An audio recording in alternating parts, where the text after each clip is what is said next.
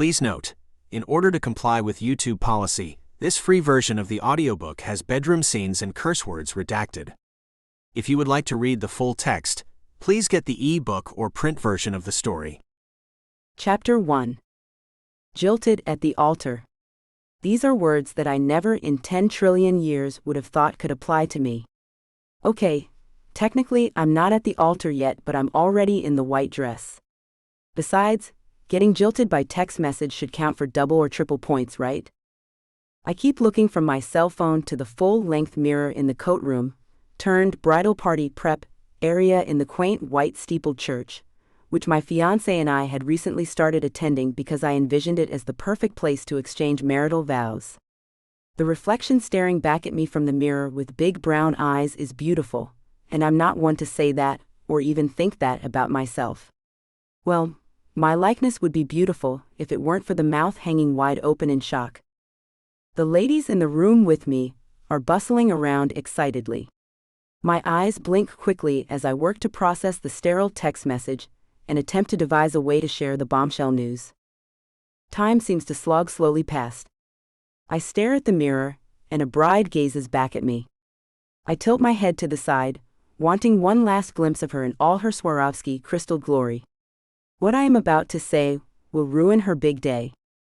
When I finally speak, my voice sounds croaky and muffled, almost like I am underwater. The wedding is off. The room goes silent. Everyone is completely still for a moment. I guess they were able to hear my life-altering, shocking mumble. My practical, ever-rational mother is the first to speak. Don't be silly, dear. Everyone gets wedding day jitters. Just smile and say your vows. It will all be over in a jiffy. I cringe slightly at her attempt to comfort me. The fact that she views a wedding day as something to quickly move through, rather than a blessing to cherish, as one of the most wonderful gifts that life has to offer, speaks volumes about her relationship with my dad. I can't focus on that right now, though. Mother begins moving about the room, as if her dismissive words negated my previous statement. I guess she thinks telling me to get over it will make everything fine. In my mind, I picture her checking soothe high-strung daughter off her list of things to do today. The other women in the room remain motionless.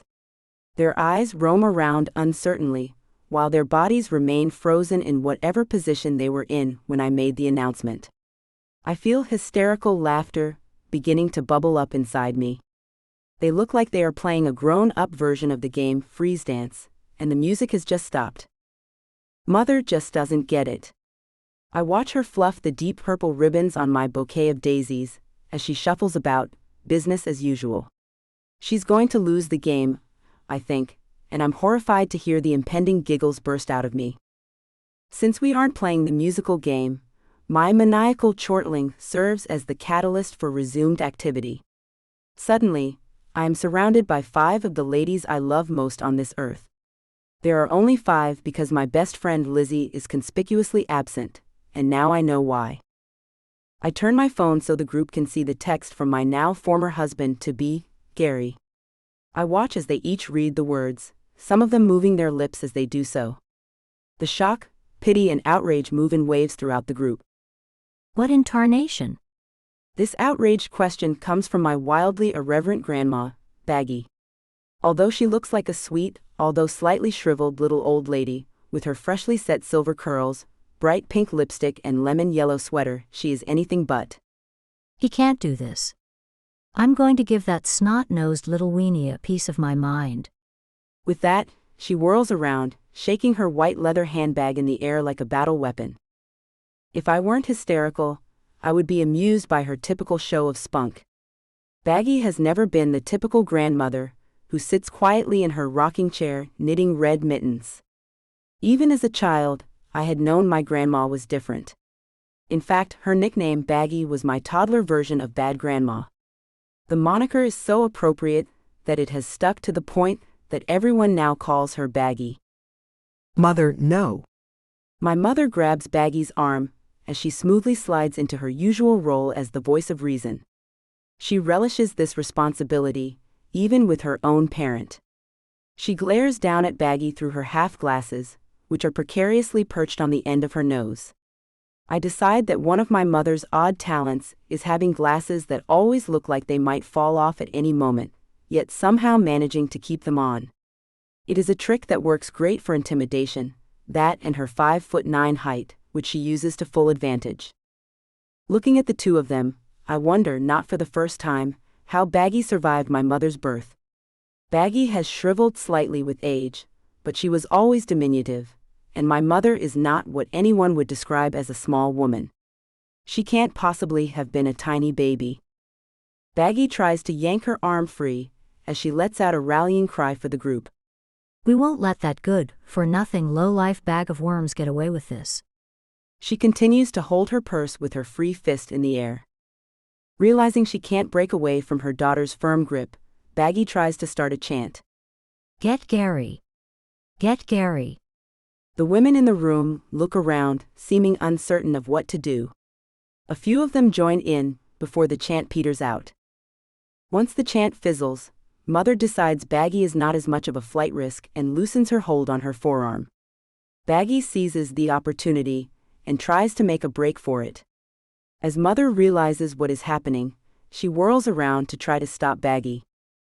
In her haste, Baggy trips over my sister's heels, which she has left in the middle of the room, in typical Ruthie fashion. Baggy agilely tucks and rolls her tiny body, just like she always claims she'll do when falling, in order to avoid breaking a hip. My formidable mother fails to let go of Baggy, and falls much less gracefully than her elderly, spry mother. The rest of us stand there looking at Mother and Baggy for a moment, uncertain if either has been injured.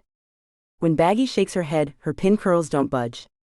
She proceeds to spring up like the Energizer Bunny, before saying to her daughter, Get up, you big weenie. I have almost 25 years on you and I'm fine. I hold my hand out to help Mother stand. She is much larger and less agile than Baggy, and it takes both of my hands to help heft her up. She groans once she is upright and puts a hand on her back, wincing a little. You just need to learn how to fall, Baggy tells her, putting her hand on Mother's shoulder. You've never been a good faller, she adds seriously. Suddenly, the ridiculousness of the entire situation sinks in with me, and I begin to giggle again. The whole group turns their attention back to me as the laughter turns to tears. Well, let's go then. Baggy pulls me out of the room. This time no one tries to stop her, and I silently pray that she isn't dragging me off to get Gary. With Baggy, it's hard to tell what get means. He might not survive it. Although I'm completely humiliated and furious, I don't wish the man dead, but with my wild grandma, you just never know. Chapter 2. Baggy drags me to the silver convertible classic Mercedes that was meant to be our post-ceremony ride. The top is down on the pristine car, and there are a myriad of cans tied to the back. I can't help thinking that Gary will not be at all pleased when he comes out and finds that someone has been messing with his precious car. That's not my problem anymore though, I guess. I had been exceedingly close to making his quick-to-anger testiness my problem for a lifetime. Baggy jumps in the driver's seat, as if she plans to take the car. I have let her lead me out here, but now I decide to speak up. We can't take this car, Baggy. It's Gary's pride and joy. He owes you. Come on, she orders me. I hold my ground, so she acquiesces a little. We'll bring it back. Eventually. She adds the last word under her breath. I can tell by her tone that she is exasperated by my lack of adventure. She seems to think I should agree that Grand Theft Auto is no big deal. I stay rooted in my spot, so Baggy decides to play dirty. She shakes her head sadly, saying, You get more like your mother every day. That does it. She knows exactly how to push my buttons. Even though I know what she's up to, I can't ignore it. I huffily get in the passenger seat as she searches for the keys. I know they're here somewhere. She checks under the floor mat and in the console. Jackpot, she yells excitedly when she lowers the sun visor and the keys fall into her lap. What kind of dipwad leaves the keys to such a beautiful car out where anyone can find them? He deserves to have his car taken. She informs me with a wink and a huge smile. She adjusts her seat forward as far as it will go and turns the engine over. When it rumbles to life, she yells out gleefully, "Yeehaw!" Purrs like a pussycat. She delves into her white purse and draws out a turquoise scarf to tie over her curls. I shake my head to decline her offer of the orange scarf she draws out from deeper in her pocketbook. We both look up when we hear my sister running full tilt toward us. She has her violet bridesmaid's gown hiked up, and she is making good time, considering the heeled pumps she is wearing, evidently having retrieved them from the middle of the floor where she had left them as a tripping hazard. Billowing behind her are several clear plastic dry cleaning bags. Ruthie hurls herself toward the backseat of the car while yelling, "Go, go, go!" Baggy doesn't hesitate. While Ruthie is still in midair, she slams the car into gear and presses the gas pedal to the floor, lurching the car forward. Amazingly, Ruthie lands in the back seat and isn't injured. Baggy has two modes when driving and in life, all out and stopped. She is so vertically challenged that she peers out the windshield by looking through the space between the top of the steering wheel and the dashboard. I say a silent prayer and buckle my seatbelt as we race through town at nearly 3 times the speed limit. The wind is whipping through my hair when I turn to ask Ruthie, "What's that?" I use my head to indicate the bags she stole from the church. "It's the tuxes." She beams, obviously proud of her theft. I'm not sure what the point of taking them was. I don't think they'll be needing them now that the wedding is off. Ruthie pouts a little, as if I've just rained on her princess parade. "Well, Gary will have to pay late fees because we aren't taking them back on time." Yeah, stick it to him. Baggy is obviously on board with the thievery. I can't help but think that the only people we are really hurting are the rental company and anyone who has the tuxes rented next, but I decide to hold my tongue. In some strange way, I suppose it's sweet that Ruthie was willing to do this to avenge my wedding day dumping. Besides, I don't need to be told again that my voice of reason sounds just like my mother's. "Where are we going?" I ask Baggy, in an attempt to change the subject. "Away," is her simple response, and I decide that for once in my life, I'm just going to go with the flow and see what happens. If anyone deserves to get away right now, it's me. "We're just like those crazy broads Thelma and Louise," Baggy shouts over the hum of the speeding car. Her proclamation makes me hope she doesn't intend to drive us off a cliff, like the characters do in the movie. Nothing would surprise me with Baggy. The problem is, she and Ruthie would come out of the crash completely unscathed. Even though I'm the only one in a seatbelt, the best-case scenario for me would probably be a full body cast. I'd tense up all over, while the other two would just enjoy the ride down. I shake my head to try to clear it. I don't want to be negative. I love my grandmother and sister, but they do seem to live charmed lives. If I tried half the crazy, irresponsible stunts they pull, I'd be dead or in prison. Today is the perfect example. Being dumped on her wedding day is something that wouldn't dare happen to Baggy or Ruthie. They simply wouldn't allow it. I catch a glimpse of my reflection in the side mirror. I'm still in the white gown, but my hair has now been whipped into a snarled beehive of rats. I glance back at my sister, who looks windblown but wild and free. Baggy's hair remains perfectly coiffed under her scarf.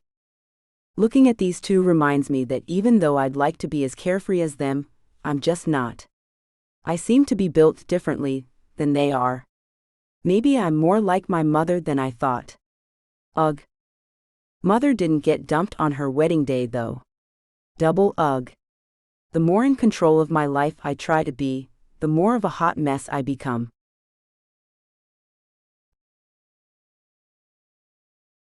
Chapter 3. We drive and drive. I try to relax and just enjoy the high-speed ride, but I can't keep my mind from returning to the fear that Baggy's driving is going to kill us all. The fact that the woman has never been in an automobile accident, a detail that she loves to remind us of whenever the opportunity arises, is simply shocking. I'm guessing that she has caused an enormous number of fender benders in her wake. She just careens on too quickly to notice.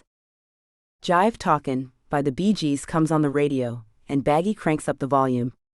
She and Ruthie are singing and bebopping to the catchy tune, as if they don't have a care in the world. I try singing a little and nodding my head to the beat, but I feel silly, so I stop. A new song starts, and Baggy turns the blaring radio down slightly. I use the decreased volume as an excuse to ask again where we are headed, since I don't know how much longer I can endure the near-constant fear of riding in a car with Baggy at the wheel.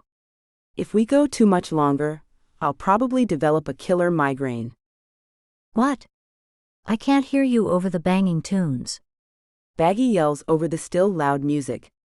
I adjust the volume down further and repeat my question. We're cruising. Baggy answers cryptically. I consider asking her to pull over so I can get a sweet tea. Even though I don't really want one, since my stomach is kind of churning, it seems like it would be a good opportunity to change drivers. In the end, I decide to continue taking my life in my hands. I don't really feel like taking the wheel, and my sister's driving isn't much of an improvement over Baggy's. I clear my mind as much as I can under the circumstances, close my eyes and let the whipping wind wash over me.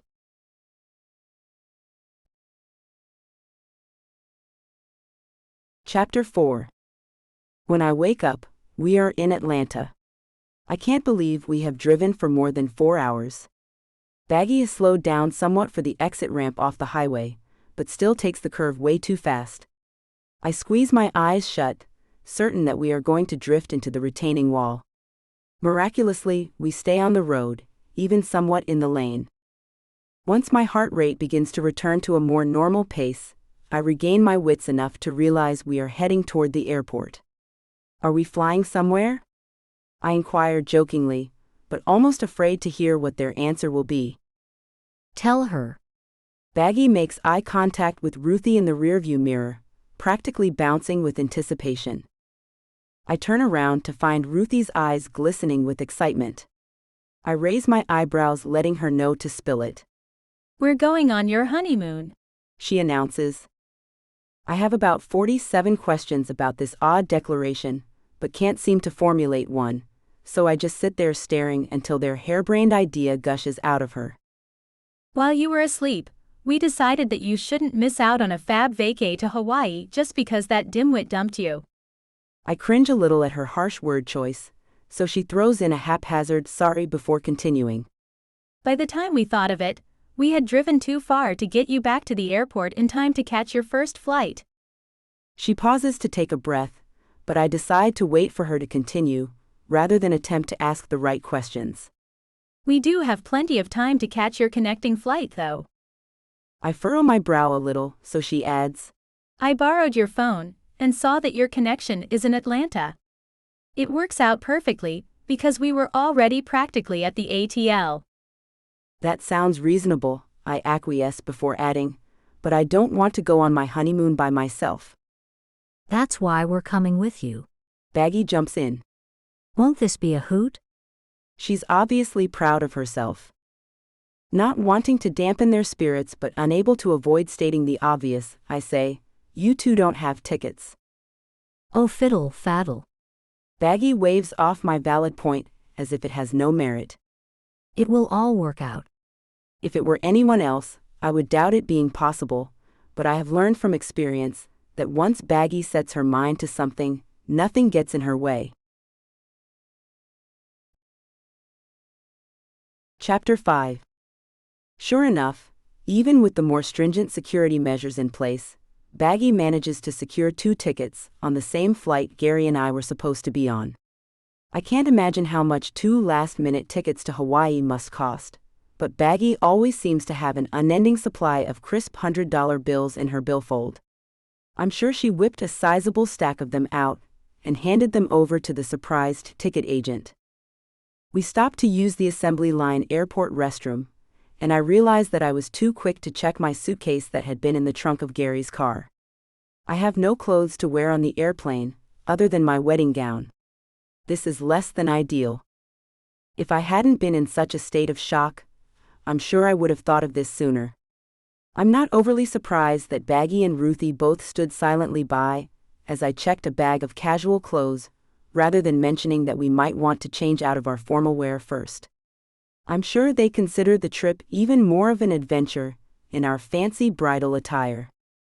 I attempt unsuccessfully to tame my wild rat's nest of hair after we wash our hands in the giant metal trough. Giving up my hair as a lost cause, I point out another seemingly obvious fact that they probably haven't bothered to consider. You two don't have any luggage. Oh, barnacles. Baggy sort of curses. I guess we'll have to buy some grass skirts when we get there. Her eyes light up with a new thought. Do you suppose I can find a coconut bra that will show off my bodacious tas? I can't help but smile at her as I glance at her flat, droopy chest. Anyone else her age would be joking, but with Baggy, I'm guessing I should prepare myself for the sight that I'll never be able to unsee of her dancing around in a coconut bra in public. One thing this little getaway is sure to be is unforgettable. Adventures with Baggy always are. As we sit at the gate waiting to board the aircraft, I have a panic attack. What if Gary and Lizzie are on the flight? If Baggy and Ruthie were able to secure tickets, maybe Lizzie did too. The image of the pre-wedding breakup text from Gary flashes into my head, unwanted. I can't do this. Lizzie and I are in love. Sorry. The fact that he deemed it appropriate to relay this information by text is inexplicable. His word choice infuriates me the most though. First off, when sending a text of this magnitude, is it really too much trouble to spell out the word R? The sorry at the end really irks me too. He couldn't even be bothered to insert an I'm in the half-baked apology. Yes, you are sorry, you ridiculous jerk. Unbelievable. At least it didn't say, we're sorry. I know this isn't how it should be when two people are getting ready to promise to spend the rest of their lives with each other, but the betrayal by my lifelong best friend hurts more than that of my almost husband. I wish the text had said that he is in love with her, not that they are in love. It hurts so much more knowing that my best friend since the first day of kindergarten would do this to me. I guess my feelings about this whole fiasco prove that it is probably a good thing that today did not turn out to be my wedding day. I was evidently about to marry the wrong man. Apparently, I dodged a bullet. That doesn't excuse the manner in which Gary chose to dump me though. Inconceivable. That's all I have to say about that right now. Chapter 6. When they call for the boarding of first-class passengers on our flight, Baggy and Ruthie hop up and head to the gate. They are halfway there, when Baggy realizes I'm still in my seat. She turns perplexed in my direction. I can see the moment realization dawns on her. I try to get up and close the gap between us, because as I watch, Baggy's facial expression evolve from confusion to understanding to anger, I know that she is about ready to unleash a flurry of annoyance. At least if I am in closer proximity to her, less of the crowd will hear her rant. The long white dress slows me, so I make it only 2 steps in Baggy's direction before she starts. You mean to tell me? She is shaking her bent pointer finger at me. I stop in my tracks because everyone within hearing distance is already looking at us anyway. Baggy continues, completely undaunted by the attention drawn by our spectacle. That cheap jerk didn't even spring for first-class tickets for your honeymoon? She emphasizes the last word with righteous indignation. He has tons of money. What is he saving it for, a special occasion? After a few quiet chuckles, the crowd turns toward me in unison, awaiting my response. The innocent bystanders look like they are watching some ridiculous train wreck of a tennis match that they can't tear their eyes away from. I feel like an absolutely ridiculous mess, standing here with my unruly hair, wearing my now rumpled wedding gown. People have even looked up from their cell phones to see how this will unfold. If there's one thing I am uncomfortable with, it's being the center of attention.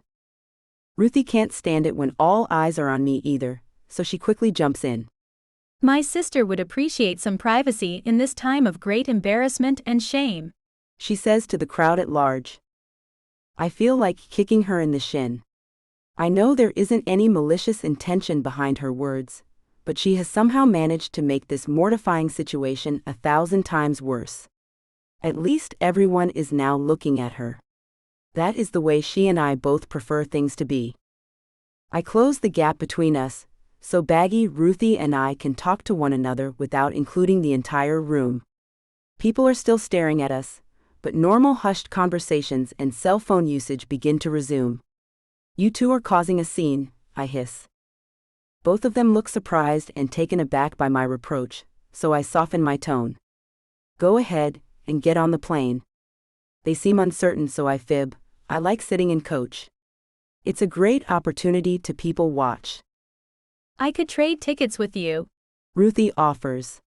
I appreciate the gesture, but also know she would be devastated if I took her up on it. I refuse, as she had likely known I would, but the relief is still evident on her face. if you're sure. Ruthie smiles, already grabbing Baggy's hand and dragging her toward the burly female ticket agent. Nodding in answer, I grin as I listen to them giggling and skipping toward the airplane door. Looking down at my pearly white dress, I vow to be more like them on this adventure. I will have fun and enjoy the moment. That is my new mantra, easy breezy Roxy. That's me. Well, the Hawaiian me anyway. Chapter 7. Thankfully, Gary and Lizzie are not on the airplane, so I decide to use the quiet time to meditate on my new carefree attitude. Despite my best efforts to stay positive, the flight is interminably long and my seat is very cramped. My height is definitely not an advantage when it comes to airline seating accommodations. My knees are already touching the seat in front of me, so when the shortish lady in front of me leans her seat back, I nearly come unglued. Instead, I take a deep breath and attempt to refocus my mind. When that doesn't work, I purchase a rum and coke from the flight attendant and start a slapstick comedy movie on my seat's personal TV. I only make it a few minutes into the silly movie before the reality of the day's events sets in and overwhelms me. Yanking out my earphones and turning to the grandmotherly lady sitting in the window seat next to me, I splutter, "Today was supposed to be my wedding day." She nods, giving me a sad look that is a mixture of pity and understanding. I feel like curling up in a ball and hiding for a while, but that isn't an option on the plane. The best I can do is swivel my legs onto the empty aisle seat beside me. Looking at the vacant seat, which should have been Gary's, serves as another reminder of my fiasco of a wedding. When my seatmate gently pats my arm, I erupt into an odd hiccuping, sobbing combination and lean my head on her shoulder. I spend the rest of the flight alternating between crying and sleeping on this kind stranger. After landing, I give a goodbye hug to the caring woman who had comforted me during most of the flight. If she thinks I'm a crazy person, she hides it well as she promises me that it will all work out for the best. It doesn't take long to realize that the Mai Tais must have been free-flowing in first class, because when I deplane and rejoin Baggy and Ruthie, they are both pretty snockered. They valiantly attempt to hide their tipsiness, but they are even more silly and giggly than normal. Baggy wavers unsteadily as we walk to claim my checked bag.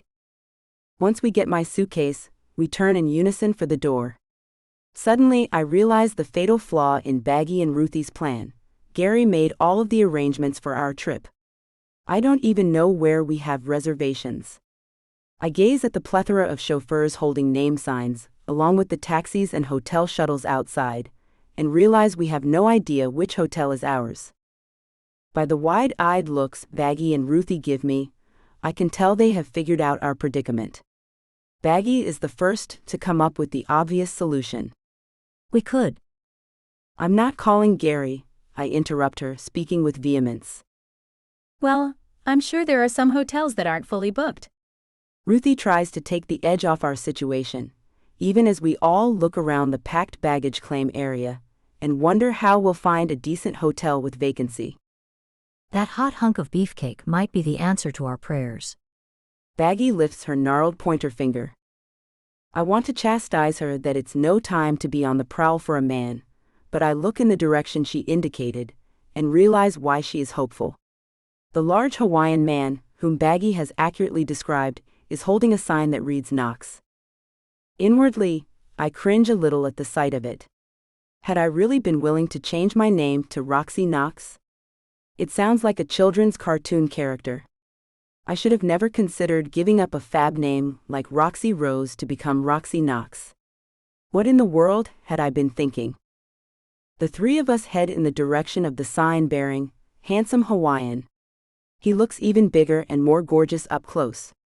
His jet black hair, soft chocolate eyes, and tan skin make for an intriguing combination. He has thick dark lashes, but his large straight nose gives his face some character and keeps him from being too pretty. Baggy and Ruthie openly stare at him in silence, so I attempt to speak. We're the Knoxes. I mean, our name isn't Knox. Our name is Rose, well, mine is and hers. I indicate Ruthie. I think we are the people you are looking for, I stammer. He gazes down at me and says, I was expecting honeymooners. He is more than a head taller than me, which forces me to crane my neck upward to make eye contact with him. Having been well above average height my entire life, I am not used to having to look so far up to see anyone. I don't think I like it. This must be how my diminutive sister and grandma feel all the time. Oh, we're on our honeymoon. Tipsy Baggy responds. At his perplexed look, she clarifies. Well, her honeymoon. She angles her head in my direction. I don't want to get into the drawn-out explanation of today's embarrassing fiasco, so I inform him a little more briskly than I intend. We're the people you're looking for, and we are ready to go to our hotel. Can you please take us? Certainly. He responds, before placing brightly colored hibiscus leis around Baggy's and Ruthie's necks, who titter in response to his attention. I was only expecting 2 people. He explains before turning to me, lowering his lids and adding, I'll make it up to you later. He tweaks the end of my nose, before picking up my suitcase and heading toward the automatic doors. My nose still tingles from his touch. Baggy and Ruthie sniff their beautiful flower necklaces, and we all watch his tight, perfectly grabbable backside as he saunters out of the airport. Somehow, he has managed to dazzle us all in a matter of moments. Suddenly, we realize that we are being left behind, so we scurry after him. The heat of the intense Hawaiian sunshine hits us the moment we step outside, but we barely even notice as we watch our gorgeous driver open the door to a dated limousine and give us a grand welcoming gesture by clicking his heels together and holding a hand out to help us. To our credit, we stand there mesmerized for only a moment before practically knocking one another down in an attempt to be the first to accept his outstretched hand. Proving that she's as spry and full of life as ever, even when she has overindulged on alcohol, Baggy gets to our handsome limo driver first and accepts his helping hand. Ruthie shows us that she is wilier than she looks by lunging around us to grab the front passenger side door. She grins at me slyly, saying, I think I'll sit up front with the driver. We don't want my motion sickness to kick in. She pats her tummy for added emphasis. I roll my eyes because I know that, unlike me, she has never suffered from any kind of movement-related nausea, but I refrain from pointing it out. Besides, my attention is diverted when our studly driver takes my hand to help me climb into the back seat of the limo beside Baggy. I don't know if it's my imagination, but it seems like he gives my hand a tender squeeze and allows his hand to linger on mine longer than necessary, or even socially acceptable. When I make eye contact with him, wondering why he hasn't let go of my hand, I think he winks at me. It happens so fast I can't be certain though. In any case, my palm is still tingling from his touch, my heart is racing, and I feel more alive than I have in years. I don't think this is the appropriate reaction to a handsome stranger, for a woman who was meant to marry someone else only a few short hours ago. Maybe I should send Gary a text to thank him for stopping me from making a colossal mistake, likely the biggest of my life. Nah, I'm not ready to let him off the hook just yet. Speaking of texts, my phone and Baggy's both buzz at the same time with an incoming text. The message is from Ruthie in the front seat of the car, and it reads, He looks like Jason Momoa. Our phones buzz again. Without the scary eyebrows, of course. I have figured out that she is talking about our driver since she feels she can't share her thoughts aloud, but I have no idea who Jason Momoa is. Who? Is my simple response. Ruthie shakes her head in disbelief, as if I am the most sheltered person on the planet, before responding. Google him. Before I can get the internet browser pulled up on my phone, Ruthie sends us several pictures of our driver's gorgeous, apparently famous doppelganger. Ooh wee, he is a handsome devil. Baggy blurts out, upon receiving the text with the photos. Baggy's words are the first that have been spoken aloud since we left the airport. I make eye contact in the rearview mirror with our chauffeur, and I can feel my cheeks blushing pink. He has to know from the buzzing of our phones that we are talking about him. Why else wouldn't we just speak like normal people? His bemused expression hints that he's not offended, but I still feel ashamed to have been caught in the act of admiring him and his look-alike by text.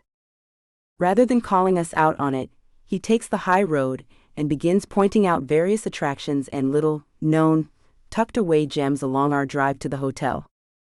As we pull into the parking lot of our resort, I realize that it is not at all what I had expected. It is so much more me than Gary. Gary probably would have been sorely disappointed and referred to it as a shabby dump, but I am completely enchanted from the moment I set foot on the property. Our rustic thatch-roofed hut-like villa is romantic and has an island feel that a standard hotel room couldn't accomplish, no matter how much Hawaiian-themed artwork is displayed. The hut is warm, but a breeze blows in the open windows from the ocean. The scent of bougainvillea or hibiscus, or some other beautiful exotic flower, fills the air in our room, as the rhythmic sound of waves crashing into shore lulls me into relaxation. This place is truly paradise. It is the Hawaii of a childhood dream, so perfect that it can't possibly be real, yet here I am. Baggy and Ruthie head down to the gift shop to see about getting some clothes. I unpack, change into a sundress, and scoot the small desk over by the sliding glass door before inspecting and setting out my art supplies. They all seem to have survived the trip unscathed. As I inhale a deep breath of salty, fragrant air, I look out at the unfathomable beauty surrounding me. If I can't create a terrific piece of art in this stunning location, then my mother is right, and I really should stay a responsible, if slightly boring, accountant. Before long, Baggy and Ruthie return to the room wearing brightly colored, slightly skimpy island attire. They are carrying several bags, so I can only hope that some of their purchases provide a little more skin coverage. Even though our bodies tell us it is late at night, the bright sunshine indicates otherwise, so we decide to head outside and check out the pool, beach, and perhaps most importantly, the bar. It's time for me to relax a little and release some of the stress of this incredibly long, unexpectedly horrible day. Chapter 8. Our resort is on the small side, but it is stunningly beautiful. As my eyes scan around, they land on either huge bushes bursting with enormous colorful blooms or crystal clear water in every direction. I have traveled to Florida and several islands in the Caribbean, but this place takes the cake for both natural and man-made visual delights. The tropical bar, which features both a swim-up section for service from the infinity pool, as well as a more traditional land-based side with comfy-looking bar stools, catches the attention of all three of us. I am surprised to find as we belly up to the bar that our chauffeur is now playing the role of bartender. He hands each of us a tall glass garnished with pineapple and filled with a fruity frozen beverage that smells of rum before giving us an enthusiastic Aloha. And a dashing, white smile. I am pleasantly surprised to see a tiny gap between his two front teeth. Somehow, it makes him even more attractive. I consider mentioning that we didn't order these drinks, but after taking a sip, decide to just twirl the tiny umbrella and smile back at him. Delicious. Ruthie licks her lips, thrusts her small but perky chest onto the bar and gives him her best flirtatious come-hither look. Most men would jump the bar to be at her beck and call, but our driver bartender doesn't seem to take notice. Giving a slight pout but clearly undeterred, Ruthie twirls her hair and says to him, You have been driving us around and now you are plying us with drinks, and we don't even know your name.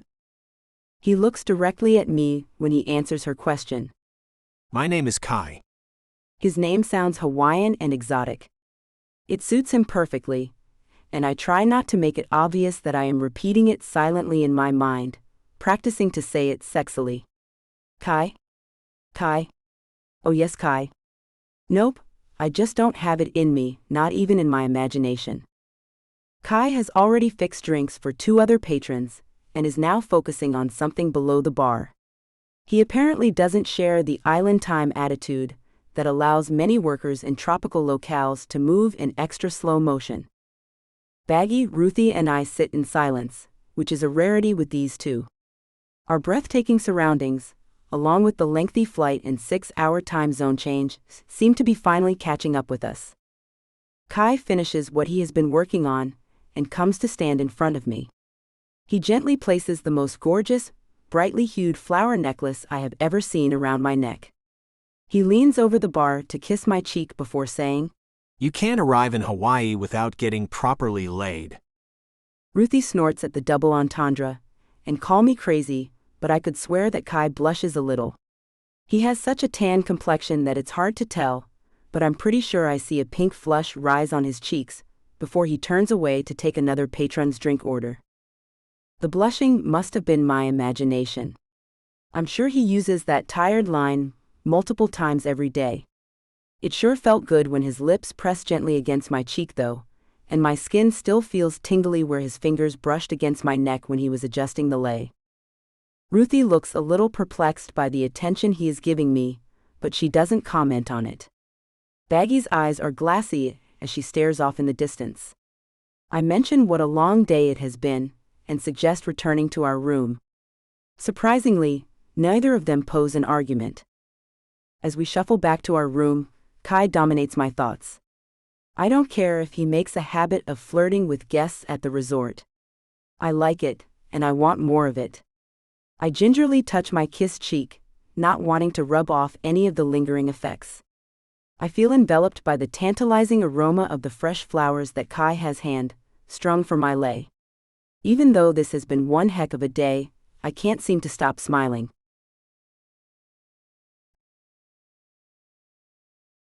Chapter 9. The 3 of us sleep like the dead. When I finally open the light-blocking curtains, it's obvious that the sun is high in the sky. Baggy and Ruthie screech at me and squint like moles coming out of a cave, but I feel fantastic and insist to them that it is time to rise and shine. They both eventually rise, but are too grouchy to shine before having an infusion of caffeine. We head down to the resort's restaurant, in search of bacon. I scan the large open-air concept room, attempting to look casual, so it won't be obvious that I'm looking for Kai. I don't think he's here. Ruthie whispers the words near my ear, proving that I wasn't nearly as stealthy with my search as I had thought. Who? I ask, trying rather unsuccessfully to keep a straight face. She gives me a knowing smile, but doesn't directly call me out on my bluff. As the hostess leads us to a table, Ruthie informs her that we would like coffee and hot tea to drink. Just bring us a whole pot of each, please. I start to interject that this is not the hostess' job, but Ruthie beams a sweet smile at the young Hawaiian woman and circumvents the table, heading straight for the buffet line before I have the chance.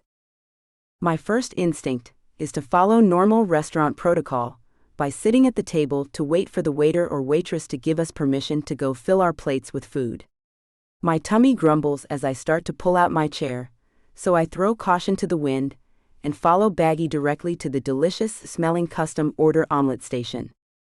Once our plates are filled to the point of having food nearly topple off, the 3 of us head to our table to find 2 large pots of steaming liquid, exactly as Ruthie had demanded.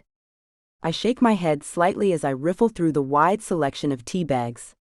Ruthie wouldn't know how to react if something ever didn't go her way. She is just one of those people who expects everyone and everything to accommodate her wishes, and somehow it always works out for her. I try not to be bitter about my sister's charmed life, but sometimes it just gets to me. Just as I'm telling myself to be happy for her and not let it bother me, I look up to find Baggy giving me a shockingly silly smile. She has taken a piece of the sweet, juicy pineapple and stuffed it in her mouth, leaving the rind side out so it looks like frightening teeth. She looks ridiculous, and I have to hold my hand over my mouth to keep from spewing papaya-infused pancakes everywhere. Just as Ruthie is looking at me to see what is so funny, we all hear a sound that makes us freeze. It is the loudest, most high-pitched, joyful giggle that I have ever heard. When I turn to discover the source of the laughter, I almost fall out of my chair from shock. The bellowing, gleeful cackle is coming from an enormous giant of a Hawaiian man. He is pointing a sausage-sized finger at Baggy's pineapple wedge smile and doubling over with laughter. Even bent over, it is obvious that he is a huge man. He looks to be the size of a successful sumo wrestler. The girlish tone of his laughter doesn't match his stature at all, and the pure joy escaping from his lips makes all of us join in with him. Before long, we all have tears streaming down our cheeks, and Ruthie has to make a break for the restroom to avoid wetting her pants. The large laugher plops down in Ruthie's vacated seat to try to calm down. He finally wipes his forehead with the back of his hand before saying, "Phew, that's the best laugh I've had all day." His speaking voice is almost as shrill as his laughter. He continues as if Baggy and I aren't gawking at him in wide-eyed shock. "I am your waiter, Honey. Please let me know if there is anything I can get for you." Baggy and I nod and watch as he braces his arms on the table to heft himself upright. Just then, the most gorgeous exotic woman I have ever seen rushes up, grabbing him by the arm. Honey, do you know where Kai is? I need to talk to him. I try to hide my disappointment. Honey excuses himself and walks away, talking in hushed tones with the beautiful woman. I feel tears welling in my eyes, and silently curse myself for being so irrational and flighty. Of course Kai is involved with the beautiful woman. With his drop-dead gorgeous looks, how could he not be? When Ruthie returns, she and Baggy talk animatedly. I barely listen to their conversation, because I am so annoyed with myself for allowing any kind of hope to creep in about having a fling with Kai.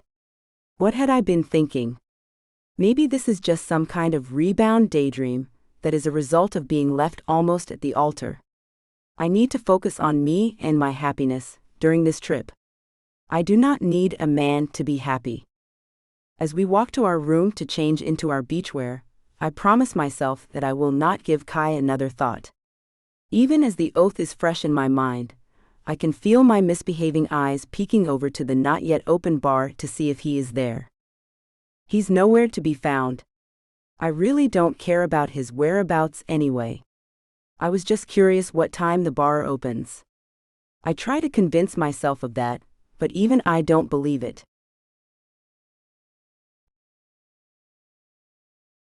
Chapter 10.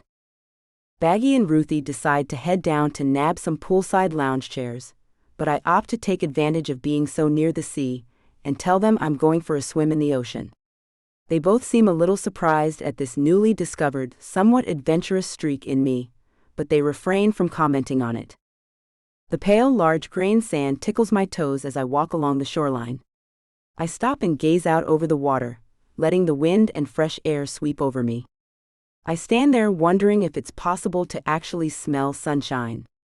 Inhaling the faint scents of salty water, marine life, fresh pineapple, coconut tanning oil, and some tropical flower, I decide that this must be exactly what sunshine smells like, and happiness. I am breathing in the aroma of pure happiness. I peel my black cover up over my head, toss it on the sand, and jog into the water. I had been braced for it to be chilly, so am pleasantly surprised to find the undulating water to be warm and inviting. Of course it's warm, I tell myself, smiling as I lower my body farther into the foamy ocean. This place is truly paradise. How does anyone ever leave? I don't want to think about ever having to go home, so I clear my head by diving into the next big wave. The surf swirls around me while I swim out to where the water is calmer, past where the waves are breaking. I decide that this is a great opportunity to get some exercise that is actually enjoyable, so I start swimming parallel with the shore. I swim and swim. Periodically, I check to make sure the current isn't pulling me farther away from the beach. When my out-of-shape legs get tired of kicking, I take a break and float for a while, but soon I get back to swimming. I think I could swim miles here. Speaking of that, I pop my head out of the water to gauge how far I have gone.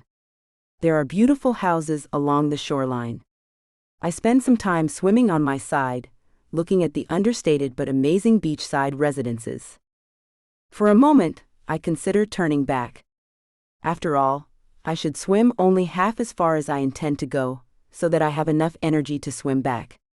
I almost have a panic attack when it pops into my mind that I might be swimming with the current, and it could be a lot harder to swim back, until it dawns on me that returning to shore and walking back is an option if needed. Considering that, I decide to keep swimming in the direction I've been heading. The sun is warm and feels wonderful on my shoulders. I swim a good while longer before heading toward shore to walk back to the resort. The walk is almost as enjoyable as my swim had been.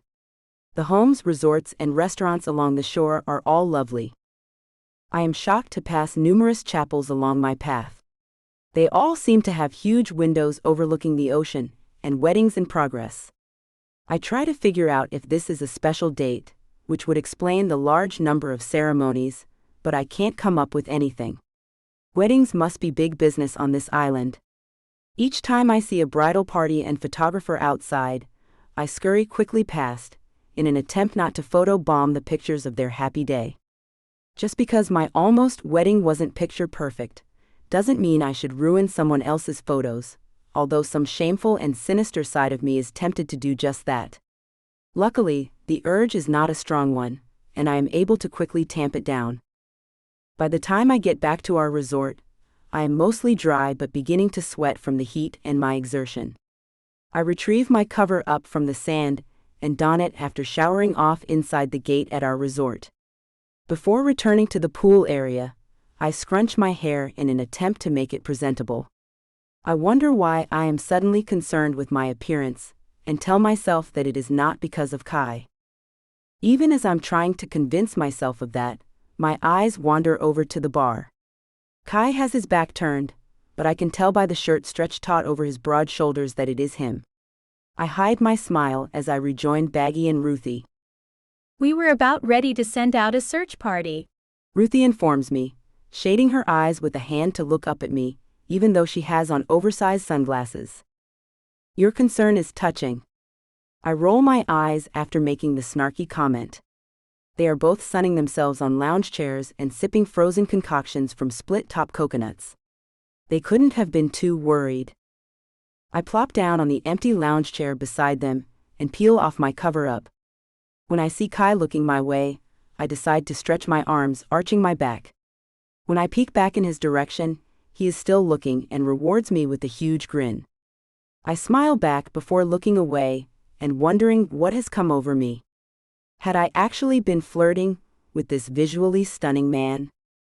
I decide that maybe this new, braver, Hawaiian version of me will have way more fun than the old Roxy did. I get up and try to saunter seductively over to the bar. Since I still have my long, awkward limbs, I fear that the reality of my gait is more gawky than sexy, but I'm in too far to turn back now. Roxy. Kai flashes a dimple at me as he finishes a drink for another patron and hands it over to her. I decide that I love the sound of my name when it comes from his lips. The woman breathily thanks Kai and tucks a bill into the tip jar. He gives her a quick, almost curt nod and starts dumping ingredients into a blender for his next concoction. The woman pouts for a moment, but hops off the bar stool and heads back to her lounger. Kai pours the contents of the blender into a hollowed-out coconut, adds a tiny umbrella with a pineapple wedge and cherry, and sets it in front of me.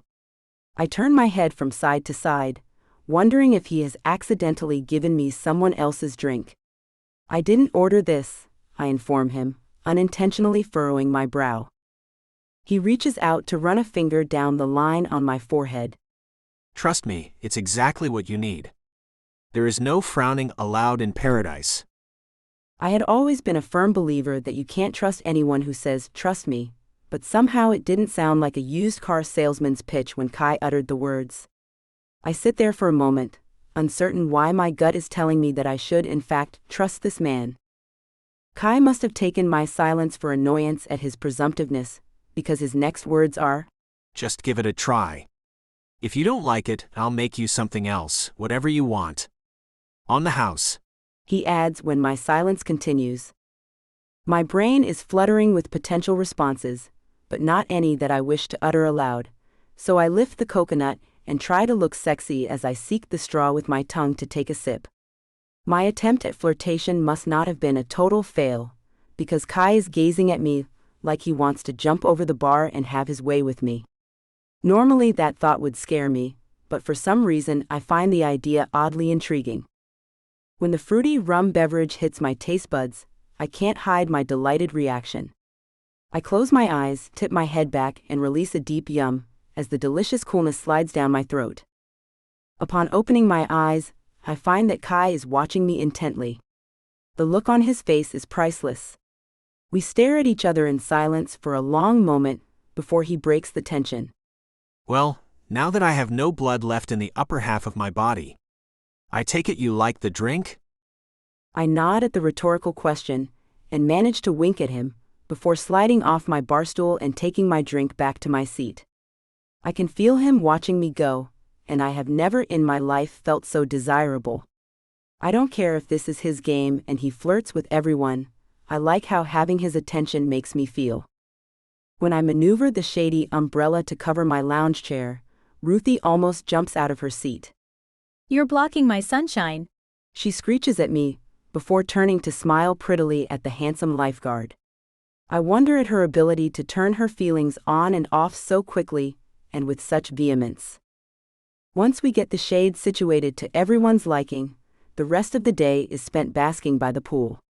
I pretend like I'm not watching Kai. I hate to admit it to myself, but there is something about him that is disturbing to me. I decide to bring it up as we are eating lunch at the resort's cafe, which is situated across from the pool, still in Kai viewing proximity.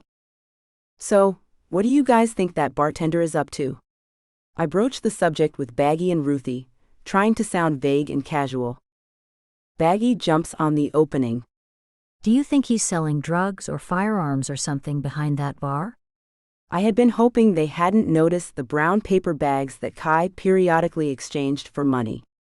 I had wanted to believe that I was imagining it, or that there was a logical explanation for the seemingly seedy transfers that Kai was conducting. Hearing that Baggy noticed, and was suspicious completely dashes that hope. No, I'm sure it's nothing like that, I informed them, trying to convince myself as well. Even though I had brought the topic up, I suddenly want to dismiss the subject from our conversation and my mind, but Baggy latches onto it and won't let it go. She holds her pointer finger and thumb up Charlie's Angel style into a pretend gun.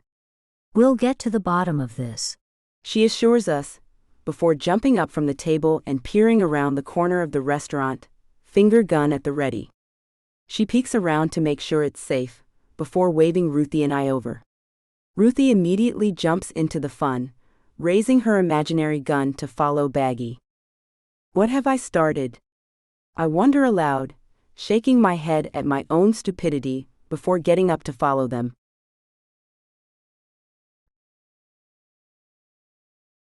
Chapter 11. We decide to attend the resort's weekly luau that evening. I am able to successfully convince Baggy and Ruthie that they will be less conspicuous spies if they keep their finger guns put away. They don't want to oblige, but finally agree that the weapons might blow their cover.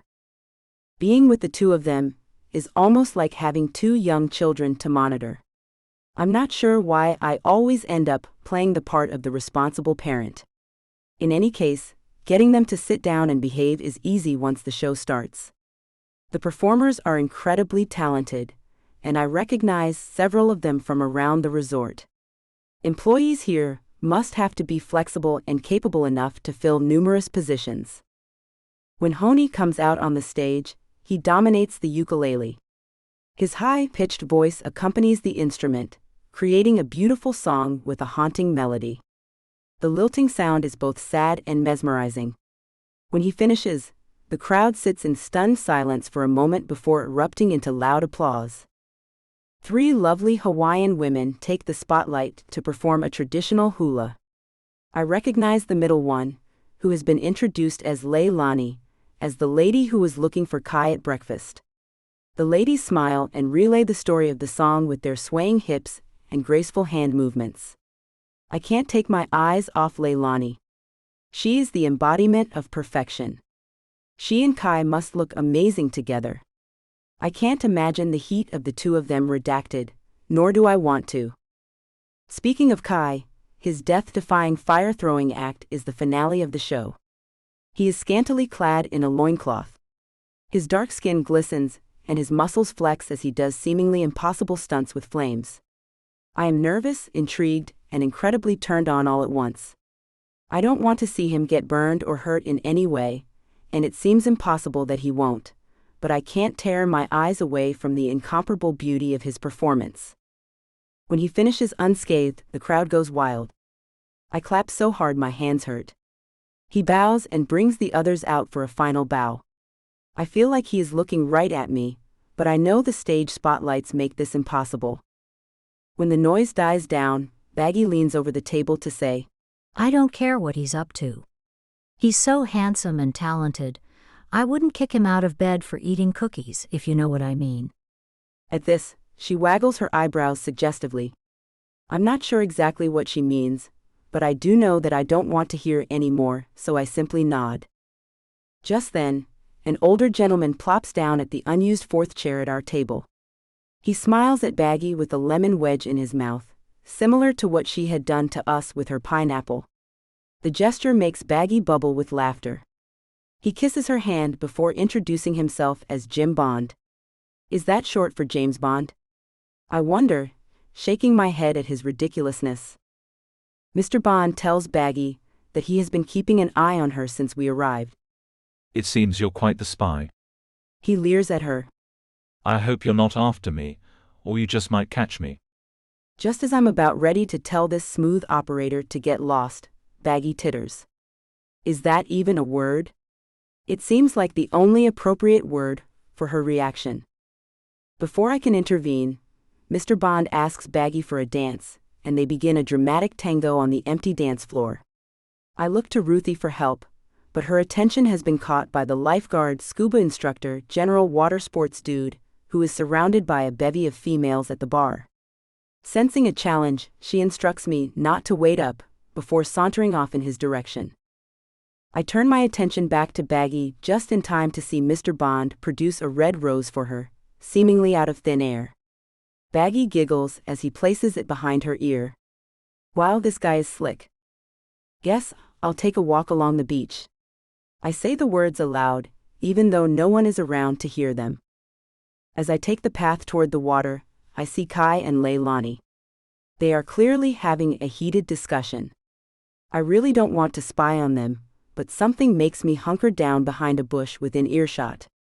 This is so unlike me, I think as I'm squatting near the ground. All of Baggy's crazy antics must be rubbing off on me. Then I hear something that makes me cringe. Lei'd's voice is shaky as she says, This baby is the most important thing in the world to me, Kai. With more conviction she adds, I'm not giving it up. I am well aware that none of this is any of my business, but I still somehow feel betrayed. I wish he would step up and accept responsibility for his actions. I put my head farther down as Lei'd bursts into tears and runs back toward the resort. Kai turns and heads toward the beach, not bothering to chase after her. Once they are each out of sight, and I don't have to worry about being caught eavesdropping, I stand up. Rather than continuing on my planned walk, which would run me the risk of bumping into Kai, I decide just to go back to our villa. I'm feeling a little depressed. After all, if someone as gorgeous as Lei'd has man troubles, how much hope is there for the rest of us? When I get back to the room, I take a nice hot bath in the giant spa tub to relax and try to wash off the minor blues I am experiencing. It doesn't really work, so I go to bed. I don't even wake when Baggy and Ruthie finally straggle in.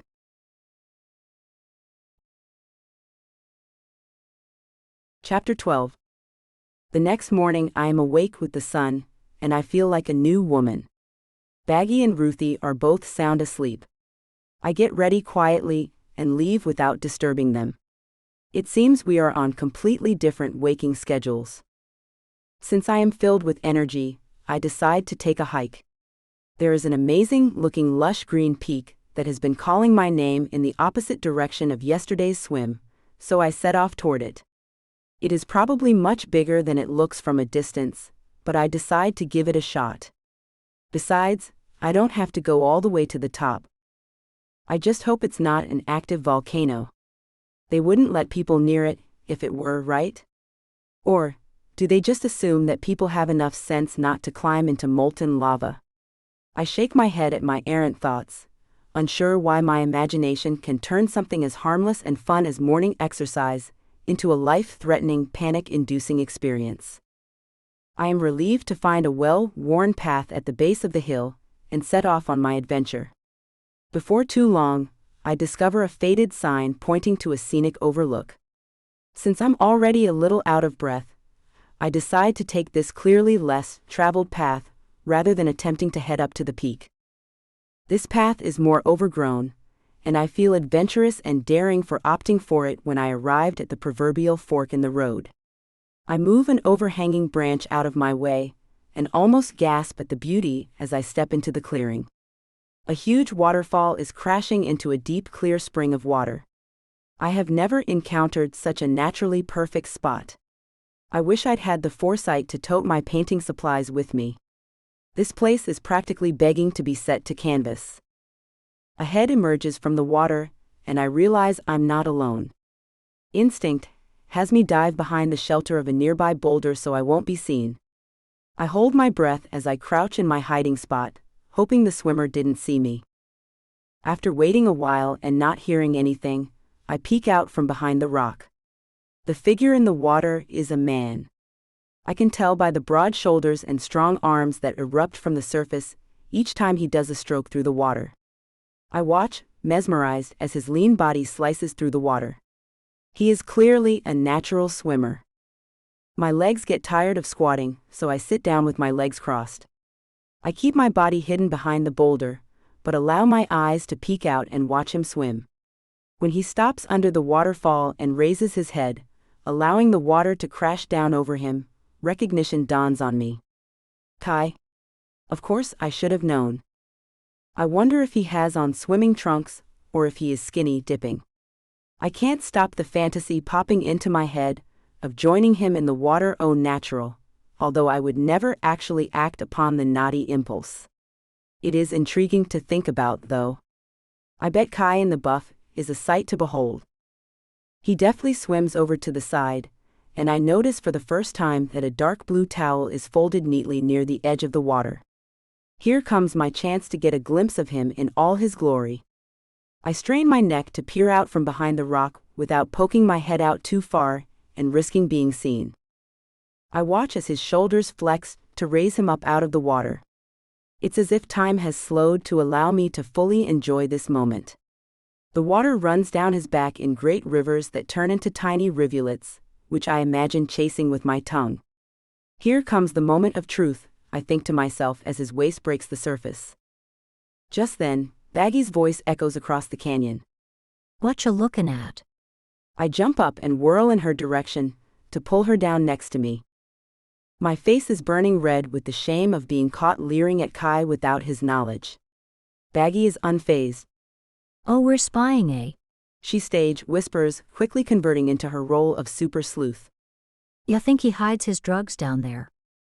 I shake my head, bugging my eyes out at her and holding a finger to my mouth, silently praying that she'll be quiet for once in her life. Some higher power must have been listening to my request, because she remains silent as she slowly peeks up over the rock.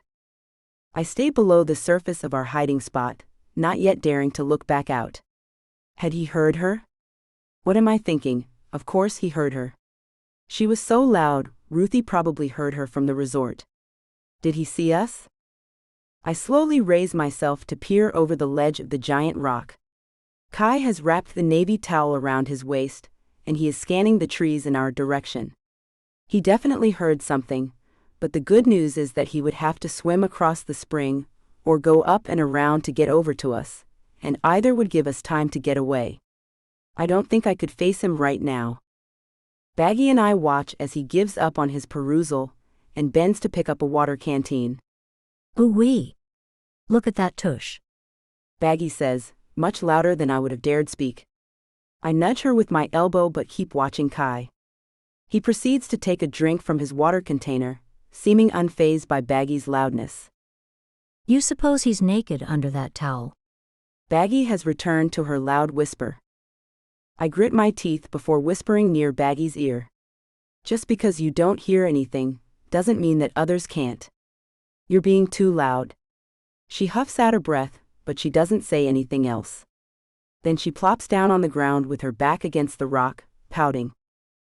I wonder if our cover has been blown, but I'm scared to look. Finally, I decide I need to check, if for nothing else than to make sure that he hasn't set off in our direction.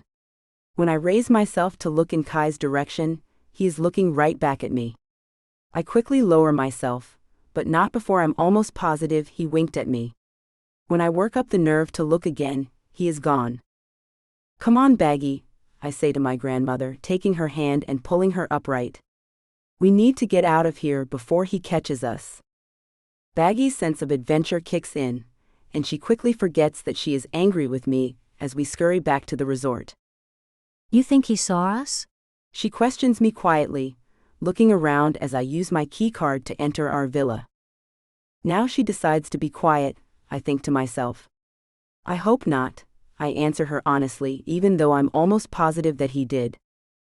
I'm surprised to find that Ruthie is up and showered. I join her to sit outside on our balcony enjoying the fresh air while Baggy takes her bath. When Baggy emerges from the bathroom, she informs us that she and Jim are taking a drive to explore the island in his Range Rover today. You are welcome to come with us, she offers, but we both immediately shake our heads to decline. Ruthie declares that she plans to sign up for parasailing lessons. I am certain that her newfound interest in water sports has to do with the handsome guy who gives the lessons. I ponder their plans for the day for a minute, trying not to focus too much on the fact that they have both already found love interests. They decide to head down to breakfast. When I inform them I am staying in the room for the day, but would love it if they could bring me a croissant with guava jam, they both look concerned. I want to paint today, I say breezily in explanation. They still seem uncertain if they should leave me in the room alone, so I add, besides, I don't want to get sunburned. They seem to buy this excuse as plausible and leave. I'm not hiding from Kai.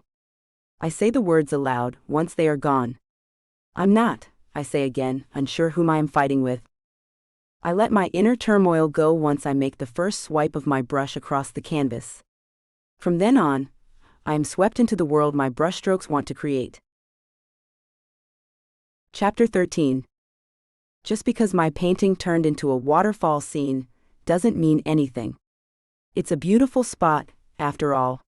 It practically begs to be recreated on canvas. The fact that my paintbrush decided to add the vague form of a man slicing through the water does not mean it is Kai.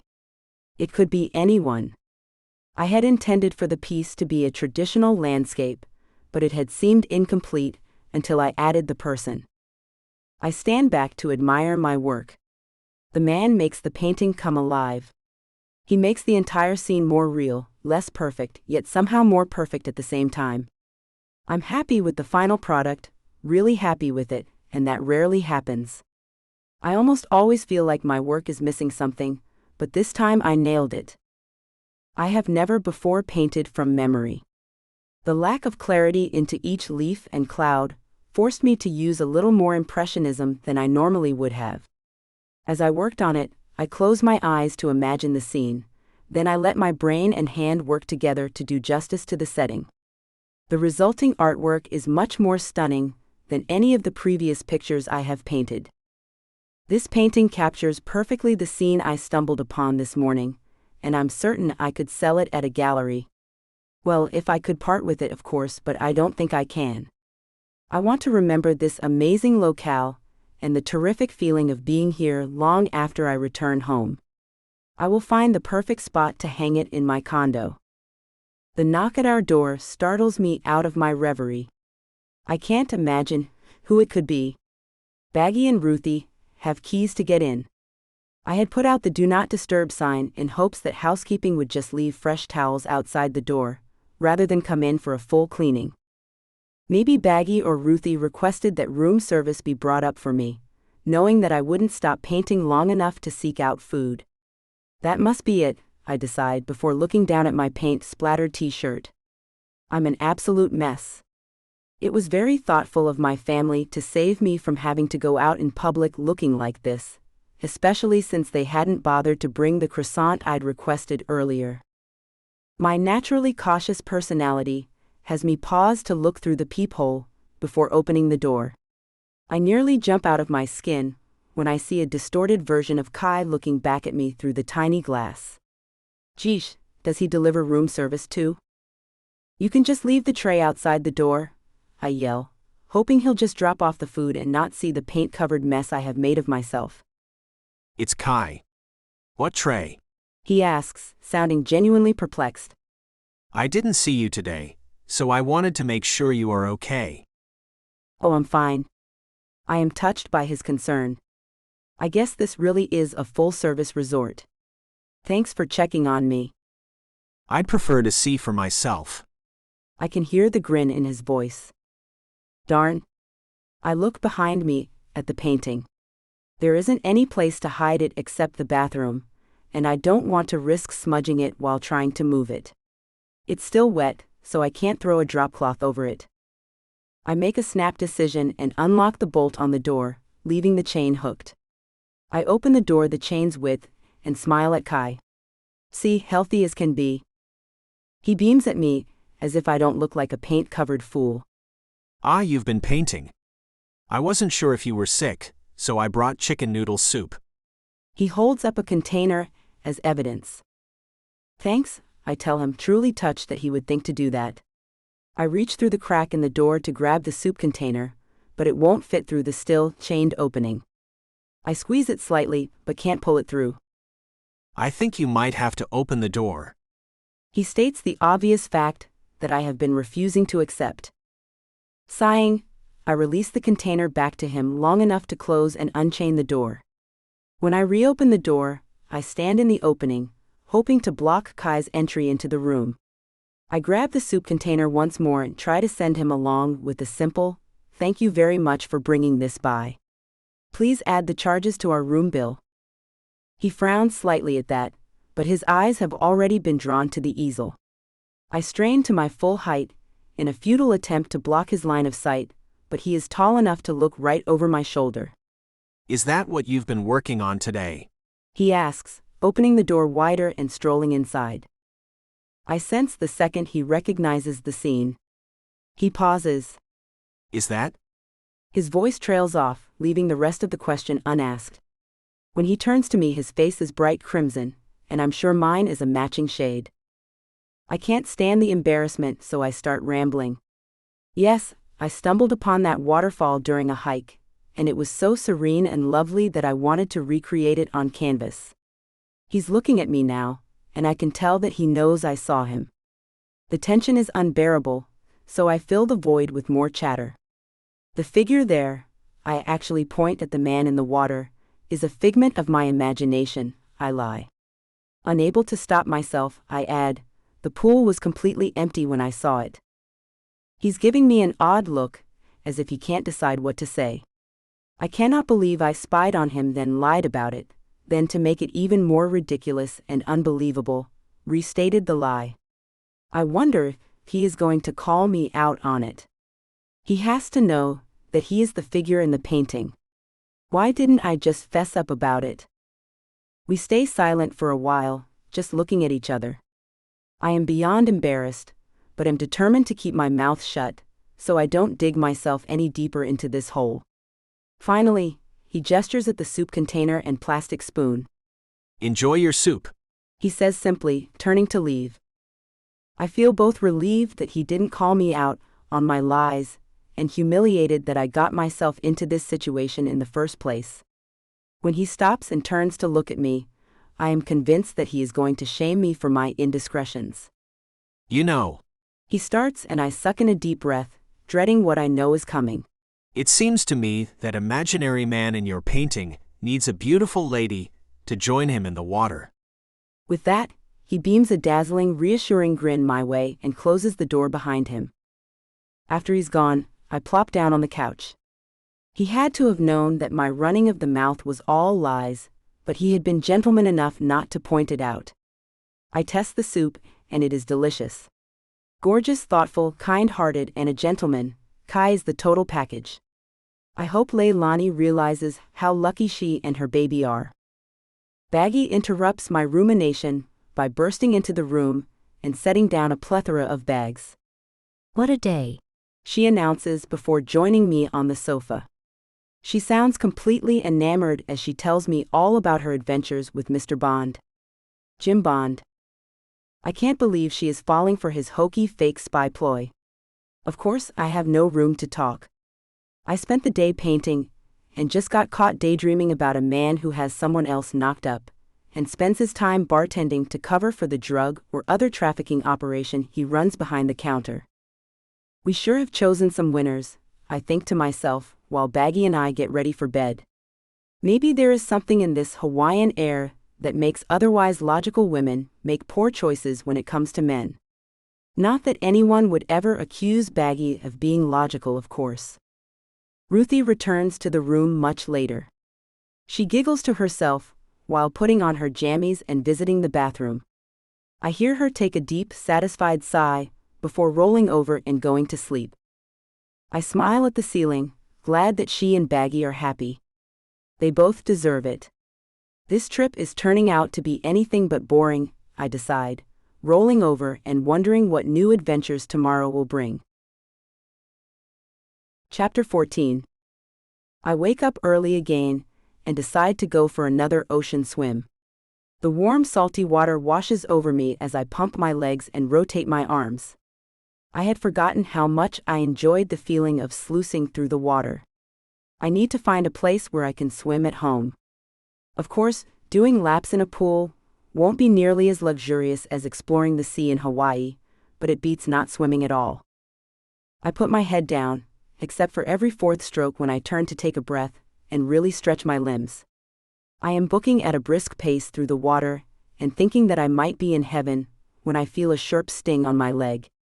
The pain jolts through me, so I stop swimming and switch to an upright position to tread water. While I rub my fingers over my hurt calf, assessing the damage, I look toward the shore and try to determine the best way to get back to land with my now gimpy leg. Just then, I feel a sharp pain on my shoulder. I gasp, before turning to grab the newly injured area. Floating in the water behind me is a translucent pink blob. I feel a little panicky as I circle my hands in the water, trying to propel myself away from the stinging jerk. When I flail out of its range, I feel yet another sting on the back of my neck. My eyes bulge as I turn from side to side, only to realize that I am surrounded by dozens of the gooey creatures and their trailing tentacles. I can barely breathe, but still manage to let out a frightened sound as I try to figure out how to escape this predicament. A small wave of salt water splashes into my face as I feel the burn of another sting on my ankle. All I can think about is getting back to land, but each way I turn is blocked. It appears that I have somehow managed to swim into a swarm of jellyfish, and I don't know how to get out. Every direction I attempt to move brings me closer to another sting. My whole body is ringing, so I straighten my body and make myself as still as possible while remaining afloat, in an attempt to let the umbrella-shaped jellies pass me by. Another tentacle grazes my ear, and I let out a pained cry. Just then a strong arm scoops under my arms. The tangled jellyfish tentacles are surrounding us, so I know my rescuer is being stung as well, but he never flinches as he moves us quickly and efficiently through the water toward the shore. I allow my tired body to go limp in his strong hold while he propels us to safety. Once we make it to shallow water, I expect him to set me down to walk, but instead, he continues carrying me. I turn to look at his face for the first time, and am only nominally surprised to see Kai. Normally, I would insist on walking, but it's nice to feel safe in his arms after the scare I just had in the water. A quick look down confirms that the stings are already forming nasty red welts. He continues carrying me up the beach, toward a beautiful beachside home. Finally, he sets me down on a bench in the home's lush garden area.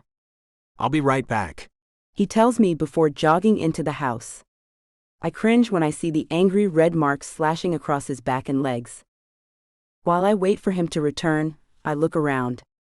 The house is large, almost mansion large, especially for being waterside. It has an open-air concept and is stunningly perfect in every way. I wonder how a hotel employee is able to afford such an amazing place. Even if he does perform numerous jobs at the resort, he can't possibly make enough to pay for a dwelling of this magnitude. His under-the-table brown bag deals at the bar must be quite lucrative, I decide sadly. When Kai returns, he has a glass jar in his hands. He dips his fingers into the mixture to retrieve a large dollop, which he proceeds to smear on my shoulder. I flinch reactively, thinking that whatever this is might hurt, but quickly discover that the balm is cool and soothing to my hurt flesh. I enjoy the immediate relief. Somehow, amazingly, it has taken the pain away where Kai has applied it. My eyes dart to the jar, and I try to grab it from Kai's hands. I want its quenching relief on all of my stings now. He chuckles, saying, "Just relax, I'll take care of it," before bending down to rub a generous dose on my ankle. Again, the relief is almost instantaneous. "Where else does it hurt?" he asks me, looking deep into my eyes. I point out the spot on my ear, before turning so he can reach the welt on my neck. Once all of my spots have been covered with the magical goop, Kai sits down beside me and begins applying it to his own spots. A strange mixture of shame and horror course through me when I realized that he was taking care of me before tending to his own wounds. "I'm so sorry," I tell him honestly. "I assumed you had already put some on your spots." He gives a simple shake of his head, as if it is an everyday occurrence to save someone and treat her stings while ignoring your own significant pain. This time when I reach for the jar, he lets me have it. I dip my hand in, before gently dabbing it on Kai's chest and smoothing it in. I coat each of his stings with the same care and gentleness that he has shown me. When he turns to give me access to his broad shoulders and back, I am tempted to place my lips on each of the spots in an attempt to make them better with a kiss, but I refrain. What is this miracle salve anyway? I ask him once each of his stings is coated. He smiles then, a truly gorgeous smile with the slight gap in his teeth adding even more character to his face. "It's my Nana. Lana's super secret magical jelly." The way his eyes light up when he speaks, I can tell that his Nana Lana is very special to him. Well, it's magical all right. I can vouch for that. It took me from extreme pain to mild discomfort in a matter of moments. I smile back at him, and he looks proud. I want a gallon of this stuff to take home with me. Does it work on anything else or just stings? "Well, Nana. Lana thinks it cures everything." He raises his eyebrows, making me wonder if his grandma is as crazy as Baggy. "It is amazing stuff though, and people swear by it to relieve everything from sunburn to dandruff to acne. We have customers come from all over to get it. We could make a fortune if she would mass produce it, but Nana refuses.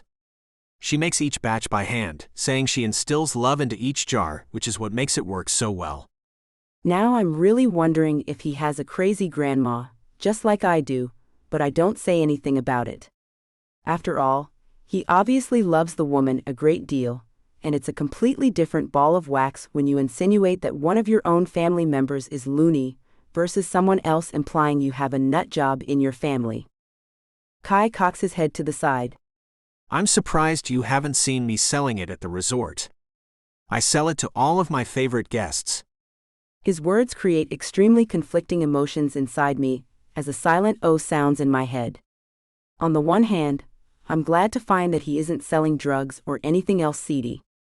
I am distressed, though, to learn that I am not one of his favorite customers. If I hadn't been dumb enough to swim through a swarm of jellyfish, Is it a swarm? I probably would have never found out about the magic potion. Determined not to focus on the negative, I changed the subject. So, what is a group of jellyfish called? A swarm? A pack? A herd? Kai laughs at my last suggestion. Actually, I believe they are called a smack. Well, that seems appropriate. I chuckle with him. I sure felt like I'd been given a few hard smacks before you came along. I turned serious. Thank you for rescuing me. You're quite welcome. He tells me, and something deep inside me wonders if he might kiss me.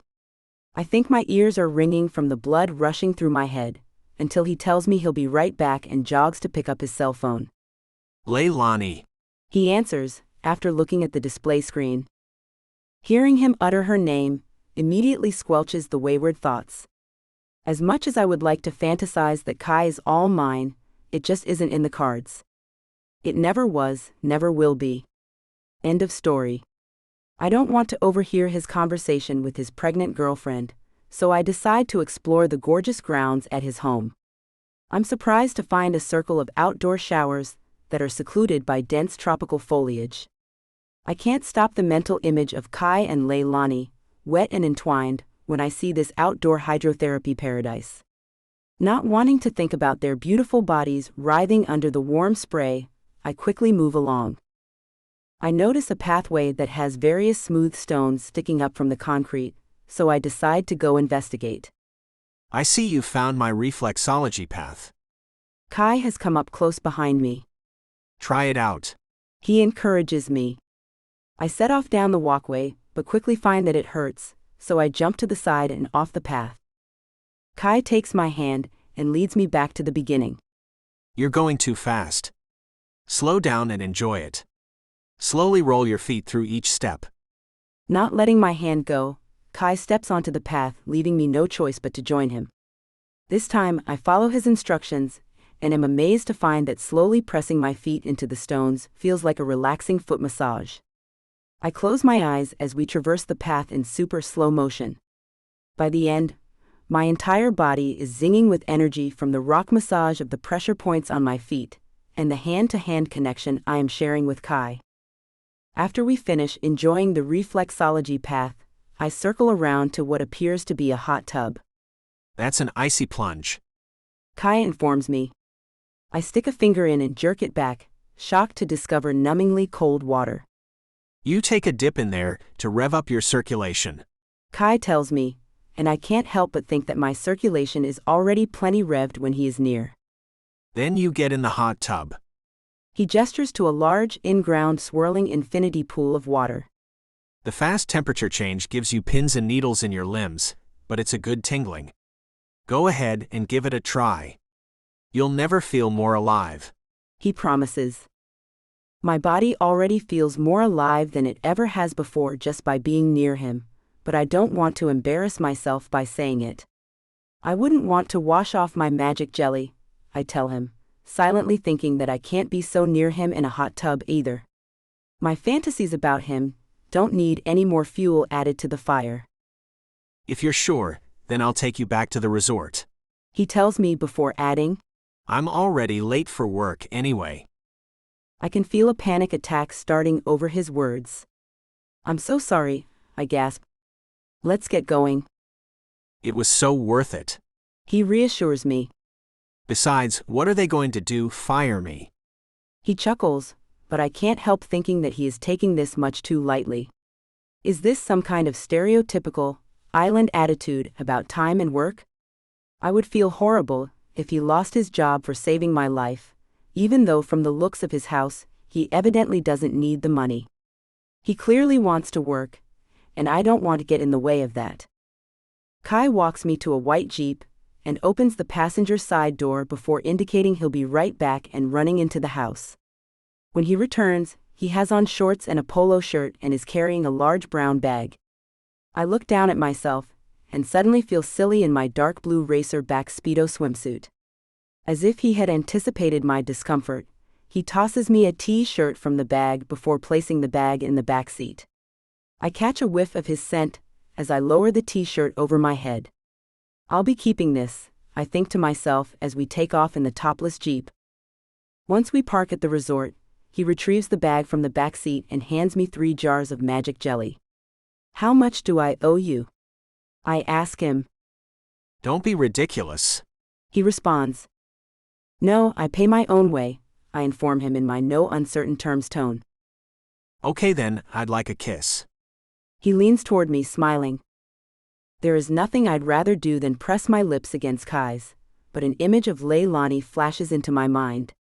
I can't, I tell him before turning and running toward my room.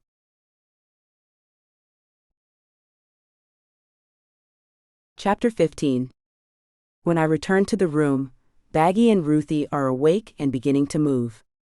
I give them each a jar of the magic jelly, with a brief explanation of the morning's events. Baggy is slightly bummed to learn that Kai's brown bag dealings at the bar are not something seedier, but her eyes light up when she tells Ruthie and I about her latest scheme.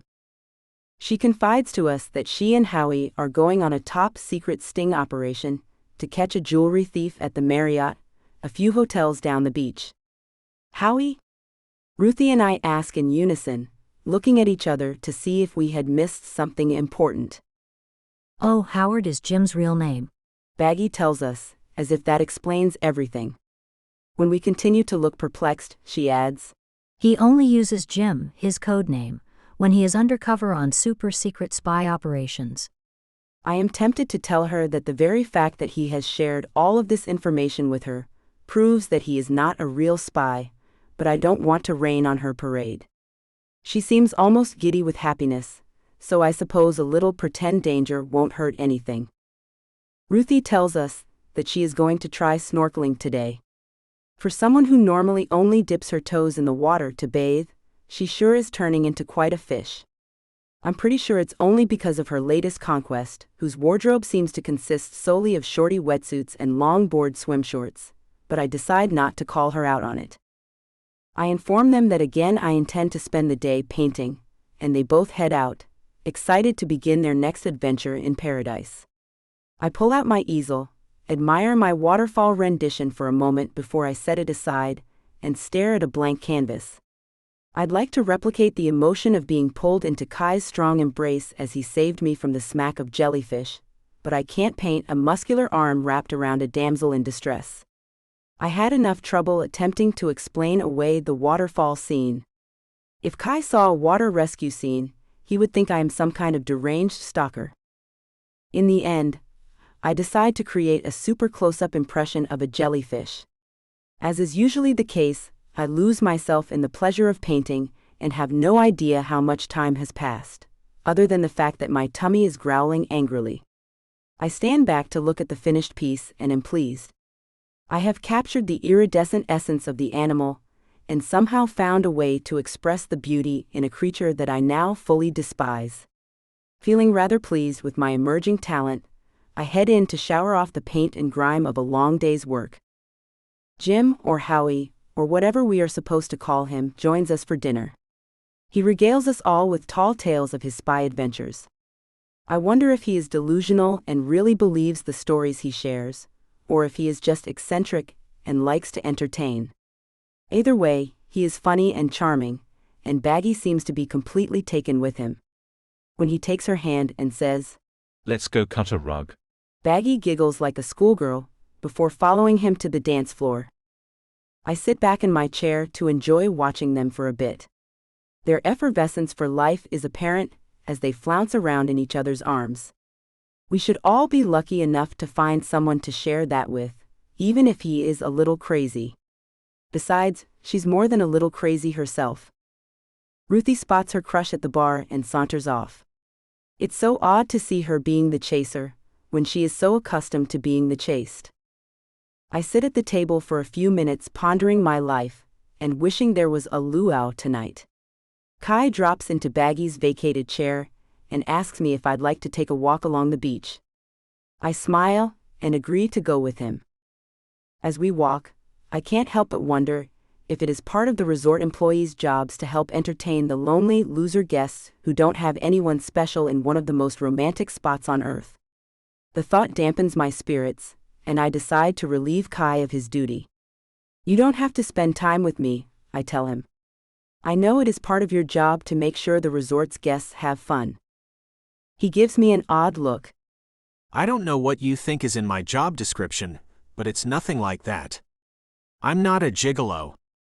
I thought this might fall under the other duties as needed category, I tell him, only half joking. No, I'm here with you because I want to be. His words are sweet and perfect, exactly what I want to hear, and it frustrates me beyond reason. I run a hand through my hair before calling him out on it. I know that Lei'd is pregnant. I let that hang in the air for a bit. Kai is silently looking at me, like he needs more of an explanation than that. Well, don't you think you should be going on a romantic stroll along the beach with her, not me? No. He tells me before understanding dawns. Oh, you think the baby is mine. Lei'd and I are just friends, have been since we were kids. Relief floods through me at his explanation, until he bowls me over with a surprising statement. The baby is Honey's. You could have knocked me over with a feather. Huge, sweet, high-voiced Honey is the father of Lei'd's baby? Honey has always been in love with her, and I think she feels the same way about him, but she's scared to admit it, even to herself. I nod, trying to absorb what he is telling me. Honey seems like a terrific guy, but he is not at all the type of person I pictured being with someone like Lei'd. He's not exactly who she envisioned herself ending up with, but love sneaks up on us sometimes. Kai's words mimic my thoughts exactly. Whoa, is all I can say. Suddenly, it sinks in with me that all of the barriers between Kai and I were figments of my imagination. His shady dealings behind the bar and his gorgeous pregnant girlfriend were things I had blown out of proportion in my own mind. I am in paradise with a sweet Hawaiian hunk, and there is no reason why I can't have a hot fling with him. The realization washes over me. We have stopped walking and are standing very close. The moon isn't quite full, but it's big and shining brightly over the ocean. There is a light breeze tossing my hair back. This is the perfect moment for a kiss. I tip my head back and wait, but nothing happens. He asks if I'm ready to head back to the resort, and the moment is gone. Maybe I have misread him? Is he just being friendly? We walk alongside the pool, and I torture myself with these thoughts. Why didn't he kiss me? Should I have kissed him? There must be a reason why he didn't. I wonder what it could be. Suddenly he stops and turns to me. He hesitates, as if undecided about what to do. Finally, he steps closer to me and drops his lips down to mine in a tender, tantalizing kiss. I open my lips seeking more, but he pulls back. Good night, Roxy. He says the words and then he is gone. I stand there with my eyes closed, feeling like I am floating for a minute. I bring 2 fingers up to my lips, savoring the feeling of having just received the best kiss of my life. Wow. I say the word aloud since no one else is around. Finally, I return to our cabana, even though I know there is no chance of my heartbeat slowing enough to allow for sleep anytime soon. Chapter 16. Apparently, my heart rate did eventually calm down, because I sleep like the dead. I awaken with a start, and realize someone is knocking on our door.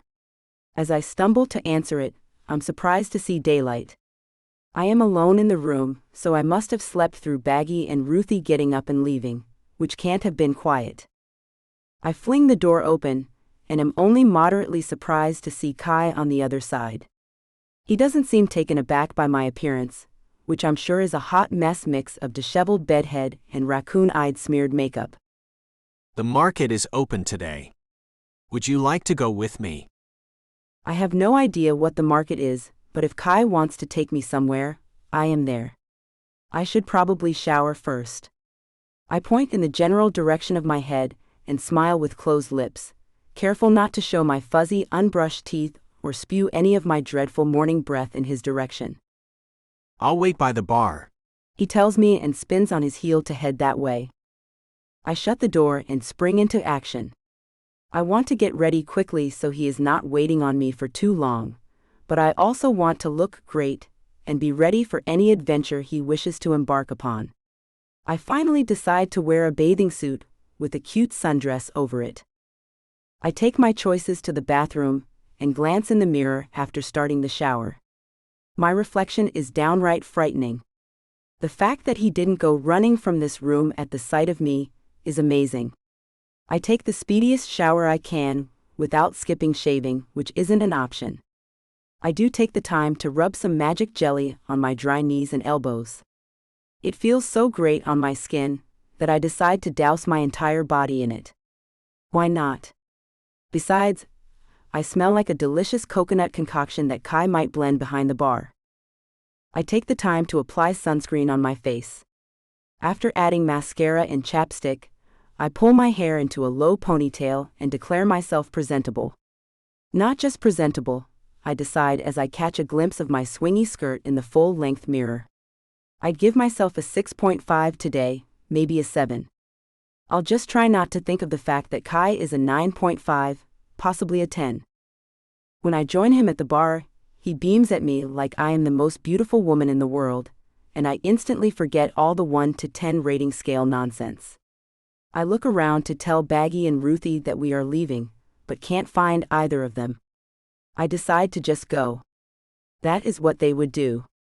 Besides, they can call my cell if they really need me. Kai leads me to the limo that he picked us up from the airport in. You're allowed to drive the resort's limo when you're not working? I ask him. Nana. Lana needed the Jeep today. I try to picture a grandmotherly type tooling around the island in Kai's Jeep. His grandma must be even more like Baggy than I had imagined. Besides, I am working. Kai adds. I raise my eyebrows in question, so he continues. I'm picking up fresh fruit and juice at the market. Oh, you just invited me along to help tote and carry, huh? I tease him. Going to a grocery to pick up supplies for the resort isn't something I would have thought I'd want to do on a Hawaiian vacation, but I'd be willing to do about anything with Kai. You've figured out my evil plan. Gorgeous and smart, I am a lucky man. I beam at his praise and successfully fight the urge to deny its accuracy. I get to ride in the front of the limo this time, and I'm thrilled when Kai reaches over to hold my hand in his much larger one. We ride mostly in silence. I enjoy the scenery and the wonderful feeling of connection with Kai. Occasionally he points out something of interest, like the elementary school he attended, but for the most part we are quiet. When we arrive at the market, I'm surprised and delighted to see that it is an enormous farmer's market, not a grocery like I had assumed. The vendors sell everything from delicious fresh fruit to souvenirs of every imaginable size, shape, and type. The tables stretch on for what seems like miles, and I am in heaven. I purchase a cup of pineapple and mango from a smiling man who faintly reminds me of honey. The fruit is so sweet and juicy that I actually groan in delight at the taste of it. Kai seems to take pleasure in watching me enjoy it. When I bite into a large piece of pineapple and juice runs down my chin, he leans in and flicks his tongue out to catch it. It is an intimate and sweet gesture that sends a thrill of excitement down my spine. While Kai negotiates with a vendor over the bulk price of coconuts, I continue shopping. I discover a booth with locally made, adorable magnets. I purchase 3 for $5, which seems like a fantastic bargain anywhere, let alone Hawaii. My selections are a colorful surfboard for Ruthie, a silly googly-eyed turtle for Baggy, and a tiny hand-painted waterfall scene for me. I walk away from the magnet vendor, feeling rather pleased with myself. Then it dawns on me that it's a little strange to have bought souvenirs only for the people who are with me on the trip. I stop at the next booth and purchase a bowl made of palm fronds for my parents, just so I have something to give them when I get home. I don't even want to think about going back, though. Kai catches up with me just as I stop to look at a table of coconut oil-based lotions and creams. Nana. Lana would not approve of you supporting the competition. He teases near my ear. Just looking, I tell him. He continues to nuzzle my neck. You're wearing magic jelly on your neck. The words vibrate close to my skin, making the tiny hairs on my neck stand at attention. You smell good enough to eat. He growls. I wonder if we are making spectacles of ourselves, but his nearness feels so terrific that I almost don't care. He trails soft kisses behind my ear.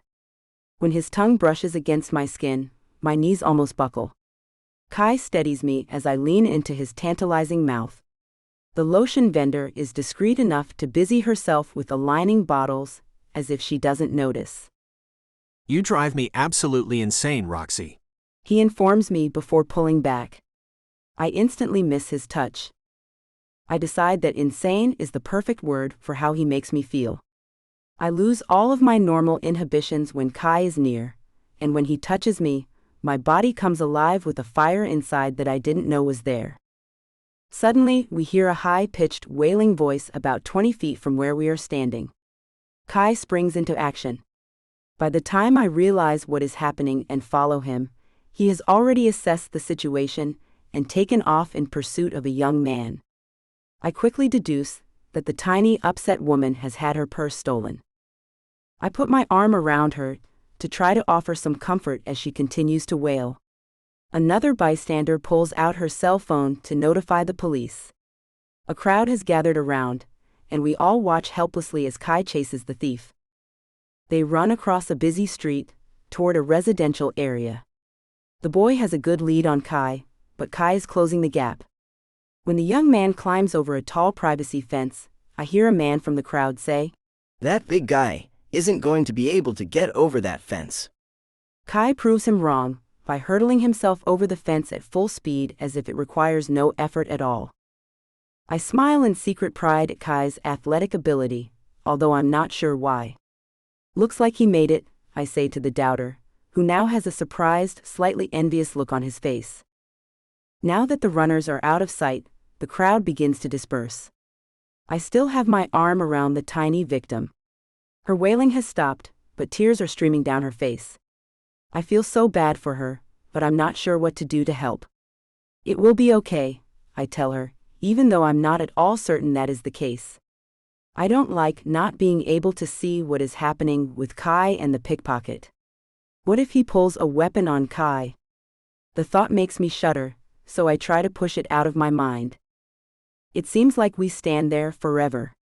After what feels like an incredibly long time but is probably actually only a few minutes, a policewoman arrives on the scene. She tries to get details from the victim, but the elderly lady is still too upset to be of much help. I step in and share as much information as I know. When I get to the part about Kai taking off after the thief, the officer stops me. Kai Maka? She asks me, smiling. I nod, even though I'm appalled to realize that I don't know Kai's last name. I'm going to be rather embarrassed when he gets back, if he is not the Kai she is referencing. I wonder how common the name Kai is on the island. The officer doesn't seem to notice my stress. Nothing to worry about then. Kai will bring him in. She reassures us. Now, I'm pretty certain that we aren't talking about the same person. After all, why would a police officer have faith that a resort chauffeur, bartender, fire thrower would win a foot chase with a criminal and bring him in? It isn't long until Kai proves her absolutely right. He and the young man approach us. Kai has his large hand around the gangly lad's arm, but other than that, they look like they are on a friendly stroll. If I'd have known you were chasing after him, I wouldn't have bothered driving over. The officer says to Kai, beaming a huge smile at him, and tossing a familiar arm around his shoulder. I immediately wonder how acquainted Kai is with the lovely lady. Happy to help anytime I can. Kai returns the hug with his free arm and gives her a sweet kiss on the cheek, which makes her blush. I can feel jealousy bubbling at the familiarity they share, but I force it down. Kai turns his attention to the boy. Don't you have something to say? I'm sorry. He mumbles, handing the stolen handbag back to the distraught lady. We didn't hear that. Kai gives him a stern look. I'm sorry for taking your purse, ma'am. I won't do anything like that again. This time he looks the woman in the eyes and speaks with purpose. It makes me wonder exactly what went on when Kai and the young man were out of our sight. I'll take over from here. The cop informs us as she places handcuffs on the young man. Kai finally releases his grip on the lad's arm, and the officer begins reciting the boy his rights and leading him to her patrol car. The tiny lady is staring at her purse, with a huge look of relief evident on her face. She carefully unzips the bag and inspects its contents. Satisfied that her belongings are all present and accounted for, she pulls out her wallet. She reaches in and pulls out a crisp $20 bill, which she shoves at Kai's chest. Oh no. He backs away, as if the money has burned him. No reward needed. You try to enjoy the rest of your day. He tells her and turns to leave, effectively taking away the option of her insisting that he take the money. We continue on through the vendors, but I am no longer interested in shopping. You are an amazing man, I tell Kai honestly. He grins down at me. You're pretty amazing yourself, Roxy. He brushes a brief but tender kiss across my lips. I am so completely and instantly aroused by this simple touch that I would likely go along with anything he suggests. If he asked me to sneak off to a public restroom for a quickie with him, I am quite certain that I would follow him. I try not to touch anything in public restrooms, yet if Kai wanted to, I'd get naked and naughty with him in one. The power he has over me is frightening, but exciting at the same time. We leave the market without visiting the restroom, to my relief and disappointment. I spend the entire drive back to the resort, looking for places that we could pull the limo over and climb into the back. Although I see several, I'm too chicken to suggest it. Kai is a gentleman and returns me safely and uneventfully to the door of my room. He gives me a quick peck on the cheek, says he'll see me later, and leaves. Sigh.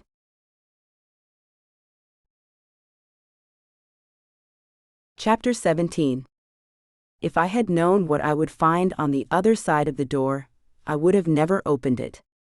I did open it though, and what I saw can't be unseen.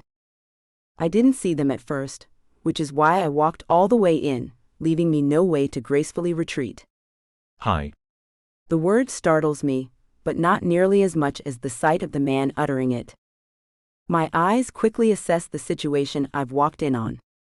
The only good thing about the entire scene is that I wasn't 5 minutes later. The scenario I probably would have encountered then would have definitely scarred me for life. For some reason, I seem to be the only one embarrassed by my walking in to find Baggy and Jim, or Howie, or whatever his name is, in their bikinis and looped up from head to toe in magic jelly.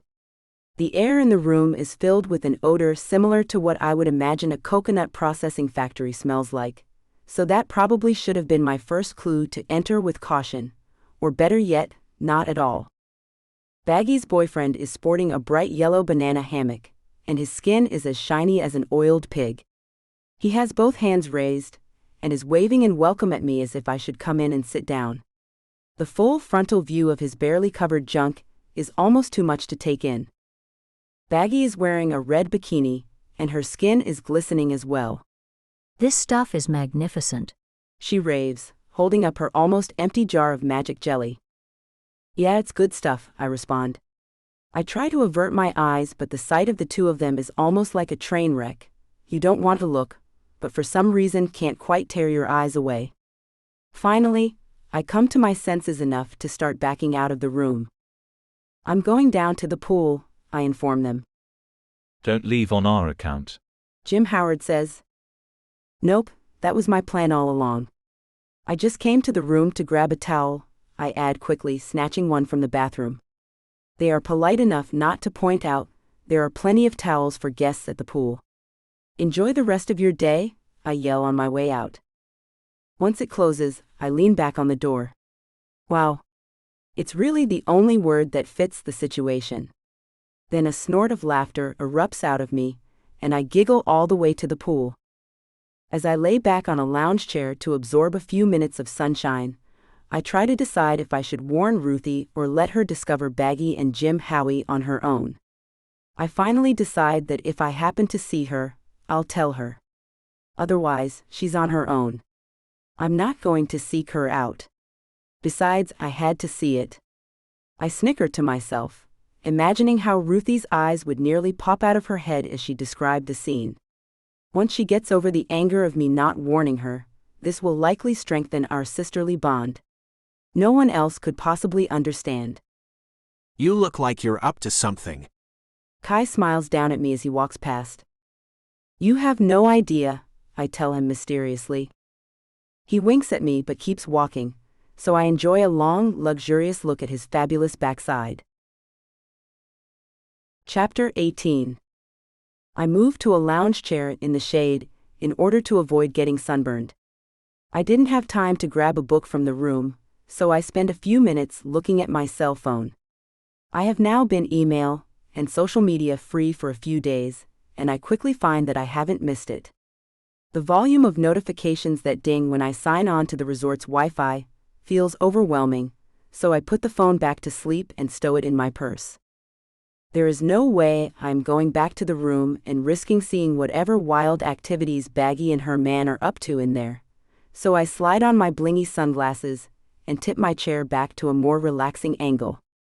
I decide the best use of my time is to daydream about Kai. This pastime has become one of my new favorite activities. I let steamy Kai fantasies wash over me. Remembering his sweet kisses on my neck and lips is enough to make me smile like a Cheshire cat. When I allow my mind to wander into the territory where our bodies have not yet gone, I can feel a familiar and delightful tension building deep inside me. I imagine us on a deserted stretch of beach, lying on a large blanket. He slowly trails kisses down my neck. His tantalizing tongue laps out to caress me. My vivid imagination comes in handy as I picture the two of us redacted. Of course, the sand isn't a problem. This is my daydream, after all. Even with the magnificence that Kai's body promises when clothed, I am pleasantly surprised to discover it is even more impressive when I envision him in all his glory. I picture myself slowly redacted. Naturally, in my daydream, I am much more graceful than I am in real life. Someone walks hastily by me, dribbling pool water along my calf. The chilly water stuns me out of my fantasy. I open my eyes to look around. No one seems to be staring, so I must not have been moaning. Since I had been enjoying myself, and no one seems to be suspicious of the naughty turn my thoughts had taken, I allow my mind to dip back into the fantasy. Kai and I are redacted, lying together on the beach. Our bodies are touching in all the right places. Our hands rove redacted. Kai rises up and looks down at me with adoring eyes. I have never felt so beautiful and desirable. Just as he begins to lower himself, Ruthie plops down in the lounge chair next to me, announcing that she's hungry. I consider telling her to go away, but instead, I grudgingly sit up and ask her what sounds good for lunch. As much as I'd like to continue my roll in the sand with dreamy Kai, I'd prefer to have the real, life experience, and the memories of it to relive once I get home. The thought of having to go home brings me down, so I immediately push it out of my head. Deciding to get my mind off that topic completely, I say to Ruthie, "You'll never believe what I just walked in on in our room." This opener allows us to talk and laugh hysterically throughout our seaside cafe lunch of fried clams and Parmesan truffle fries. Ruthie physically covers her eyes, as if that will block the mental image I am describing of seeing Baggy's man in his skimpy yellow ensemble. OMG, please stop talking. She laughs as I tell her about their slick skin shining with magic jelly. Why do you suppose they were getting all looped up?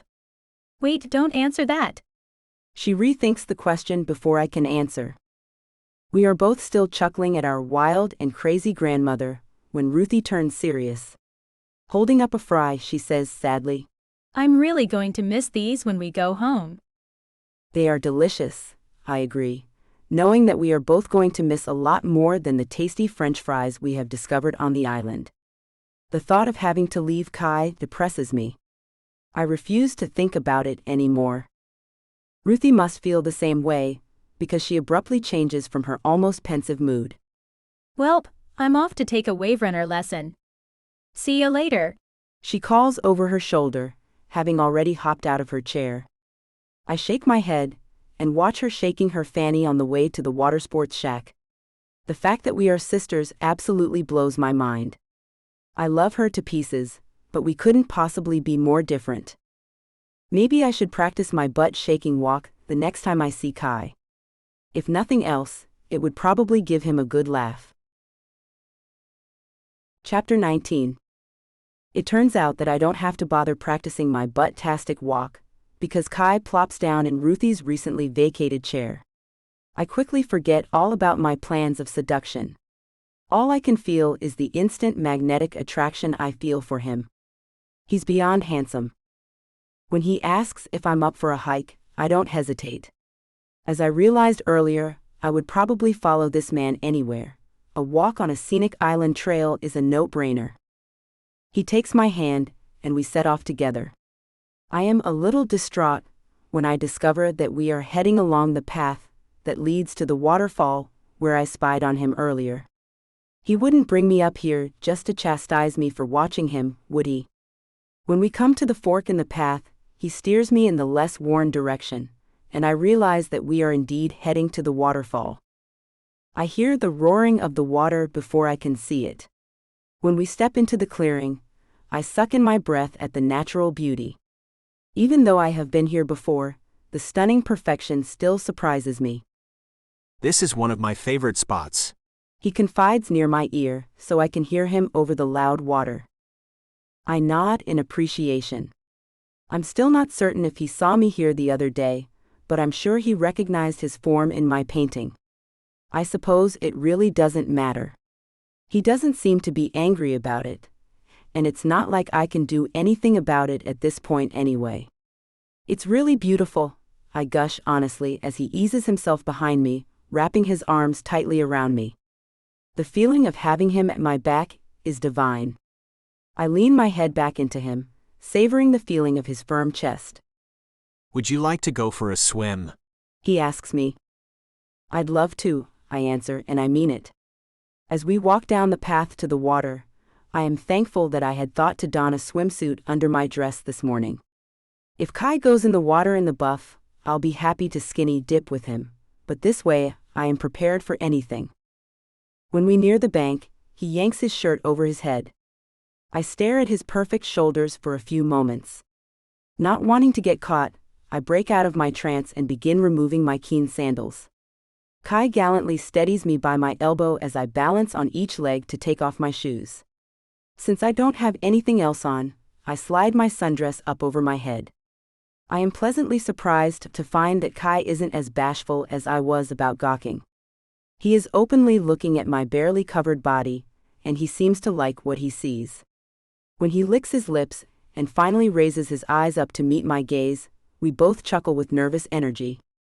I take a couple of steps toward the water, but turn to watch as Kai quickly shucks his board shorts.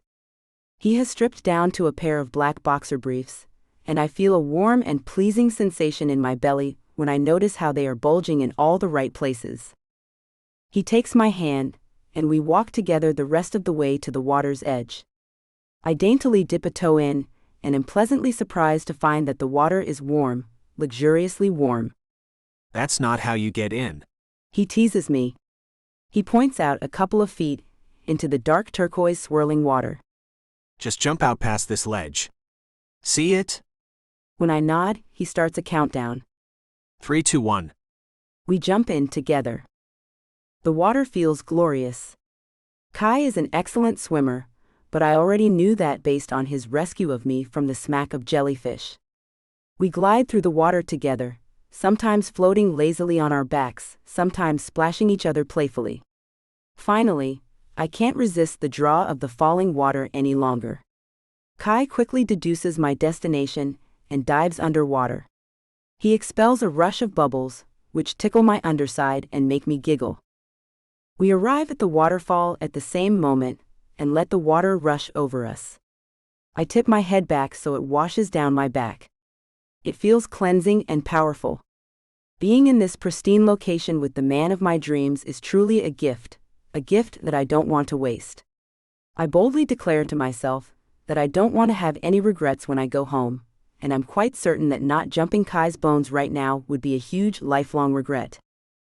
Kai is a gentleman, so I decide to give him an indisputable sign that I am ready for more.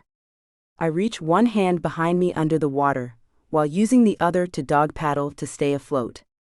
On the sly, I unclip the clasp at the back of my bikini top.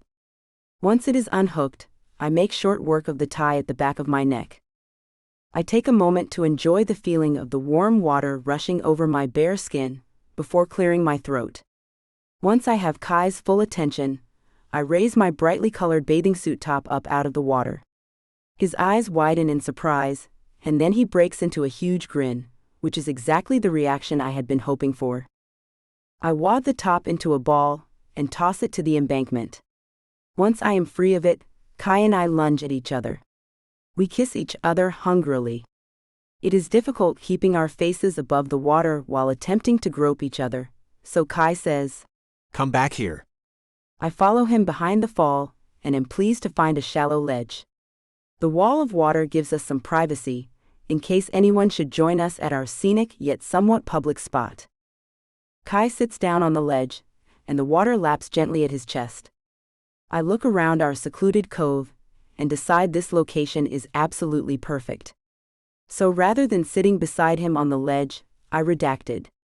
Our lips and tongues meld together in a delicious kiss.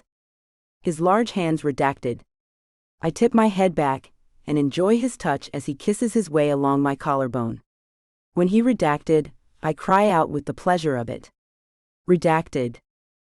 Deciding that there are too many clothes between us, I reach down to relieve us of the remaining frustrating barrier. I decide to start with Kai's, mostly because I want to get my hands on him. When I slide my fingers redacted, he wraps a hand around my wrist, stopping me. We sit there like that for a moment, both of us breathing heavy, but otherwise unmoving. I am uncertain why he has a vice grip on my arm, but he isn't letting go.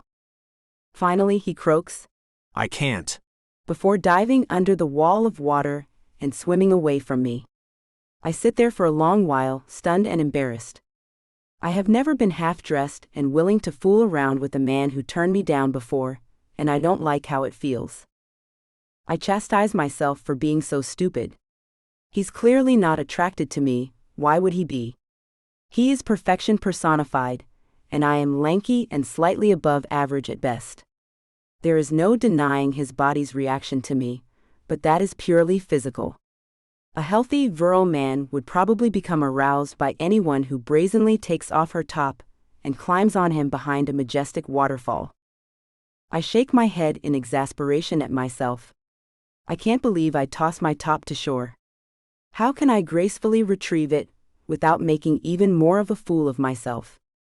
I know the answer to that question. I can't. What had I been thinking? I guess I could sit back here and hope that he leaves, but the fear of someone else coming along and seeing my shuck top makes heat rise up on my cheeks. I am ashamed of myself, and I just want to extricate myself from this situation as quickly and quietly as possible. I dive under the falling water and surface as close as I can to the point where I threw my top. I am pleased to find my belongings lying neatly by the edge of the water. Kai must have placed my clothes within reach to minimize my embarrassment. I guess that's the least he could do after shunning my advances. I put my bathing suit top on under the water, then pull myself out of the water and slip the dress over my wet skin. After sliding my feet into my sandals, I turn toward the path to head back to the hotel. Kai is waiting for me, ever the gentleman, with his back turned to give me as much privacy as he can. I don't want to face him right now, but I don't see another way to leave. Deciding to just get it over with, I trudge toward the path. When I am even with Kai, he turns to me. "Ready to head back?" He asks me, as if everything is normal. I feel like kicking him in the shin. How can he just ignore the fact that I am completely humiliated? How can he act like nothing happened back there? Why did he shun me? Rather than physically harming him, or asking him any of the numerous questions that are swirling around my head, I nod and continue walking. The walk back to the resort seems interminable. When we finally get to the bar at the resort, I mutter a quick "see ya" over my shoulder, before speed walking to the villa's door. When I put the key in the door, I say a silent prayer that Baggy and her man are finished with whatever slick games they had previously been enjoying. The island gods are on my side for once because the room is empty. I collapse onto my bed before I start sobbing, as a pathetic mixture of sadness, hurt feelings, and humiliation overwhelms me. I cry myself to sleep, and don't even hear Baggy and Ruthie return to the room. Chapter 20. When I wake up the next morning, I have a revelation. I decide to focus on helping others, rather than wallowing in my own misery over Kai not wanting me, and I know just whom I am going to assist. Having a selfless mission brings a bit of a spring to my step. I am in paradise after all. I shouldn't be surprised that Kai isn't romantically interested in me. I was silly to think that I might be hot enough for him. He can probably take his choice of any woman he wants. I'll just avoid him until the awkwardness passes or it's time for me to go home, whichever comes first. I go down to the breakfast buffet, and am surprised to see Lei'd filling in for the normal hostess. It seems like each employee of this resort covers several positions. Lei'd seats me at what has now become our usual table.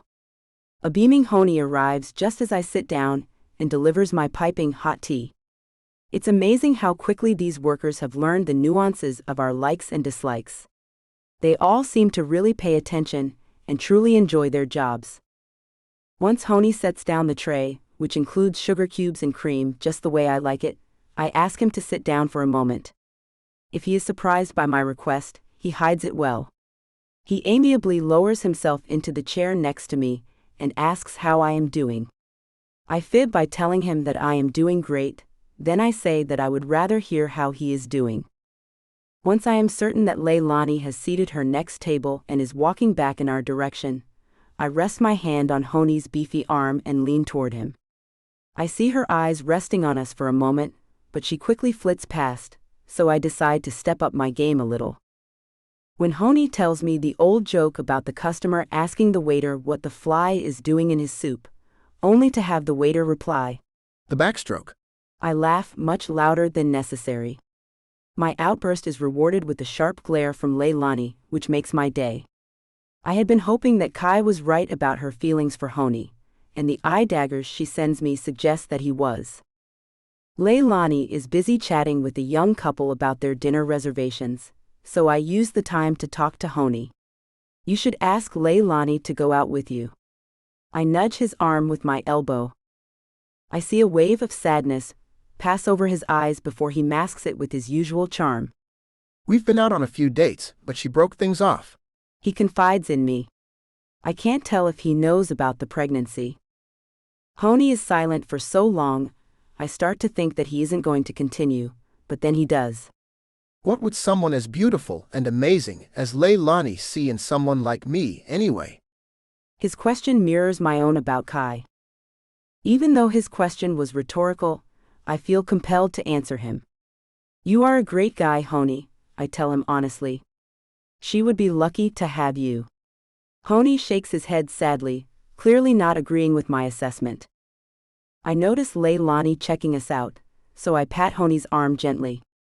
I think we've managed to make her jealous. I confide in him when I see her reaction to my hand on Honey.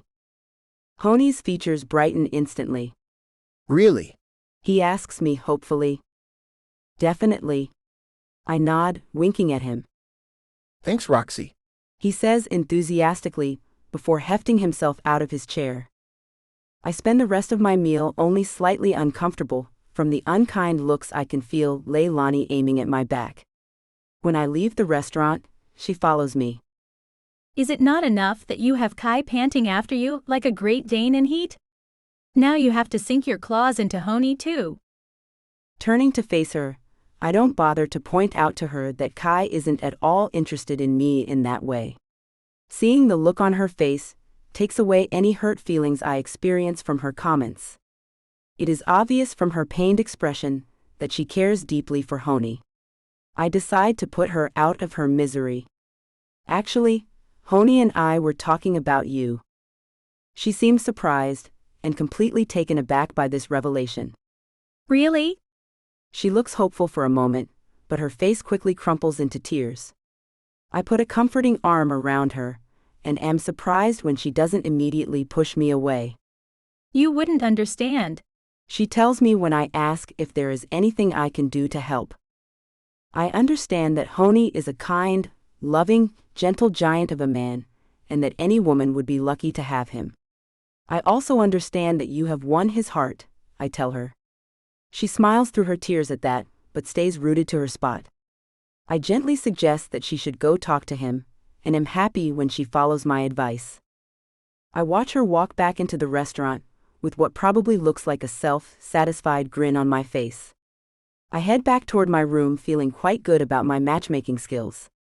Hopefully, the two of them can make it work. Chapter 21. Kai swoops up behind me, placing a casual arm around my shoulders. Mornin', sunshine. He beams the words at me as if everything is hunky-dory, even though it's not at all.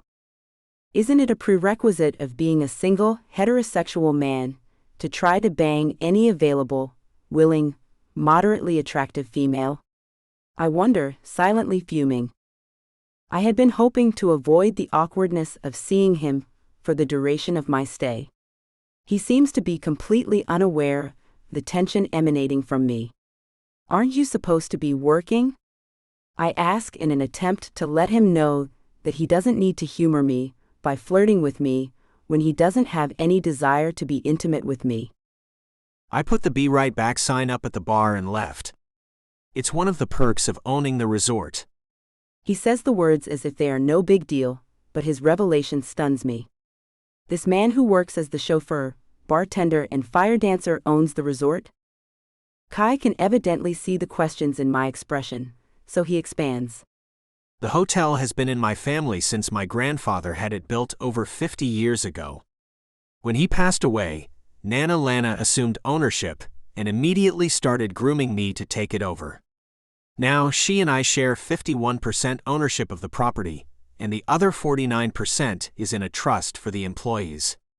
Each employee earns a fraction of a percentage of the trust for each year they work here. Our arrangement makes for loyal and happy employees. He says it simply, as if everyone is this generous. This explanation clarifies why everyone takes on multiple posts and seems so genuinely thrilled to be here. They have an employer who isn't afraid to get down in the trenches and also profit shares with them. Despite myself, I am incredibly impressed with Kai and his grandmother. They are clearly hardworking, giving people. I admire the work ethic of a man who is willing to fill in wherever needed, when he could easily hire others to do the more mundane jobs. I'm not sure why he has shared all of this information with me, and I grudgingly realize that it makes me like him even more. I don't want to like him more. I want to find his flaws, other than not wanting me, of course.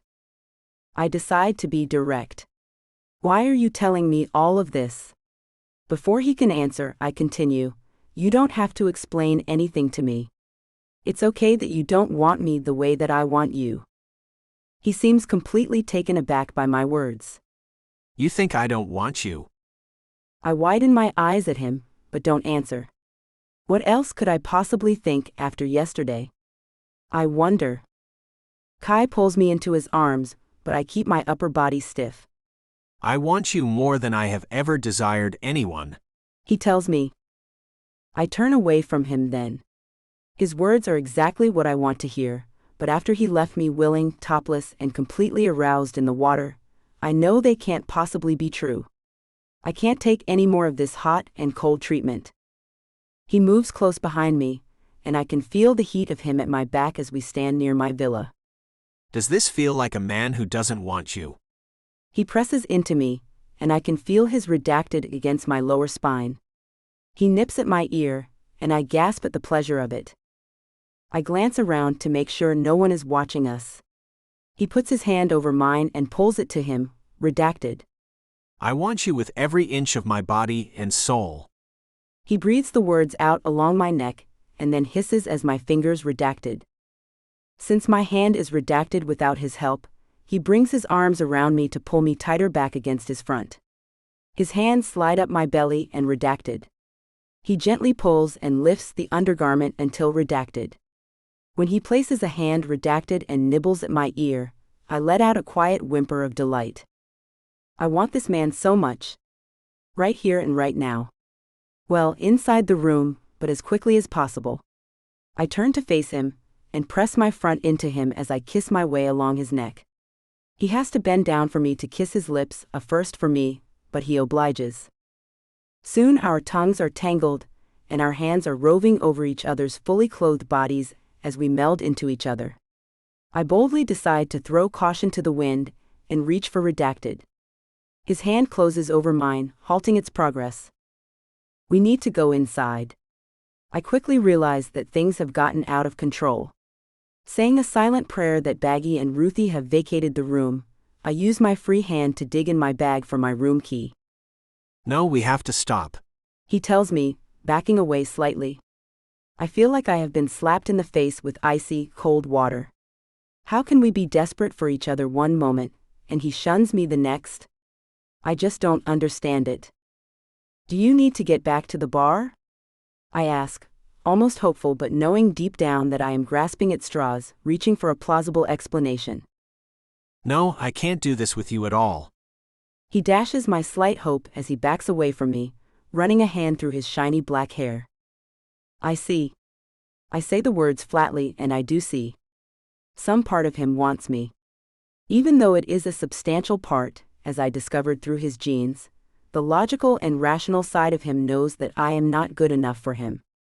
All sorts of insecure thoughts erupt in my brain while we stand there for what seems to be a very long time, but probably actually isn't long at all.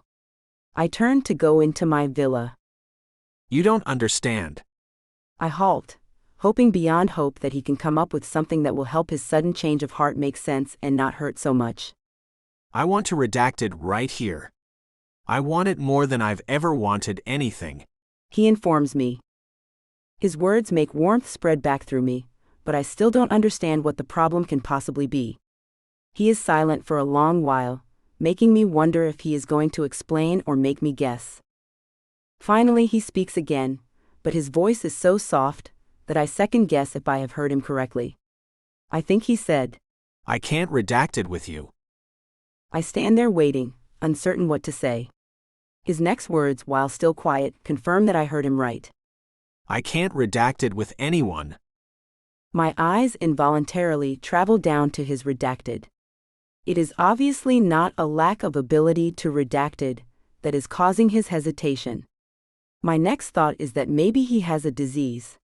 If that's the case, I appreciate his concern and caution, but I have a solution for that. Why don't you wear a redacted?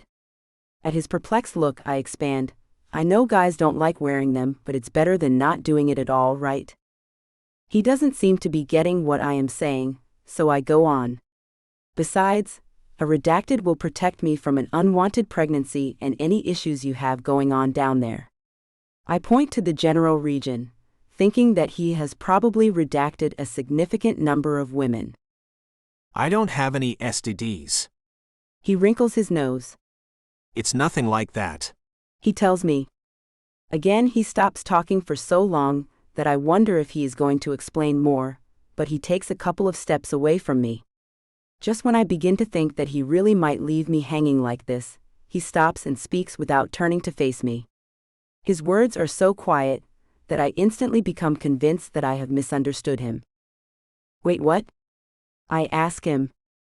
He speaks only slightly louder this time, but confirms what I thought I had heard him say, some of the most unbelievable words that could possibly come out of his mouth. I'm a virgin. A virgin? I blurt out, almost sounding angry in my disbelief. His words are incomprehensible. How could this virile hunk of manhood have not had redacted before? The idea is completely preposterous.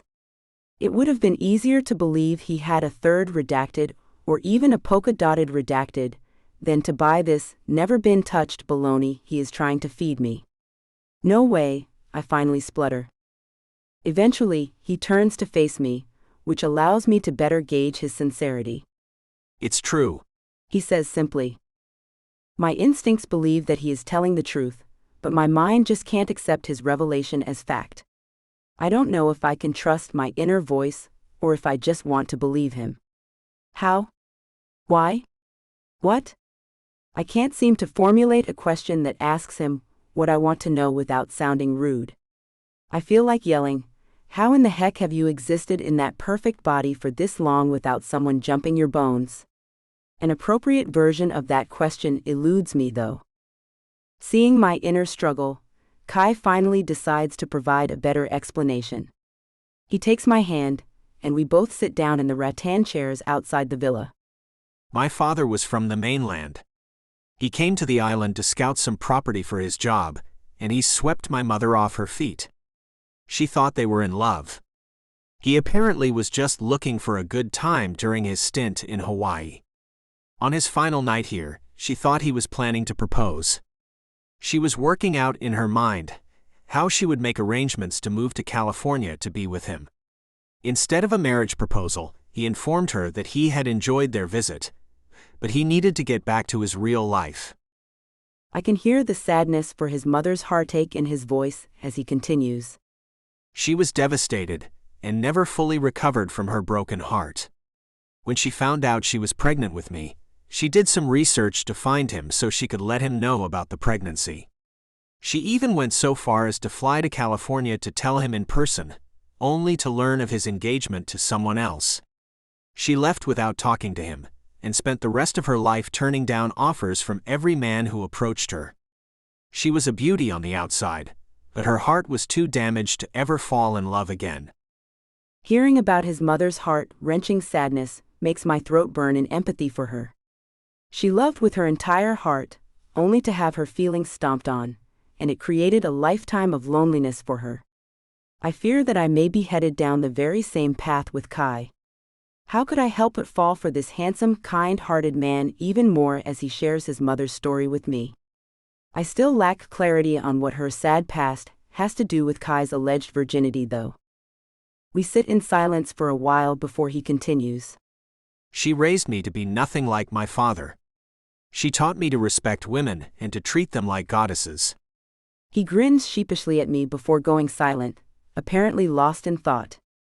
When he starts speaking again, his voice has taken on a melancholy tone. When she got sick, I spent every moment with her I could. She was more than my mother. She was my best friend, my rock. Toward the end, she became almost delirious from the pain. I wince at his words. Although he hasn't explicitly said, I assume that she had some form of cancer. She became delusional, often mistaking me for my father. She would scream about how I had ripped her heart out, sobbing that she had never gotten over it. In my attempts to soothe her, I told her that I wasn't at all like him, and that I would never treat a woman that way. During a lucid moment toward the end, she grabbed both of my hands in hers, looked deep into my eyes, and made me promise never to take advantage of an innocent girl.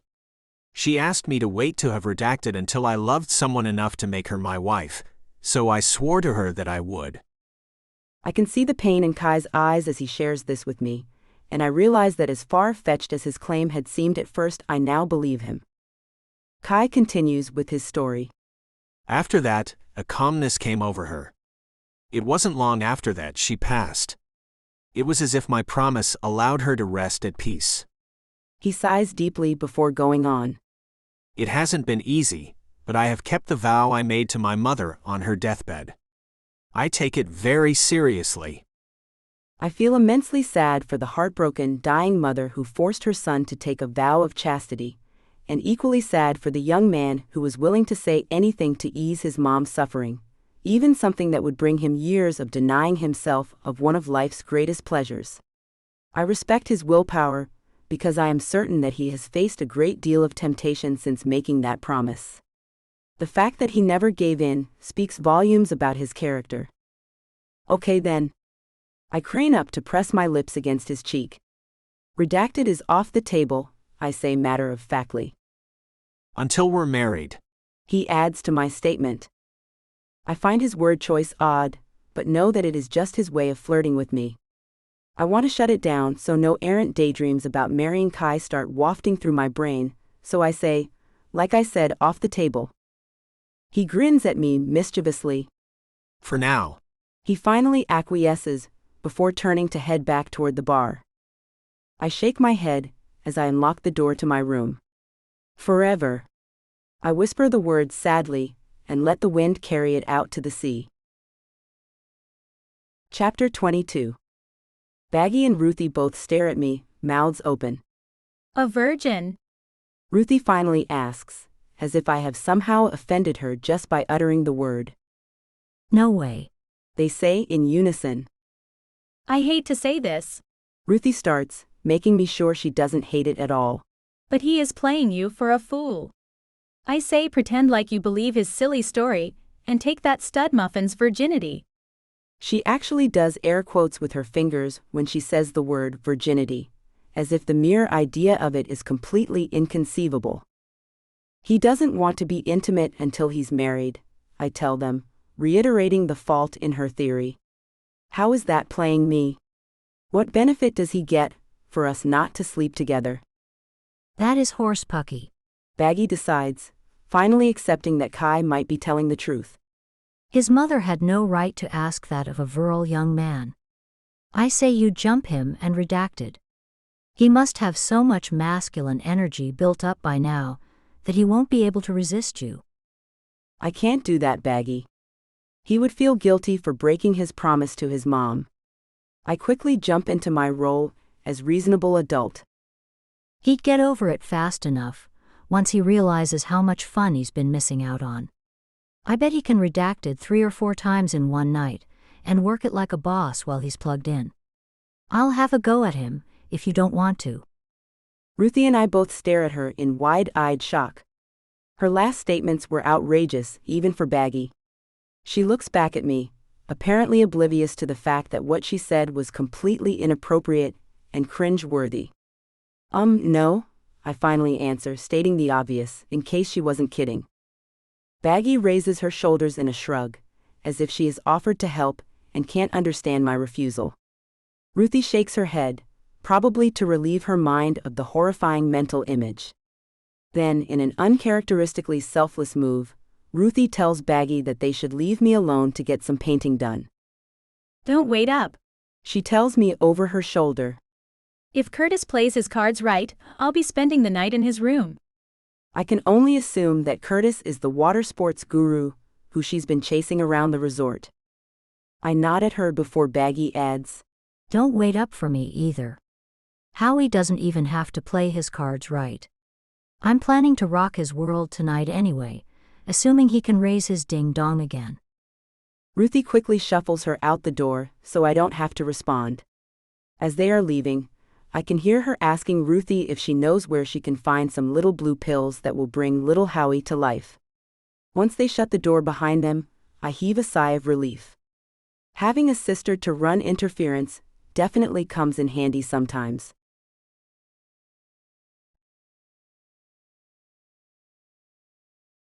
Chapter 23. Since I have the room to myself, I decide to take Ruthie's suggestion and paint. As is usually the case when I start a new piece, I lose myself in the brushstrokes. When I step back to take a look at my creation, I realize that once again, I have no idea how long I have been at it, nor do I care. I admire my work. The painting is one of my best ever. It's another view of the waterfall where I spied on Kai, and he later shunned my advances. This one uses more muted tones than the one I painted of Kai swimming, but the two pieces complement each other perfectly. The angle of the viewpoint allows two redacted to be seen on the ledge just beyond the crashing water. I am certain that Kai and I would have been those redacted, had his mother not forced him to promise away his premarital redacted. The knock at the door comes just as I am cleaning my brushes. I am not overly surprised to find Kai standing on the other side of the threshold. Are you avoiding me? He asks me in a teasing tone, although I sense some underlying hurt feelings. Before I have a chance to respond to his question, he spies the just-finished painting over my shoulder. He gasps, yes actually gasps, as he veers around me to walk over to it. I love it. He practically gushes, making my cheeks turn pink. He takes his time, perusing the painting. He inspects it closely initially, before standing back to look at it from various distances and angles. He gazes at it for so long that I start to become slightly self-conscious. I wonder if, despite his previous raving, he might not like it as much after further inspection. After what seems like an inordinate amount of time, he turns his attention from the painting back to me. I need this painting. He says matter-of-factly. How much do you want for it? It's not for sale, I tell him firmly. This painting will serve as the perfect reminder of my time in Hawaii and my almost affair with Kai.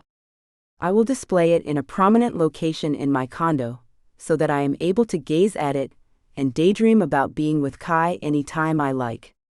There isn't enough money in the world to make me part with it. After lightly badgering me about it for a while, he finally gives up. I'll let it go for now, but I will have that painting. He tells me.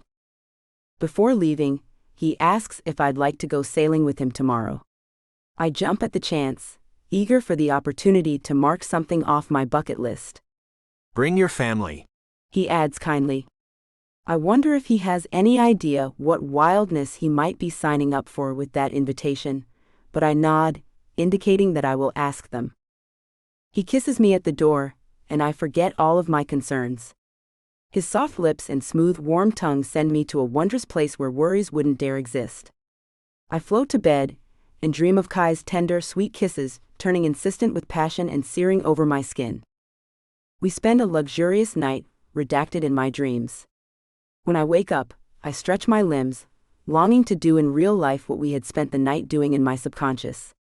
As fabulous as it had been, I bet having real-life Kai in my bed would be better than anything I could create in my dreams.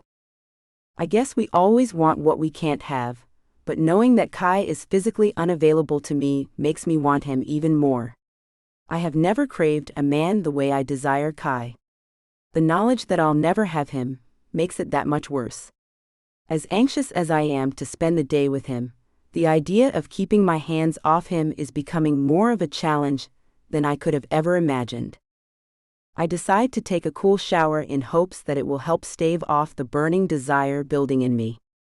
As much as I want Kai, I have to think about how he feels. Having never redacted, he is probably practically bursting with need. Stepping out of the shower, I realize that I admire his extreme willpower and the unwavering respect he has for his dying mother's wishes, so I don't want to tempt him into doing something that he will regret. Do they still make chastity belts? I wonder, chuckling as I head down for breakfast.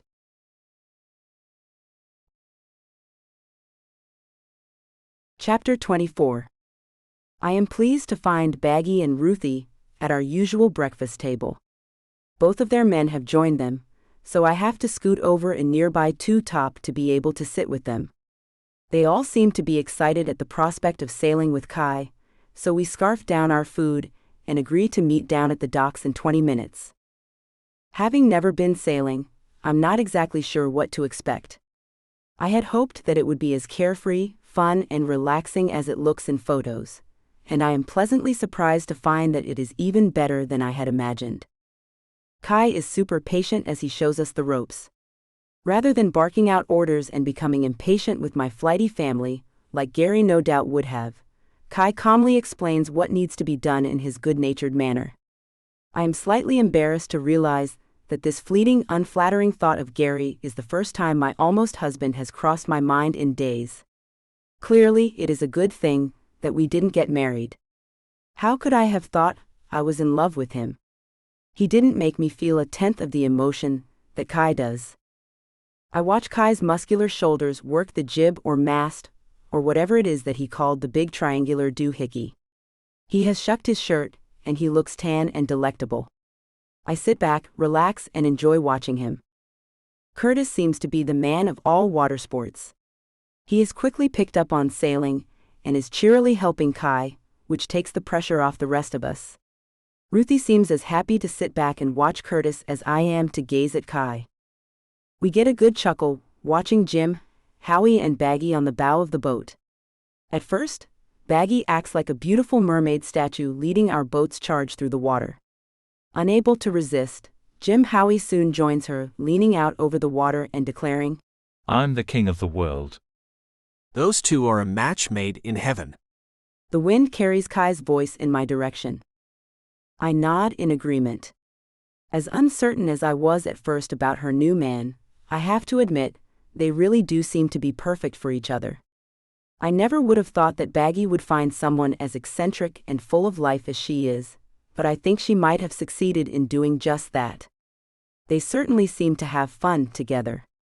I don't recall ever seeing Baggy this happy. Kai asks if we'd like to stop at a deserted island, and we are all in agreement that this sounds like loads of fun. He drops anchor and we set off in pairs. Ruthie and Curtis dive into the water and swim toward shore. I hear them giggling as they jog hand in hand into the lush foliage. Kai gives me a shy smile as we make eye contact. Both of us know exactly what they're going to do. Baggy and her man set off in our boat's small dinghy. He gallantly rows while Baggy sits with her back stiff and straight, like she is the homecoming queen riding in a convertible red Corvette. I almost expect her to give us a prim curved palm wave, but she refrains.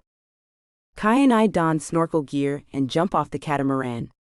I am simply stunned by the vibrant colors and variety of marine life that is teeming just under the surface of the water. We hold hands as we glide through the water, enjoying the show. It is a whole other world underwater, and I feel lucky to be able to get a glimpse of it, even if I am an intruder. We are careful to keep our distance and avoid touching anything, so as not to upset the delicate balance of this undersea utopia. We snorkel for a long while before heading toward shore. I have lost track of Baggy's boat, and Ruthie hasn't emerged from her tryst in the jungle, so it feels like Kai and I are the only people on Earth as we walk along the shore together. He finds a beautiful, unblemished conch shell, which he holds up and blows loudly. The tooting sounds like the dinner bell for a luau, and it makes me laugh. We walk for what seems like miles along the pink sandy shoreline. When we stumble upon the beach dinghy, but don't see any sign of Baggy, I start to become a little concerned. I say as much to Kai. I think they're okay. He tells me, pointing out the pile of clothes farther down the beach. Quickly realizing they must be skinny, dipping, and so not wanting to see that, I suggest that we turn back. Kai readily agrees, likely not wanting to risk seeing Baggy frolicking au natural with her man any more than I do. Once we reach a safe distance from any chance of seeing the elderly bumping of the uglies, we sit down on the sand with our legs touching. Kai addresses the elephant in the room, or rather on the island. I think everyone here is redacted, except for us. When I nod, he continues. I'm sorry that we can't fool around. He tells me earnestly. He is quiet for a while before adding, You'd probably much rather be here with someone who you could redact it with, someone who can show you the pleasures that I can't. It is supposed to be your honeymoon, after all. Since we haven't discussed this before, I give him a questioning look. The wedding gown at the airport gave you away. He smiles, but I still feel slightly guilty for making him draw his own conclusions about my non-wedding, rather than telling him about it sooner. He has shared his secret with me, and I need to be more open with him. It feels good to talk to Kai about what happened with Gary, especially when I hear his reaction to what I now refer to as the dumping text. Crazy idiot. He says simply, shaking his head. We are quiet a while, each lost in our own thoughts, until Kai murmurs, He might be crazy, but he could have at least redacted with you, unlike me. I don't want Kai to feel insecure. I long to make him feel better. I want to be here with you, I tell him honestly. I wonder if I should suggest we play around in ways that don't involve actual intercourse, but I'm not at all sure that we would be able to keep things from going too far. I'm also not crystal clear on exactly what the acceptable activities boundaries are. Finally, I settle for saying, if we could get undressed, that would be great. He blushes a little at my words before I add, but you are the one I want to be with, whether we're clothed or not. I feel the same way. He murmurs near my ear.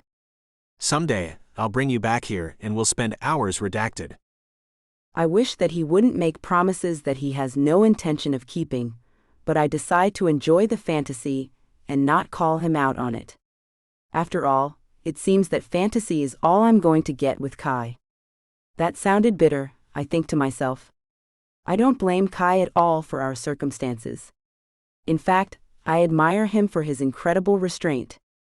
Being on a secluded island where my sister and grandmother are redacted, while I sit with the man of my dreams holding his hand is for the birds, though. More than that, it just plain sucks. There, I said it, in my mind anyway. That counts, right? By the time the others finally return, I have released my sour mood, and am just grateful to be in this amazing place with this wonderful man. I hand the other two ladies gorgeous pink hibiscus flowers, and we each place one behind our ear. Kai tells us we look like Hawaiian beauties, which makes us all preen a little. He gently switches my flower to my left ear, whispering that a hibiscus worn on the right side of the hair means you are available. You're taken. He growls in a deep voice before nibbling my ear and sniffing the flower. The sentiment makes a delicious shiver zing up my spine, despite my effort to keep my hopes for a real and lasting relationship with Kai at bay. The men set about catching fish and building a fire on the beach. I had been uncertain about eating a fish that I had just seen wriggling on the line, but I have to admit, it is really delicious. We sit around the fire eating and laughing, enjoying an utterly carefree, wonderful time. When Ruthie pulls from her pocket a dark lava rock that she has picked up, Baggy shocks us all by being practical. Well, somewhat practical. You can't take that from the island. She tells Ruthie vehemently. It's a piece of the island, and it belongs here. Taking it will only serve to anger the land, and it will seek vengeance. We all stare at Baggy. This warning is so out of character for her. She's normally the one getting into mischief, not doling out precautions. Just when I start to think that she might have a conservative and responsible side, she proves that she's still Baggy by adding in a serious voice. Didn't you see the Hawaii episodes of the Brady Bunch? Bad things happen when people steal from the islands. We are all laughing as we climb back aboard Kai's boat. What? It's true. Baggy declares, not seeing why the Brady Bunch reference makes her statement seem so much less ominous. Only you. Ruthie tells her lovingly, shaking her head as she chucks the rock back into the sea.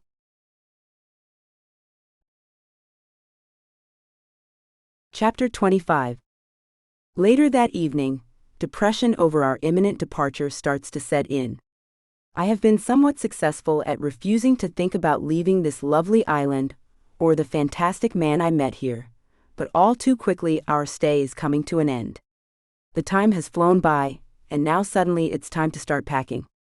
I feel like hurling myself onto the floor like a 2-year-old and kicking my feet because I don't want to leave.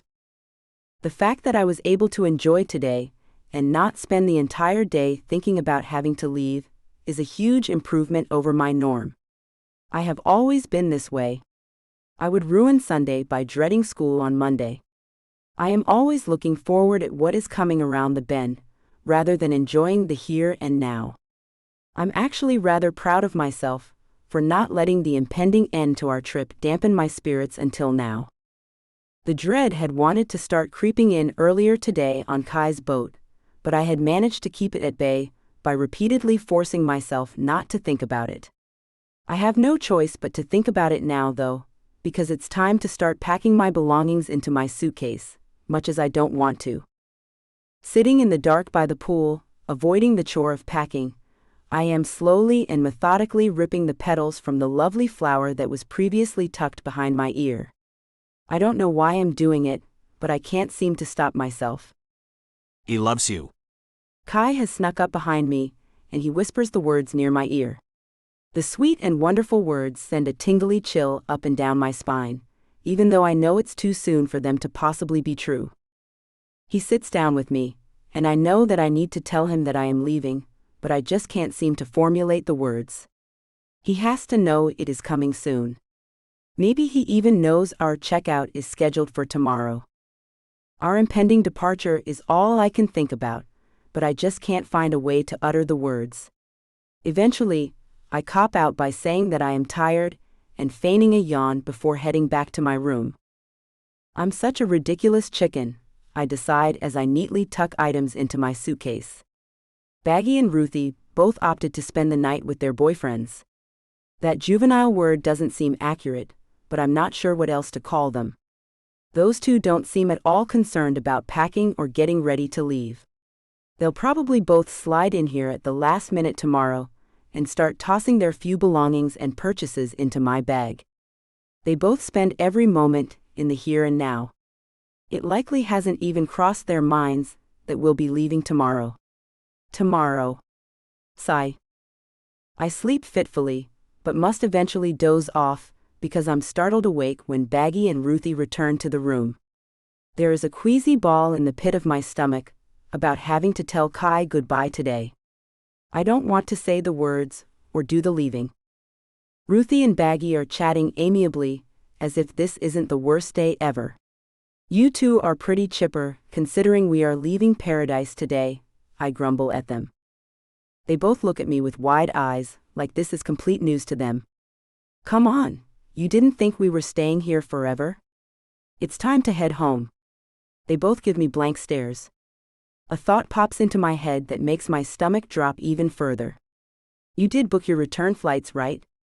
I don't think I could handle heading home, leaving the two of them to live it up in paradise without me, until one or the other of them has enough sense to come back.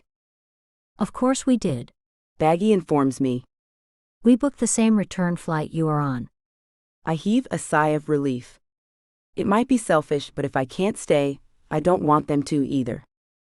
We will fly with you to Atlanta and pick up Gary's car.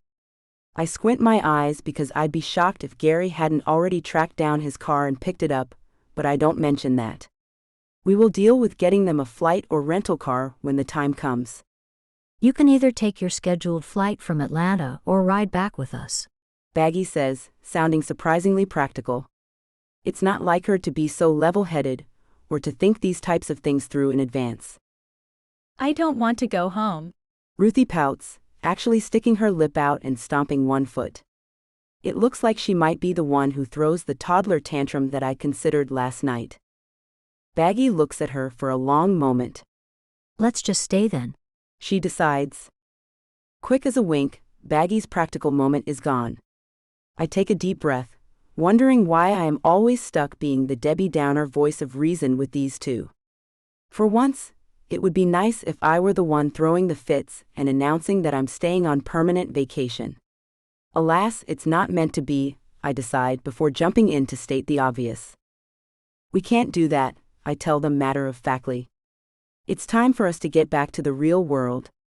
Two blank stares gaze back at me, so I forge on. Besides, they probably have our room rented out. Maybe, but we could always stay with our men. Baggy waggles her eyebrows suggestively. I don't allow myself to think about how awesome it would be to stay at Kai's beach house. The non-stop temptation to redacted would probably kill us both. I turn to Ruthie. We need to get back to work. I'll give Jesse a call at the bar, she says flippantly. I'm sure he won't mind if I take a few more days off. One of the other girls will be glad to pick up my shifts. I doubt if either of those last two statements are true, but I'm also quite certain that Ruthie really wouldn't mind if she lost her job at the Thirsty Dog Saloon. She'd find something else. She always lands on her feet. I, on the other hand, have a job at an accounting firm where people will be very upset if I don't return on schedule. Unlike Ruthie, I care about inconveniencing others, and I try my best not to ever do it. I can't believe we are even discussing staying. I have responsibilities and people who count on me, and I'm a grown-up, unlike these two, who apparently think they can stay on vacation forever. It's kind of expensive here, I point out, but even as I say the words, I know it's a moot point because money is never a consideration for Baggy. I'm not sure where her never-ending supply of $100 bills comes from, but she never seems to give a thought to the idea that they might one day run out. Maybe she prints them in her basement, I think crabbily before chastising myself. Baggy is wild and crazy and unpredictable, but she is also honest and loyal and faithful. She would never do something blatantly wrong like that. She's more of a gray area wrongdoer. Pish posh. Baggy waves off the money issue, like I had anticipated she would. I'll pay for everything. Don't you worry about it, sweets. She pats my cheek. I'll go down and see if our room is available for a bit longer. I can't help but wonder what she considers to be a bit. I briefly consider calling my office and telling them I have some tropical-sounding illness, but I just don't have it in me. The idea of telling them the truth, that I'm having a wonderful time and want to stay here longer, is not a viable option. I shake my head. I can't believe these two have me trying to work out scenarios of how to stay here. No, I say vehemently. I can't stay here. It's time to get back to the real world. Ruthie looks concerned as her eyes swoop between the two of us. I'll just go check how long the room is available, Baggy announces, before sailing out the door. Chapter 26. Ruthie beelines for the bathroom, presumably to get away from me, angrily stuffing items into my suitcase. I'm not sure why I always have to be the responsible one with these two. You'd think for once, like maybe on my honeymoon, I'd get to be the carefree, spontaneous one. I guess it just isn't meant to be. Apparently, I don't have it in me. I shouldn't blame Baggy and Ruthie because I didn't inherit whatever loosey-goosey gene that allows them to not think about consequences or mundane things like jobs and bills. I wish I could do it, but I just can't. If the temptation of spending more time with Kai in Hawaii can't beat the sensibility out of me, I guess nothing ever will. I try placing my paintings flat on top of my belongings in the suitcase, but I must not have packed as orderly as I did on the way here, because the bag won't zip around them. Reluctantly, I decide to roll them up and place a soft ponytail holder around them. I'll carry them on board the plane by hand. It's not an ideal solution for my canvases, but it will have to do. At the last minute, I decide to leave one of them out of the scroll. Once I'm packed, I flop down on the bed, already tired and frustrated. I look around the room and realize it won't take Baggy and Ruthie long to throw the meager belongings they have purchased here into a bag. Perhaps Baggy will come back with news that the resort is booked. Then it will be much easier to convince them to come home. The idea of leaving them here while I have to leave really irks me. It will be hard enough with the two of them in tow to leave Kai. As if on cue, Baggy rushes through the door. Oh good, I caught you, she says to me. We get to stay.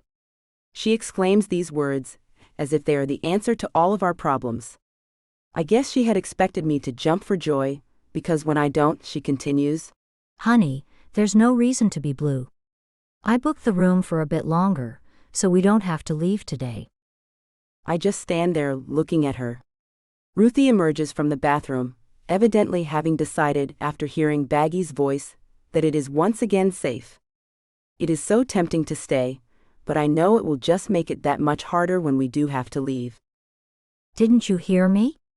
Baggy seems perplexed about my lack of enthusiasm. Unpack your things. We are staying. I'm not, I say flatly. I have a job and responsibilities to get back to. It was nice of my office to allow me to go ahead and take the time off for the honeymoon, even though there wasn't a wedding, but they need me to come back. I'm not completely sure if I'm trying to convince her or myself when I continue. I'll already have piles of work to catch up on when I get back. If I stay longer, that will only get worse. Do as you wish, Baggy tells me, as if I would wish to leave this paradise and the man of my dreams. Realizing that I will never be able to explain it so the two of them will understand, I heave my suitcase off the bed. I'll see you whenever you decide to come home. I hug them both, managing to hold back the tears despite the giant ball of fire in my throat. I wish you'd stay with us. Baggy tries one more time and Ruthie nods her agreement. I just shake my head, for fear that the tears will start flowing if I attempt to speak. With that, I scurry out of the room, almost flipping my suitcase from its rollers in my haste. Once I have it righted, I leave without looking back. Peeking around the corner, I am relieved that Kai is not yet tending bar. I'm certain that I won't have the strength to leave if I see him again. I leave the present on the counter for him, along with a quickly scrawled note, which reads, "To help you remember our time together. Always Roxy." Using my cell phone, I look up and call an island taxi service. I know that I am being a coward, but I don't think I can face Kai, and I know I can't bear to tell him goodbye. It is all I can do to leave without seeing him one last time, but my sanity requires it. I walk around the outside of the open-air lobby and find a bench out front to wait for my cab. I'm sure that someone from the front desk would contact Kai about my leaving if I walked through there. I really don't think I can handle seeing him. Besides, it's better to make a clean break. He'll probably have moved on to a hot new tourist before the dinner show and forgotten about me, but I know that I will never forget him. At this point, the tears start flowing, and by the time my cab arrives, it's all I can do to blubber out that I'm going to the airport. The driver gives me the sad, slightly frightened look that men reserve for crying women, as if he's trying to determine if he should comfort me or keep his distance because I'm loony. He puts my bag in the back, but when he tries to take my rolled-up canvases, I snap, "No," a little more harshly than I intend to. He bugs his eyes out at me, but doesn't say anything. I climb into the back of the minivan, and the rest of our ride is in silence, except for my occasional snuffling. In a daze, I check my bag and board my flight. I must look like a crazy person, because the flight attendants don't even ask me to stow the paintings I am clutching in both hands. I spend the entire, ridiculously long flight, and the shorter one that follows it, silently freaking out, afraid that I have just made the biggest mistake of my life. By the time I give the local taxi driver my home address, I have resigned myself to my decision. I did the right thing. I can't just stay on permanent vacation. No one can. Eventually, even Ruthie and Baggy will have to come home. If I had stayed, I'd have just become more and more attached to Kai, and I can't have him. He's amazing, gorgeous, sweet, intelligent, funny, kind, generous, honorable, and all of the things that any woman would want in a man. Why would I have thought that an average woman like me should be with such a catch? He deserves someone as wonderful as he is, and I'm sure he'll find her. I definitely don't want to be hanging around when that happens. I made the right choice, I tell myself, for at least the 14,700th time since leaving. Surely one of these times I'll start to believe it, right? In the cab, I look at my cell phone, which I haven't turned back on after my flight. I am afraid that there will be a message from Kai, and I can't handle hearing his voice right now. I don't have the strength to resist him and stand by my plan. I want nothing more than to run back into his arms, even though I am almost certain that isn't the right answer for either of us. If I'm completely honest with myself, I know the real reason I am refusing to turn on my phone is that I'm worried there won't be a message from Kai. I don't know if my fragile ego can handle it, if he is indifferent over my leaving. The decision to leave was the hardest choice I have ever had to make. While I don't want to hurt Kai, it would shatter me to find out that he doesn't care. In the end, I leave my phone off. When the taxi drops me off at home, I shove some money to the driver, drag my suitcase into the hall, and stumble to bed on autopilot. Once I am in bed, I realize that I have never before gone to bed without unpacking from a trip. The old me would have not been able to ignore the luggage in the foyer. The new broken-hearted post-Kai me can't drum up the energy to care. Chapter 27. How could you leave without them? I hold my home phone away from my ear, so that my mother's screeching doesn't burst my eardrum. I should have known that this would all get turned around to be my fault. For some reason, despite the fact that I was sensible and came home when I was scheduled to, I am somehow responsible for Baggy and Ruthie not doing the same. I resent the fact that they got to stay, and I didn't. I especially resent the fact that I am inexplicably now being blamed for it. How is this fair? I want to scream at my mother, but I don't, of course. As she prattles on about how I should have insisted that they come home with me, my mind wanders. For once, I'd like to be reckless and carefree. Maybe I should hop on a plane and go back to Hawaii. Wouldn't that shock everyone? Knowing my luck, Kai would already be with someone new, and I'd have to turn around and come home again. I guess it just isn't meant to be, for me to be wild and spontaneous. After half a day of walking around my luggage in the foyer, I resign myself to unpacking and laundering my dirty clothes. I just don't have it in me to ignore it, but it seems so final to actually unload the contents from my suitcase. It is a depressing process, but it has to be done. Life must go on, I guess.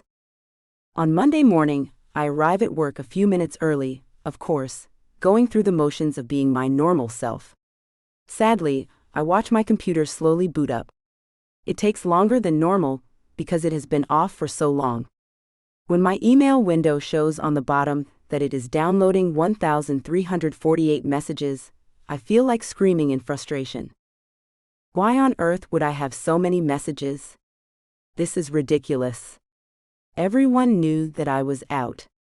I had made arrangements with my coworkers for coverage on all of my open issues. I sigh deeply and start slogging through the onslaught of messages. An hour later, I am staring off into space, daydreaming about sitting at Kai's beach bar. I can't focus on my work, and I don't want to. This morning has been the most unproductive hour I have probably ever spent at work. I run a hand through my hair in frustration, then look toward the ceiling and have what I can only describe as an epiphany. I may not have all the answers, but I know that sitting here is not the right choice for me. In what is no doubt the most spontaneous and adventurous moment of my life, I grab my purse, get up, and walk out of my office. My coworkers watch me leave in stunned silence. They must be wondering what I am up to, because I usually don't even leave for lunch. I am like a robot at work, well, I used to be. I am tempted to yell, "See ya, suckers," over my shoulder, but at the last minute I chicken out. Feeling incredibly bold and wild, I drive to the airport. I don't have any luggage, and it dawns on me that a same-day flight will probably cost a fortune. Even though the practical side of me is demanding to go home to pack and perform an internet search for flights later in the week, I don't. The newly discovered, crazy in love side of me says to jump on the first plane and run into the arms of my man. For once, I am listening to that wild, reckless voice that I have kept buried for so long. On the plane, my nerves start to kick in. What if he didn't miss me? What if he doesn't have real feelings for me? What if he has already moved on? What if he's angry about the way that I left? A flood of anxious questions bombards my brain. By the time we land, I am a jittery mess, and I have nearly convinced myself that Kai will not want to see me. It is tempting to turn around and head home to save myself the agony and embarrassment, but I need to see this through. Besides, those flights are way too long to turn around and do again so quickly. I reach for my cell phone, deciding it is time to see if Kai has left me any messages, only to find that it is dead. I am so out of my usual routine that I failed to put my phone on the charger while I slept. I guess this visit is going to be a true leap of faith. I am returning to the island blindly, without knowing what Kai's reaction was to my departure. I can only hope that he'll be happy about my return. One of the great things about not having any luggage is getting to bypass the baggage claim. I breeze through the airport and into a waiting taxi, while my plane companions rally around the carousel, likely crossing their fingers and hoping their luggage made the trip. When my driver pulls up at the resort, I toss some cash his direction and race inside. I am so anxious to see Kai that I am practically bursting with nervous energy and excitement. I hope he is thrilled to see me, or at least not furious with me. I see from a distance that a woman is tending the beach bar, so I check all of his other usual haunts.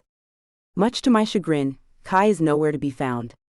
When I bump into Lei'd, I inquire about Kai's whereabouts. If she is surprised to see me at the resort, she gives no indication of it, as she tells me that she hasn't seen Kai lately. Seriously bummed about my anticlimactic return, I decide to find Baggy and Ruthie. At least I know they'll be pleasantly surprised to see me. I spot them at a table near the pool, papers spread out around them.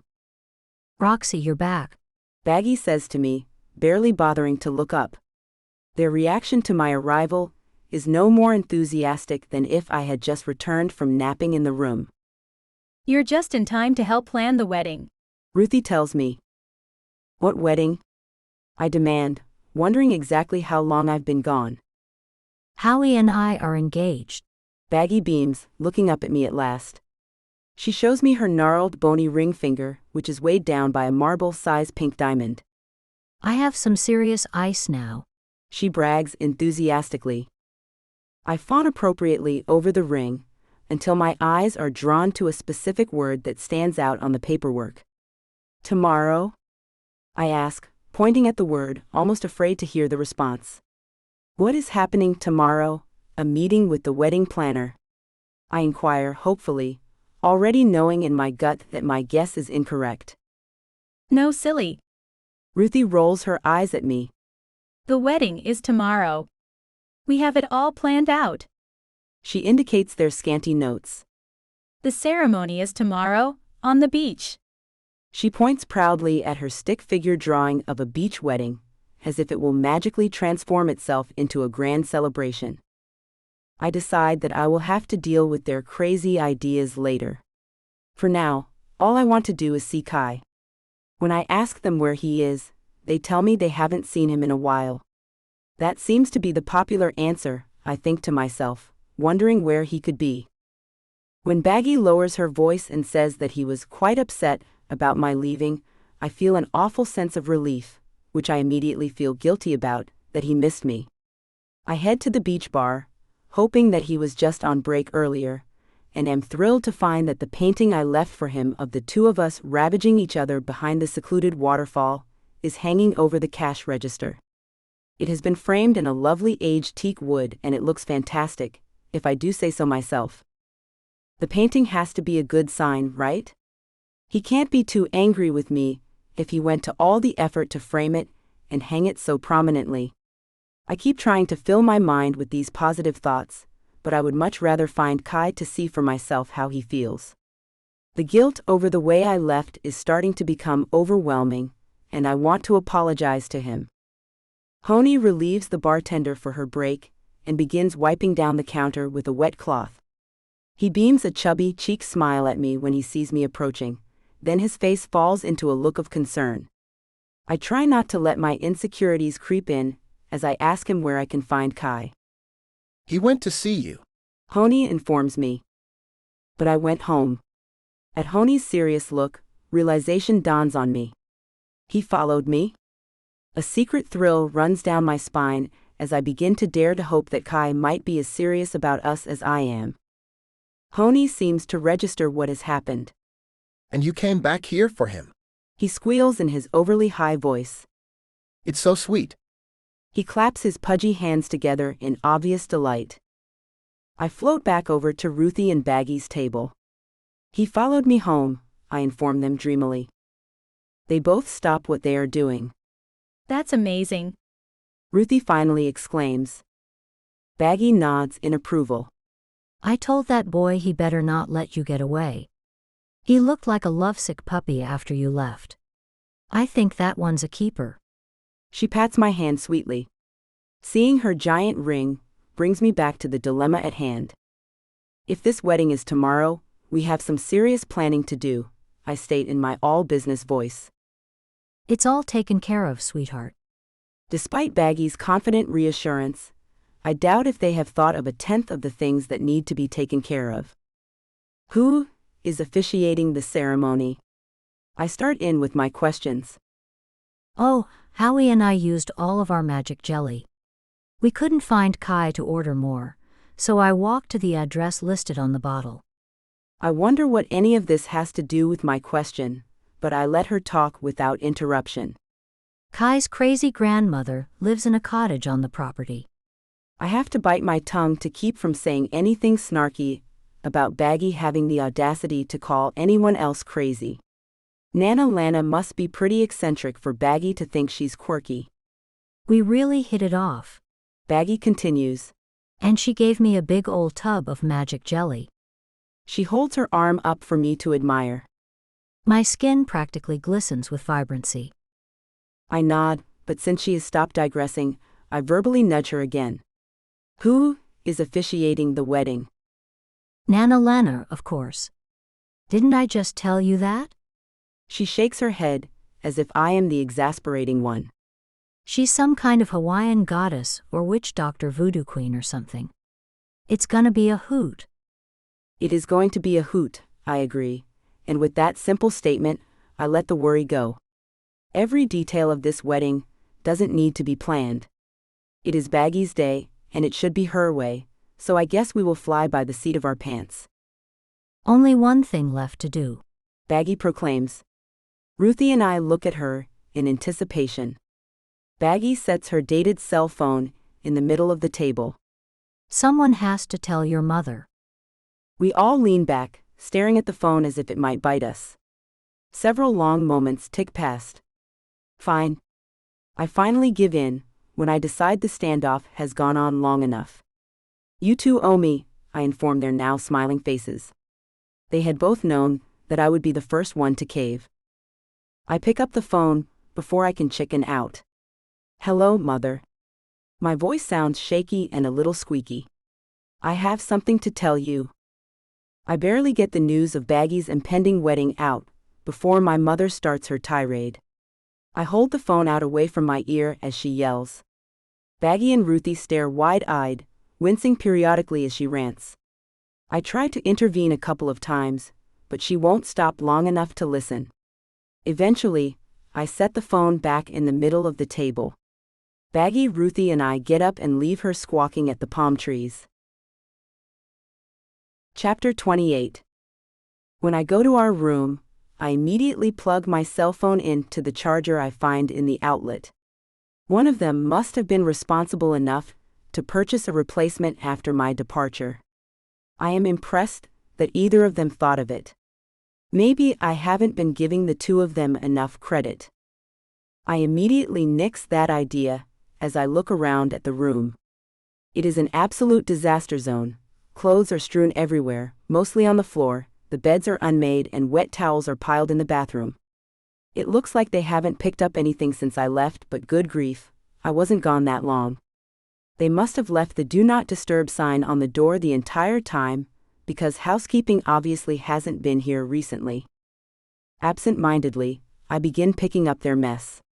As I retrieve the clothes from the floor, I realize the two of them must have gone on one heck of a shopping spree. There are plenty of clothes for me to choose from, even without the luxury of luggage. The sundresses will be just a little shorter and skimpier on me, but they will work. Deciding to utilize the resort's laundry service, I bag the clothing to be washed. As I'm doing so, I wonder what they would have done if I hadn't returned, pick up dirty clothes from the floor to wear again or buy more. I'm fairly certain they would just go buy more, but Baggy's stack of $100 bills will have to run low at some point, right?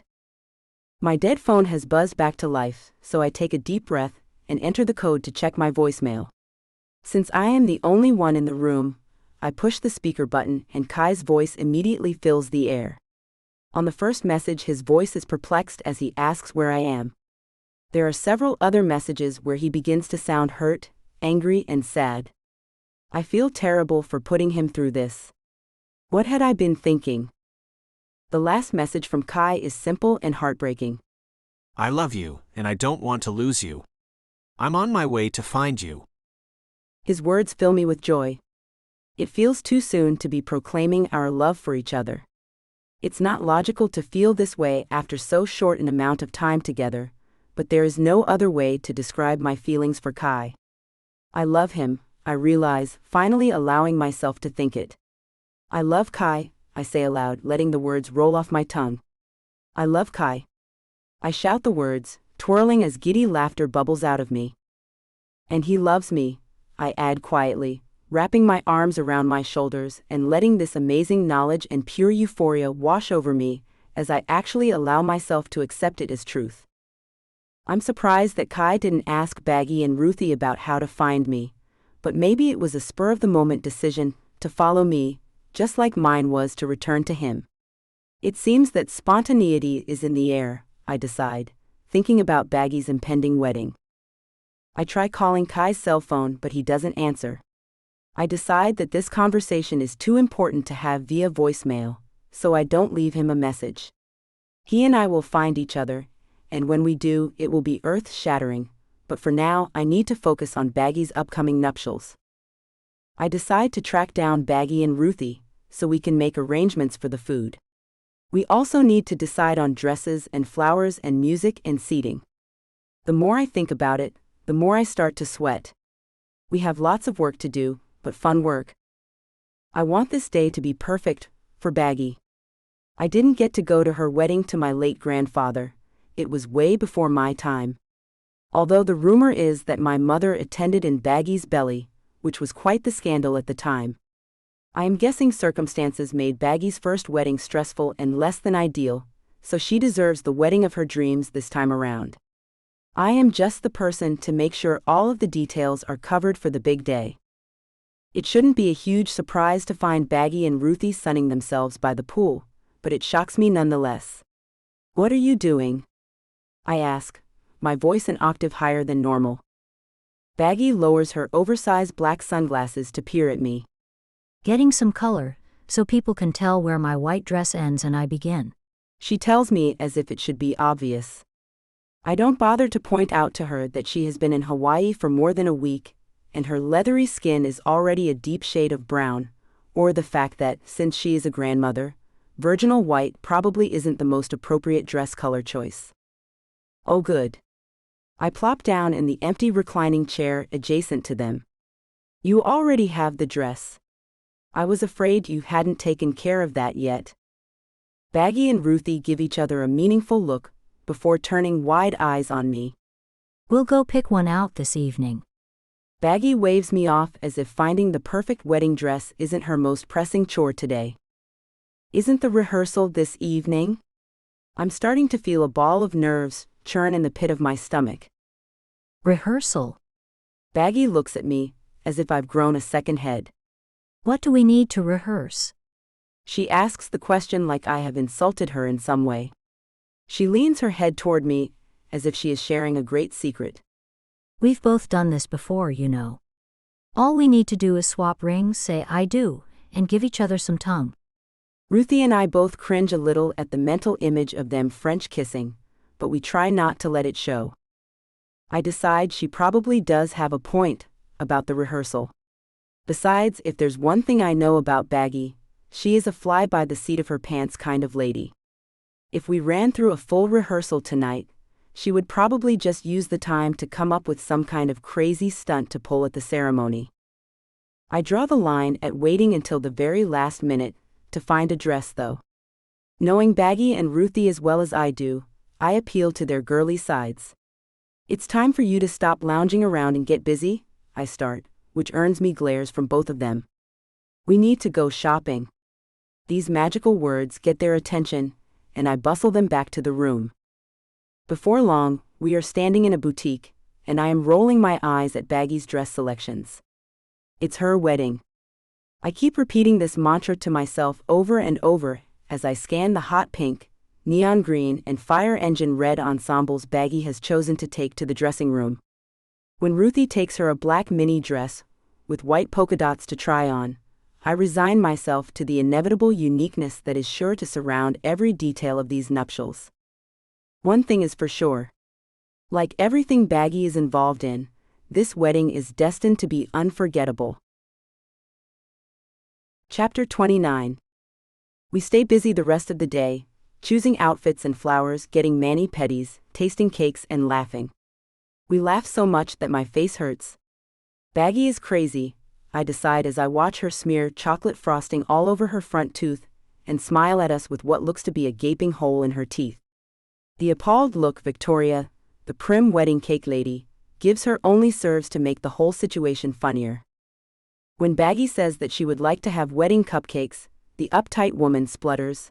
"Cupcakes are not appropriate for such a solemn occasion." Baggy shows no sign of backing down, so the woman turns to me for backup. I must look like the most reasonable, or stuffy one. When I steadily stare back at her, she adds, "This is a wedding, not a 6-year-old's birthday party." It's Baggy's wedding. I state the obvious. Baggy? The woman inquires, pursing her face as if she has just smelled something distasteful. Yes, it came from a shortening of bad grandma. Seeing Victoria bug her eyes out, Ruthie lets her voice trail off without finishing her story. The woman responds noncommittally. Obviously, she is not amused by our humor. I wonder if I seem like this much of a fuddy-duddy to my wild sister and grandmother.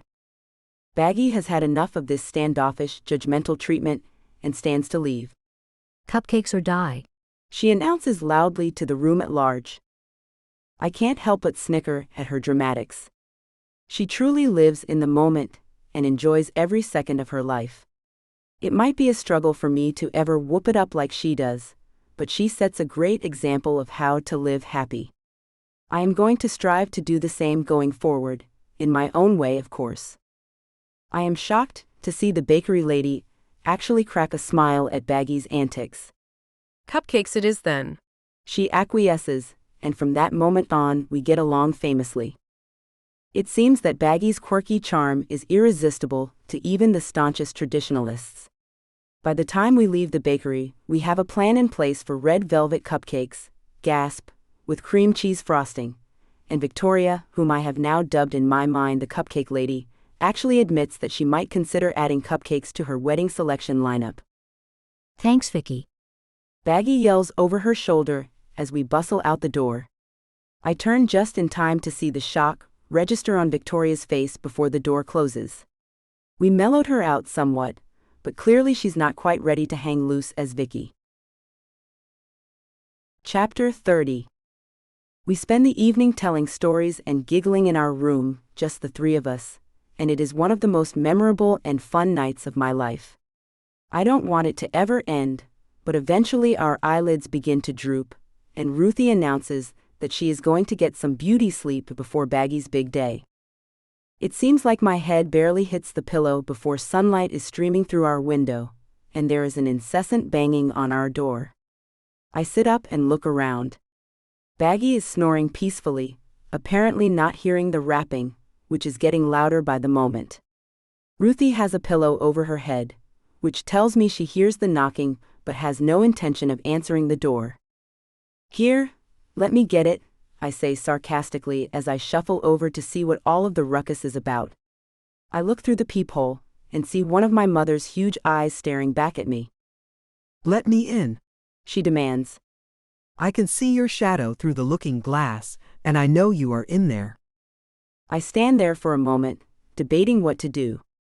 I really don't want to deal with her before having my morning tea, but I don't see any viable option besides letting her in. If we ignore her, it will only be that much worse when we eventually have to face her. Finally, I give in and unlock the door. Before I even have a chance to open it fully, my mother takes charge and barges into the room. It's all I can do to back out of the way to keep her from plowing right over me. She is definitely in a tizzy. Why are you still sleeping? She demands. It's a good thing I'm here. She shoves Ruthie's feet aside and plops down on the fold-out couch. If this ridiculous wedding is going to happen, we have a lot to do. Giving up on feigning sleep, Ruthie sits up. Her hair is poking out in impossible directions. Hello, Mother. Rather than answer her, our mother turns to me and says in a serious tone, How can you let this happen? You know that Baggy is irresponsible and reckless. Do you really think this spur-of-the-moment wedding fiasco is wise? I am stunned by her accusatory tone and blame Roxy for everything attitude. Although by this point in my life I should probably be used to it, it just doesn't make sense. How can I be held responsible for what Baggy decides to do? I wasn't even here until yesterday. My thoughts are whirling and I feel like screaming. For once, Ruthie jumps in. It's not Roxy's fault. Besides, Howie is a wonderful man. He and Baggy are perfect for each other. Ruthie's sleepy face has taken on a dreamy expression. Mother rolls her eyes in my direction as if to say Ruthie is an idealist whose opinions can't be trusted. Let's try to stay focused on reality, she admonishes, her eyes focused on me. How do we know this man isn't after Baggy's money? He could be trying to use her in some way. She is sitting primly on the sofa with her spine perfectly straight. I wonder if she might be jealous of Baggy's spontaneity and happiness. It's not like she and Daddy are madly in love. It's more like they tolerate each other. When I don't respond to her suspicions, she adds, I don't trust this man. She spits out the words, this man, like they leave a foul flavor on her tongue. You don't even know him, Mother, I tell her calmly. Even as I say the words, I know that having her meet Howie with all of his delusional spy stories is not going to help the situation. That is not the point, though. He could be a totally sane, rational human being, but she still doesn't like him, sight unseen. None of you know him. She bursts out. Not even her. She points a finger at her still sleeping mother. My eyes travel to Baggy. She is sleeping peacefully, letting out tiny whistling puffs of air with each exhalation.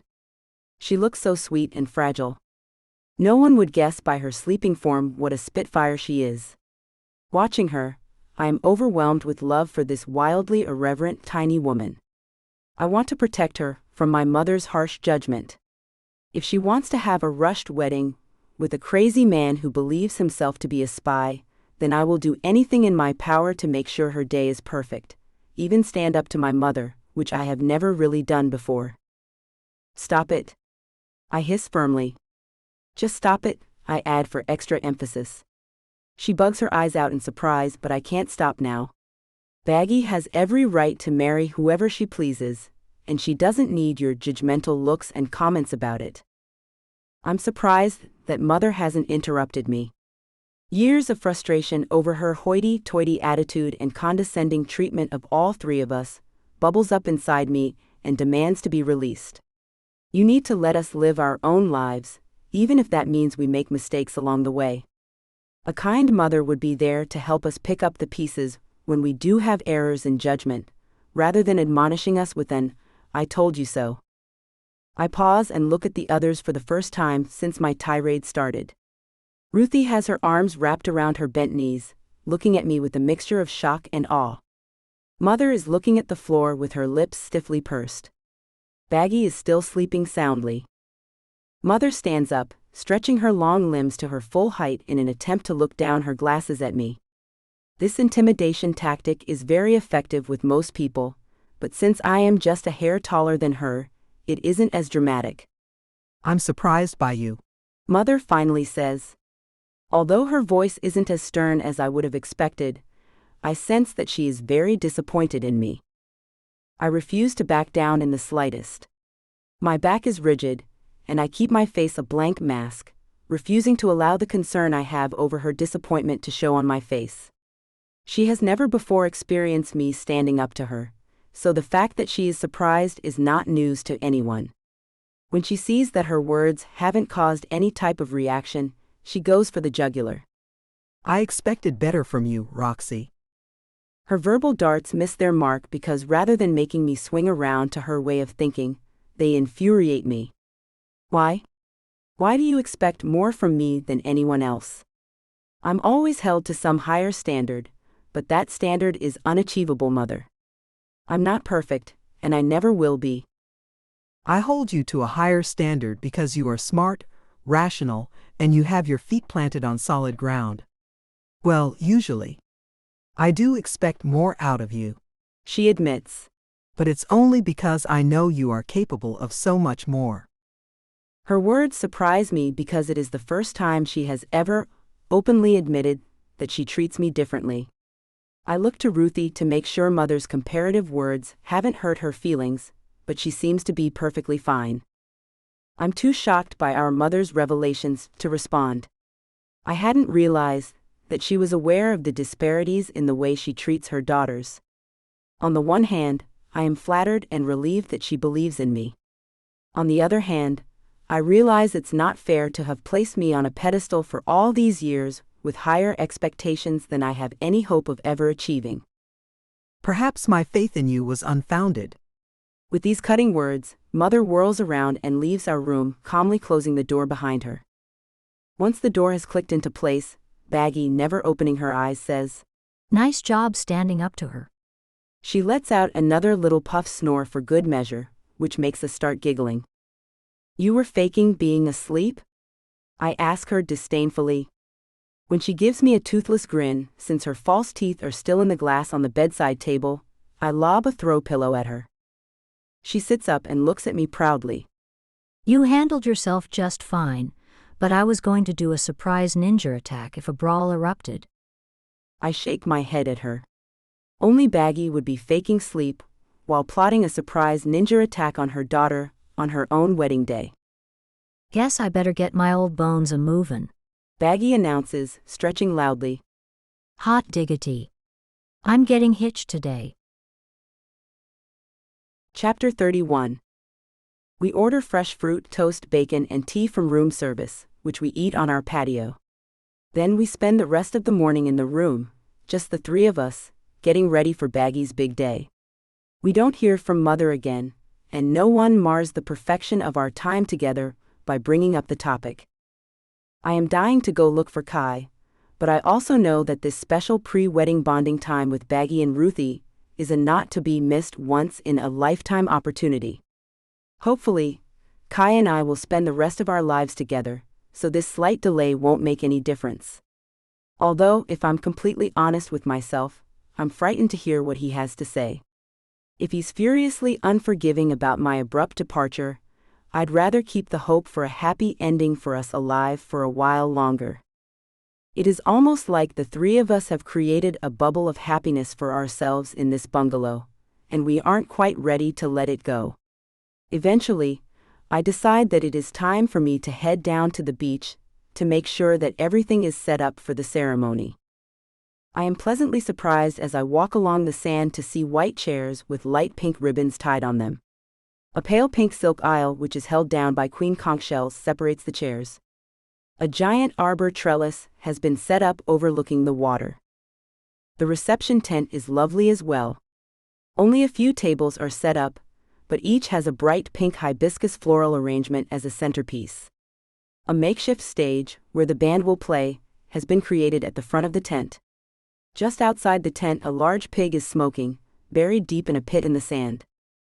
Someone has thought of every detail to make this wedding unforgettable, and I wonder who it could have been. I can't imagine that Baggy or Ruthie came up with all of this on their own, even though they kept telling me not to worry, because everything was handled. Perhaps they had a wedding planner they didn't bother to tell me about? The only other explanation I can come up with is that Howie took care of the planning, but this seems like a storybook fairy tale wedding scene, not one that he would have created. In any case, I am thrilled for Baggy. Her wedding day is going to be perfect, and I am so grateful to be here for it.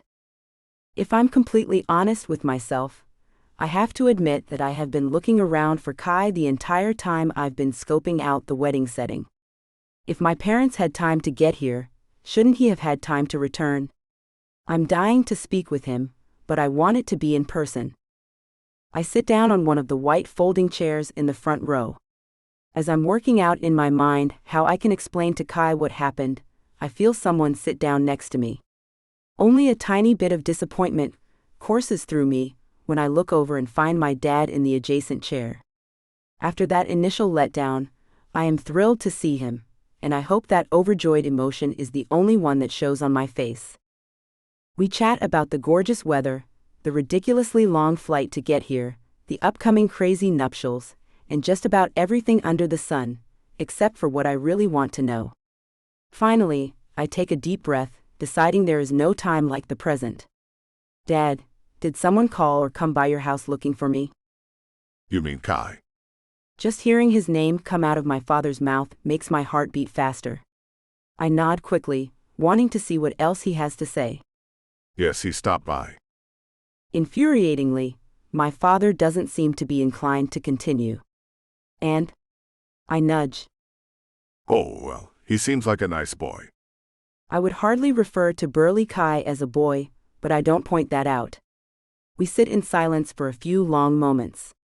Dad has placed his arm around me and is gently rubbing his thumb over my shoulder. He sure seems to love you. he adds, almost as an afterthought. My head snaps around instantly. He does? What did he say? Is he angry with me for leaving? Was he on your flight? Is he here? The questions that have been floating around in my mind burst out in a flood. Whoa, one at a time, sweetheart. Dad says calmly, chuckling softly at my overly enthusiastic barrage of questions.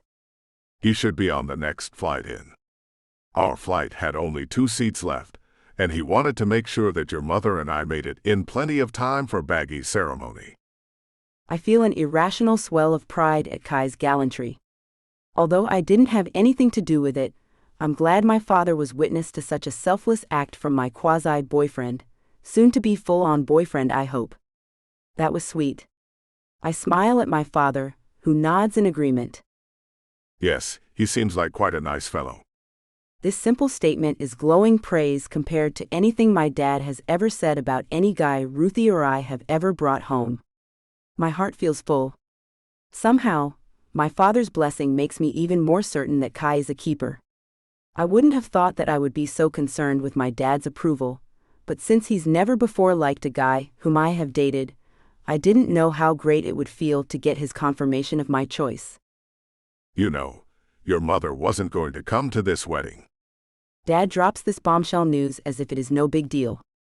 Kai is the one who talked some sense into her. She wasn't listening to me, of course. He smiles sheepishly at this revelation. It's not like it is a secret that my parents don't exactly get along, but my father and I have never before discussed it, especially not so openly. How did he convince her? I ask, truly curious. Oh, something about not missing out on the great moments of life and not having your parents around forever. That kind of mumbo-jumbo. He teases.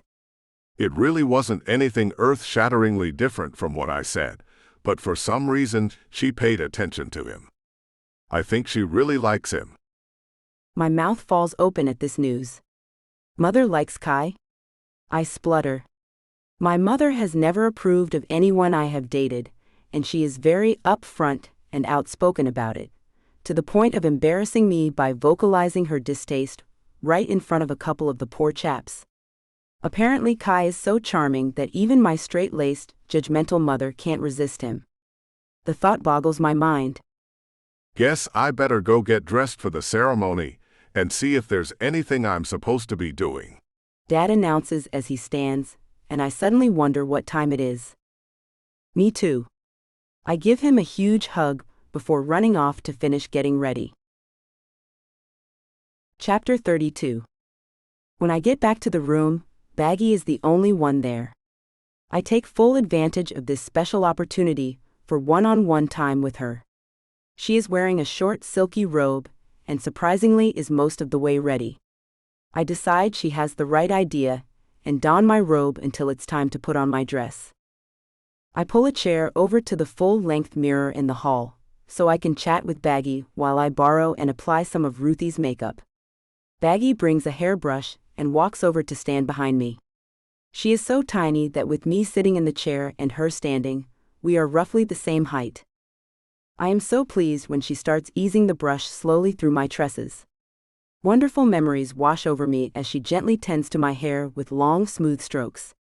She used to brush my hair for hours when I was young. In fact, she was the only one who could detangle my long hair without hurting me. Mother would yank at the snarls until I was in tears before getting frustrated and telling me I needed to get that mop cut off. Baggy patiently pulls the brush through my hair until it glistens. From her slow, methodical movements, one would think she had all the time in the world and nothing else to do today. I enjoy the loving attention so much that I don't point out that we should probably start getting dressed. When she finally sets the brush down, I am relaxed and feel completely pampered. The memory of her taking the time on her special day to do this for me is one that I will cherish forever. Baggy retrieves a bright pink hibiscus from our tiny dorm-size refrigerator. She uses a bobby pin to secure it just behind my left ear before standing back to admire her handiwork. You look beautiful. Her eyes look directly at mine in the mirror. I can't help but smile. The way she is looking at me makes me feel beautiful. She is the only person in my family who has ever told me I am physically attractive. Ruthie is the pretty one. I am the smart one. Everyone knows that, everyone but Baggy. She refuses to see the world like everyone else does, and I am so thankful that she insists on being different. As I look at my reflection, I say a silent prayer that Baggy was right about the placement of the flower in my hair. Does Kai still consider me to be taken? I sure hope so. Realizing that I am being swept away by wayward thoughts, I ask Baggy where she and Howie are going on their honeymoon. When she says he hasn't told her, my first instinct is to balk. Shouldn't the bride get a say in where she would like to go? Baggy doesn't seem at all concerned about it, so I bite my tongue. Maybe we'll get called out on a secret spy mission, she says excitedly. With that, my sweet, wonderful grandma is gone. She has been replaced with my slightly crazy, always entertaining Baggy. I think about the fact that it's not secret or spy if you tell others about it. I also wonder if Howie is delusional and truly believes the tall tales he tells. In the end, I decide that it's Baggy's day, and it should be Baggy's way, so I smile at her in the mirror and say, maybe. Chapter 33.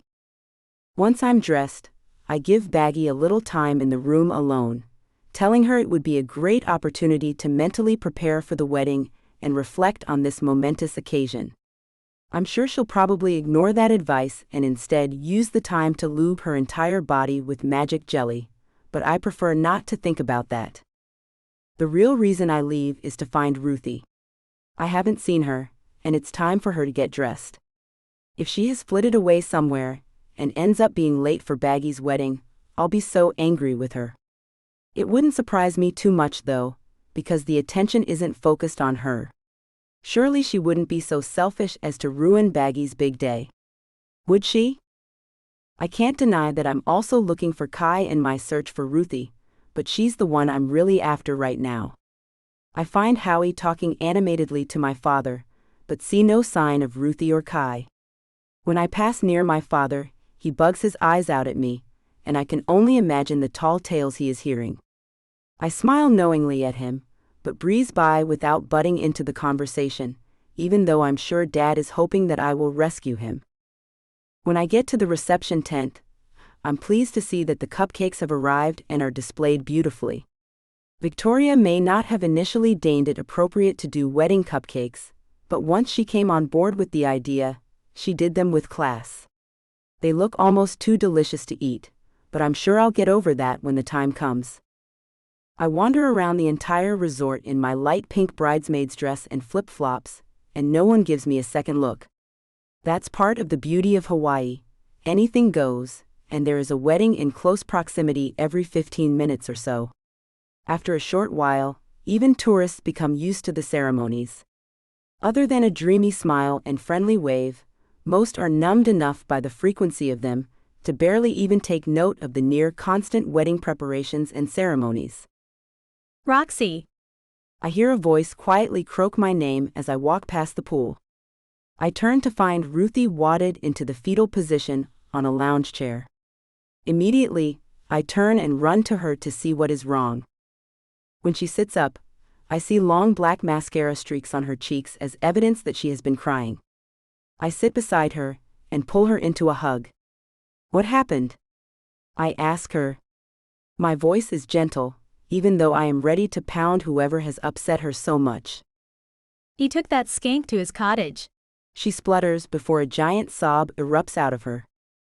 My first thought is Kai, and ice immediately runs through my veins. Once the initial panic subsides, and I am able to form a coherent thought, I realize she can't be talking about Kai. His seaside retreat could no more be called a cottage than Kai himself could be called a boy, as Dad had referred to him earlier today. Besides, Ruthie wouldn't be this upset if Kai had betrayed me. This must have to do with Curtis. You saw Curtis with someone else? I ask her softly, trying to verify my assumption. She confirms with a watery-eyed nod. I try to calm her and make sure she isn't jumping to the wrong conclusion. Just because someone goes into his house doesn't mean anything is going on between them. She gives me a look like I might be the densest person on earth, so I elaborate. They could have gone in there for something totally innocent. Maybe she had to use the bathroom, or he's showing her his surfboards or something.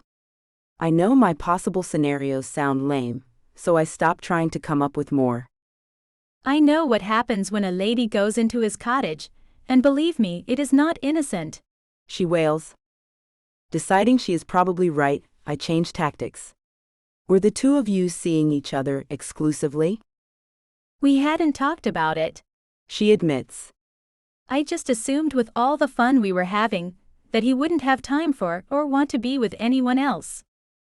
I nod, opting not to point out that one should never assume in these types of situations.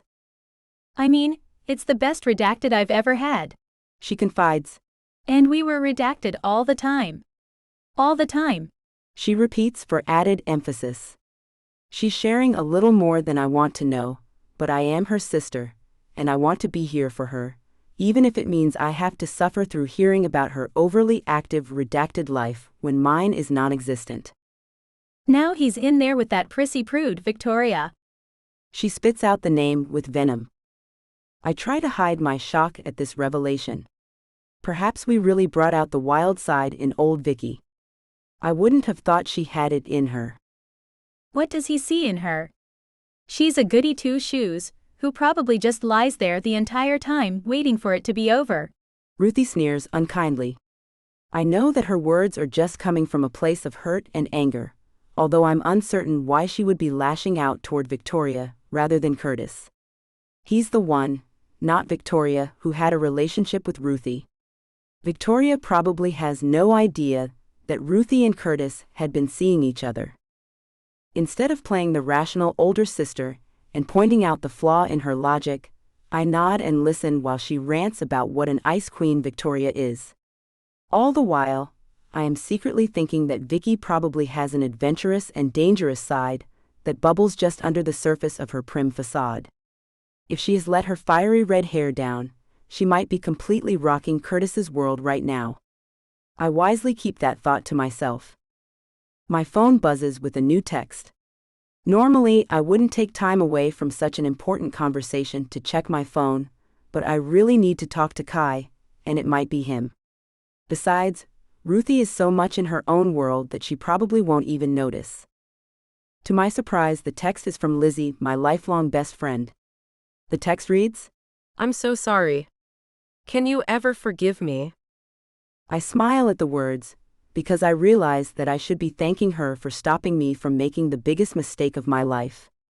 Although I didn't know at the time that marrying Gary would have been disastrous, I know it now. Without their betrayal, I would have met Kai as a newly married woman. Would I have still felt the instant attraction I had for him, yet been unable to acknowledge it in any way? Would I have already figured out that marrying Gary was a huge blunder? I decide not to completely let Lizzie off the hook. I mean, she did betray our friendship by having an affair with Gary. I type a quick response. Perhaps. I'll call you in a few days. I'm sure I'll eventually forgive her. I might have already done that, but I won't be able to forget what happened. She has been a friend my entire life, and I don't want to cut her completely out of my life. I don't think things will ever be exactly the same between us, though. Some breaches of trust can never be entirely absolved. When I tell Ruthie about the text exchange with Lizzie, she quickly turns the discussion back around to her current situation. That traitor ruined your wedding day by cheating with your man, just like that awful red-headed puffed pastry is in there doing with Curtis right now. I nod, letting her vent. Ruthie eventually tires of alternating between broken-hearted sobbing and belittling blustering about Victoria. I retrieve a couple of napkins from the bar. She loudly blows her nose on one, and I use the other to help wipe the tears from her cheeks. Once we have her relatively cleaned up, I put my arm around her and say that we need to get her ready for the wedding.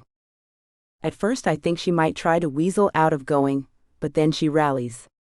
I can see the determination rising in her before she says, I don't want either of them to see me looking like this. The next time Curtis sees me, I'm going to look so gorgeous it will knock his socks off, and he's going to beg me for forgiveness. She pauses, and concern grows in me as I wonder if she would actually take him back after he slept with someone else. Even though they weren't officially exclusive, it still doesn't seem right. I don't have to worry too long. Then I can tell him to bite me before I saunter off with the most handsome man around. There's the Ruthie I know and love, I think to myself as I help her up. I smile at her spunk before adding, it will have to be the second most handsome man around, because Kai will be with me.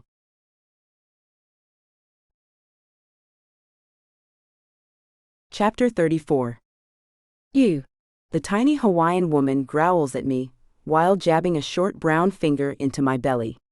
The top of her head barely reaches my chest, yet somehow I feel intimidated. You heard my sweet Kai. Her words leave no doubt that she is Kai's Nana Lana.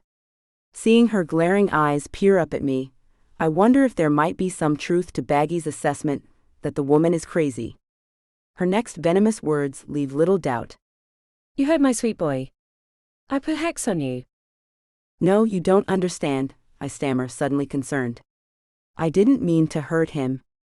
Her dark eyes look almost black as they squint at me in disbelief. I came back here to be with Kai. You left him. She snarls at me. I did, I confess, but I quickly realized what a mistake that was and I came back for him. The woman seems to be all long, dark hair, except for the stark white streak in the front, and mean, beady eyes as she continues to glare at me. I wonder if she's putting a hex on me right now, or if it requires a chant or a full moon to conjure. I've never been a big believer in magic, but there is no denying that there is something mystical about her. She is one of the few women I have ever met who would give Baggy a serious run for her money in the non-traditional grandmother category. She keeps staring at me, and it is making me wildly uncomfortable. I am not sure what she is waiting for me to say or do. My nervousness makes me start rambling. I was miserable at home. I should have never left Kai. It doesn't make any logical sense that in such a short time he has become so important to me, but it's true. I don't want to live my life without him. I pause, but then decide I might as well go all in, especially if she's getting ready to curse me anyway. I love him, Nana Lana. It is the first time I have admitted it to anyone else. You do. I don't know when Kai walked up behind me, but he must have heard my last statement. I turn to face him. He's even more impossibly gorgeous than my recollections. I nod my head, but it doesn't satisfy him. You love me? He asks again. Yes, I confirm, and I am rewarded with the most gorgeous, slightly gap-toothed smile I have ever seen. All right then, Nana Lana says, giving me for the first time since our less-than-friendly introduction a hint of what might be a slightly friendly look. I can't help but notice that she has gorgeous, youthful skin, especially for a grandmother. I make a mental note that I need to start slathering on the magic jelly. It's time for the ceremony, she announces to the group at large, effectively cutting off my discussion with Kai. I suddenly go from being almost fearful of her to wanting to flip the end of her nose. She had somehow managed to butt into and stall the single most important conversation of my life. I have never wanted to hear what someone has to say more, but I don't have a choice. It's time to line up for the wedding. Kai and I will have to finish this potentially life-altering discussion later. Before I know it, I am whisked away and find myself standing near the altar beside Ruthie, watching my father attempt to wrangle Baggy down the aisle. Seeming to sense that Baggy is going to be easily distracted, he locks his elbow more firmly with hers and steers her toward us. Deciding that my father has the matter well in hand, I chance a look at Howie. He is beaming from ear to ear, as if he has just won the lottery. He has the right idea, I decide. Getting to spend the rest of his life with Baggy is like winning a huge jackpot. I just hope he is up to the challenge. Honi and Leilani have been standing off to the side of the altar in traditional Hawaiian attire. Not having been involved in much of the wedding planning, I am uncertain what their roles are in the ceremony. I am pleasantly surprised when Honey starts playing the ukulele and singing a haunting but beautiful love song. Leilani begins slowly swaying her hips to the music. Her graceful movements are mesmerizingly smooth and all eyes are on her, all except for Kai's. I can feel his gaze on me. When I lock eyes with him, delicious warmth spreads over me. I like the way he is looking at me, and I don't want him to stop. At the same time, I am desperate to hear what he has to say about my proclamation of love for him, and what ideas he has for our future, assuming he wants a future with me. From the unabashed, desirous look of adoration that he is currently beaming at me, I'm guessing that's a safe bet. When the lovely ballad ends, Nana Lana gives an extended blow into a conch shell. She then efficiently and authoritatively explains in her melodic voice that blowing into a shell or poo is a signal to the land, air, fire, and sea that something very special is about to happen. Howie tenderly kisses Baggy's cheek. I don't remember ever before seeing her look this lovely or happy.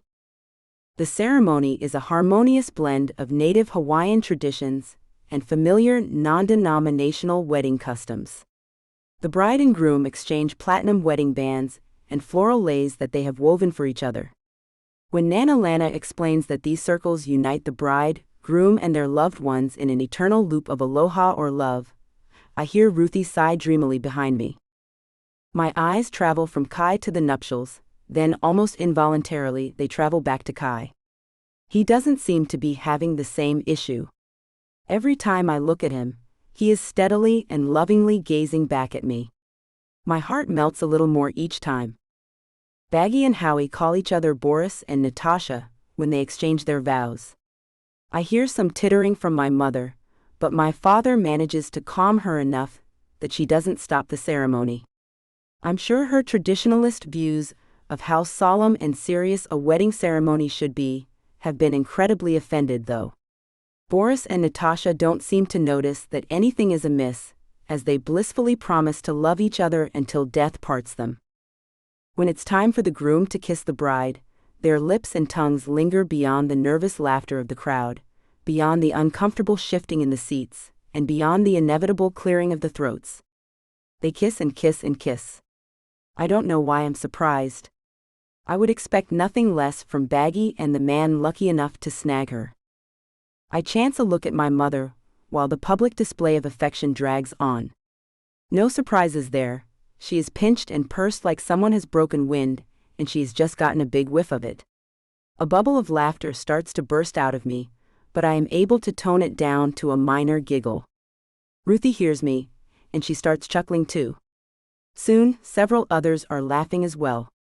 The uncomfortable factor of watching these two have a full-on make-out session is too much to take. The nervous energy has to escape somehow.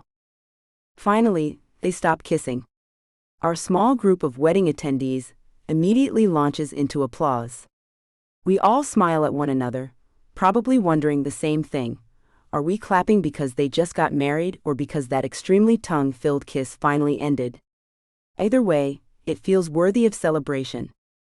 We are all so busy clapping and grinning at one another that no one notices the bride and groom have turned their backs to us, until Nana Lana blows the poo once more. The conch shell horn immediately silences us. Having gained our full attention, Nana Lana presents the happy couple to the group. They turn to greet us for the first time as husband and wife, and we all freeze in place when we see their faces. They are beaming grotesque smiles at us, having evidently exchanged false teeth with each other when their backs were turned. Baggy is sporting Howie's teeth, which are much too large for her tiny mouth. They make her smile look like a toothy, creepy caricature. Howie's smile isn't much better. With Baggy's two small teeth in his mouth, his scary grin is almost all gums and lips. Mother flinches and makes an odd gurgly sound. I silently pray that Baggy's antics don't shock her into fainting, or give her a heart attack. Looking at all of our surprised, appalled faces makes Baggy and Howie guffaw with laughter. They are obviously proud of themselves and their odd prank. Once their laughter subsides enough for her to speak, Baggy clears her throat, obviously intending to make an announcement. Well, I guess this is as good a time as any to fess up. She starts, making us all dread what might be coming. Howie and I had to get married, 'cause he knocked me up. Her announcement brings on a second round of loud laughter from the two of them. This time the rest of the group joins in with them, everyone except Ruthie, who says to me, Baggy isn't really pregnant, is she? Her question is so ridiculous that I can't even answer her with a straight face. I shake my head even as I'm doubled over with laughter at the thought. When it dawns on Ruthie how silly the idea is, she begins laughing too. As I scan around for Kai, I see the resort photographer unobtrusively snapping photos of all the joyous, laughing faces. These are going to make some wonderful pictures and memories, I think to myself. Well, everyone except Mother, but she never looks overly thrilled. At least she looks only mildly annoyed right now. After all of Baggy's shenanigans during the ceremony, I would have thought she'd be fit to be tied. As the photographer snaps some pictures of the bride and groom, a passerby photo bombs them. We are so stunned that no one says a word as he kisses Baggy's cheek and congratulates the happy couple before moseying on down the beach. Was that? I finally say, but it seems so far-fetched that I don't even bother to finish the question. It sure looked like him. Ruthie answers my unfinished question, confirming what I thought. That Jason Mammy fellow really does look like Kai. Baggy says to us, rubbing her cheek where he had just pressed his lips. Momoa, Ruthie and I say in unison. I do think he lives at least some of the time in Hawaii, but that couldn't have been him, could it? Ruthie looks hopeful, since Baggy even noticed the stranger's resemblance to the actor. Nah, I say, shaking my head and thinking that the chances of a super famous person photobombing and kissing my grandmother on her wedding day are pretty slim. Although, if anyone's known for having surprising, almost unbelievable events happen to her, it's Baggy. There's a chance it is him, though. Ruthie is gazing wistfully in the direction he went. I have to find out, she adds, already following in his footsteps. I think he's married, I yell after her, but she's already in hot pursuit. I guess she's over the heartbreak of losing Curtis, I say aloud to no one in particular. Even though I'm shaking my head, I can't help but admire her resilience. The music starts in the reception tent, so I head in that direction. Victoria, looking mildly rumpled, is serving the wedding cupcakes. From the change in her looks, I'd have to say that Ruthie was right about what was going on in Curtis's bungalow. Victoria's slightly tousled hair and rosy cheeks are a definite improvement over her previous perfectly sleek look. She had looked like she needed to loosen up, and by the looks of things, she definitely has. It's amazing what a great roll in the sack can do for an uptight woman.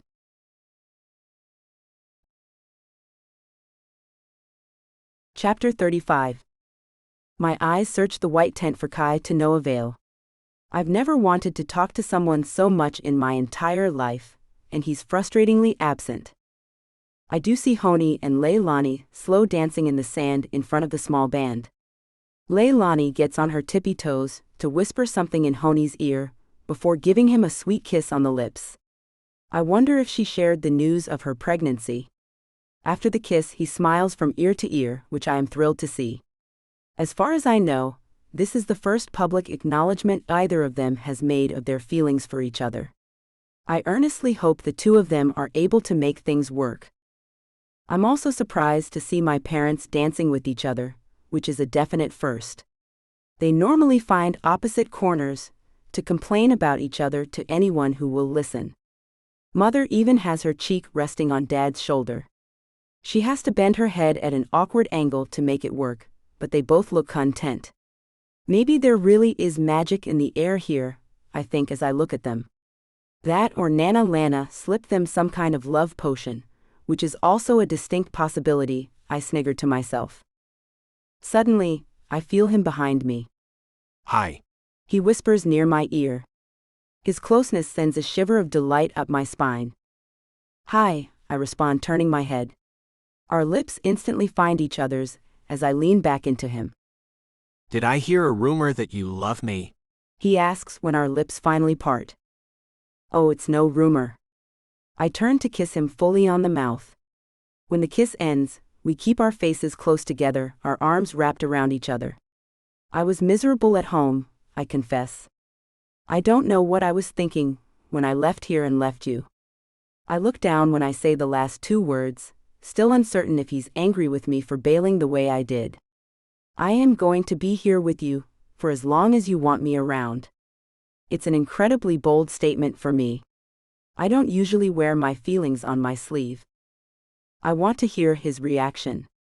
I need to know if he wants me here. I have poured my heart out to him, and now it's time to find out if he feels the same way about me, or if I have been delusional. Unfortunately, Baggy chooses this moment to grab the microphone from the singer to make an announcement.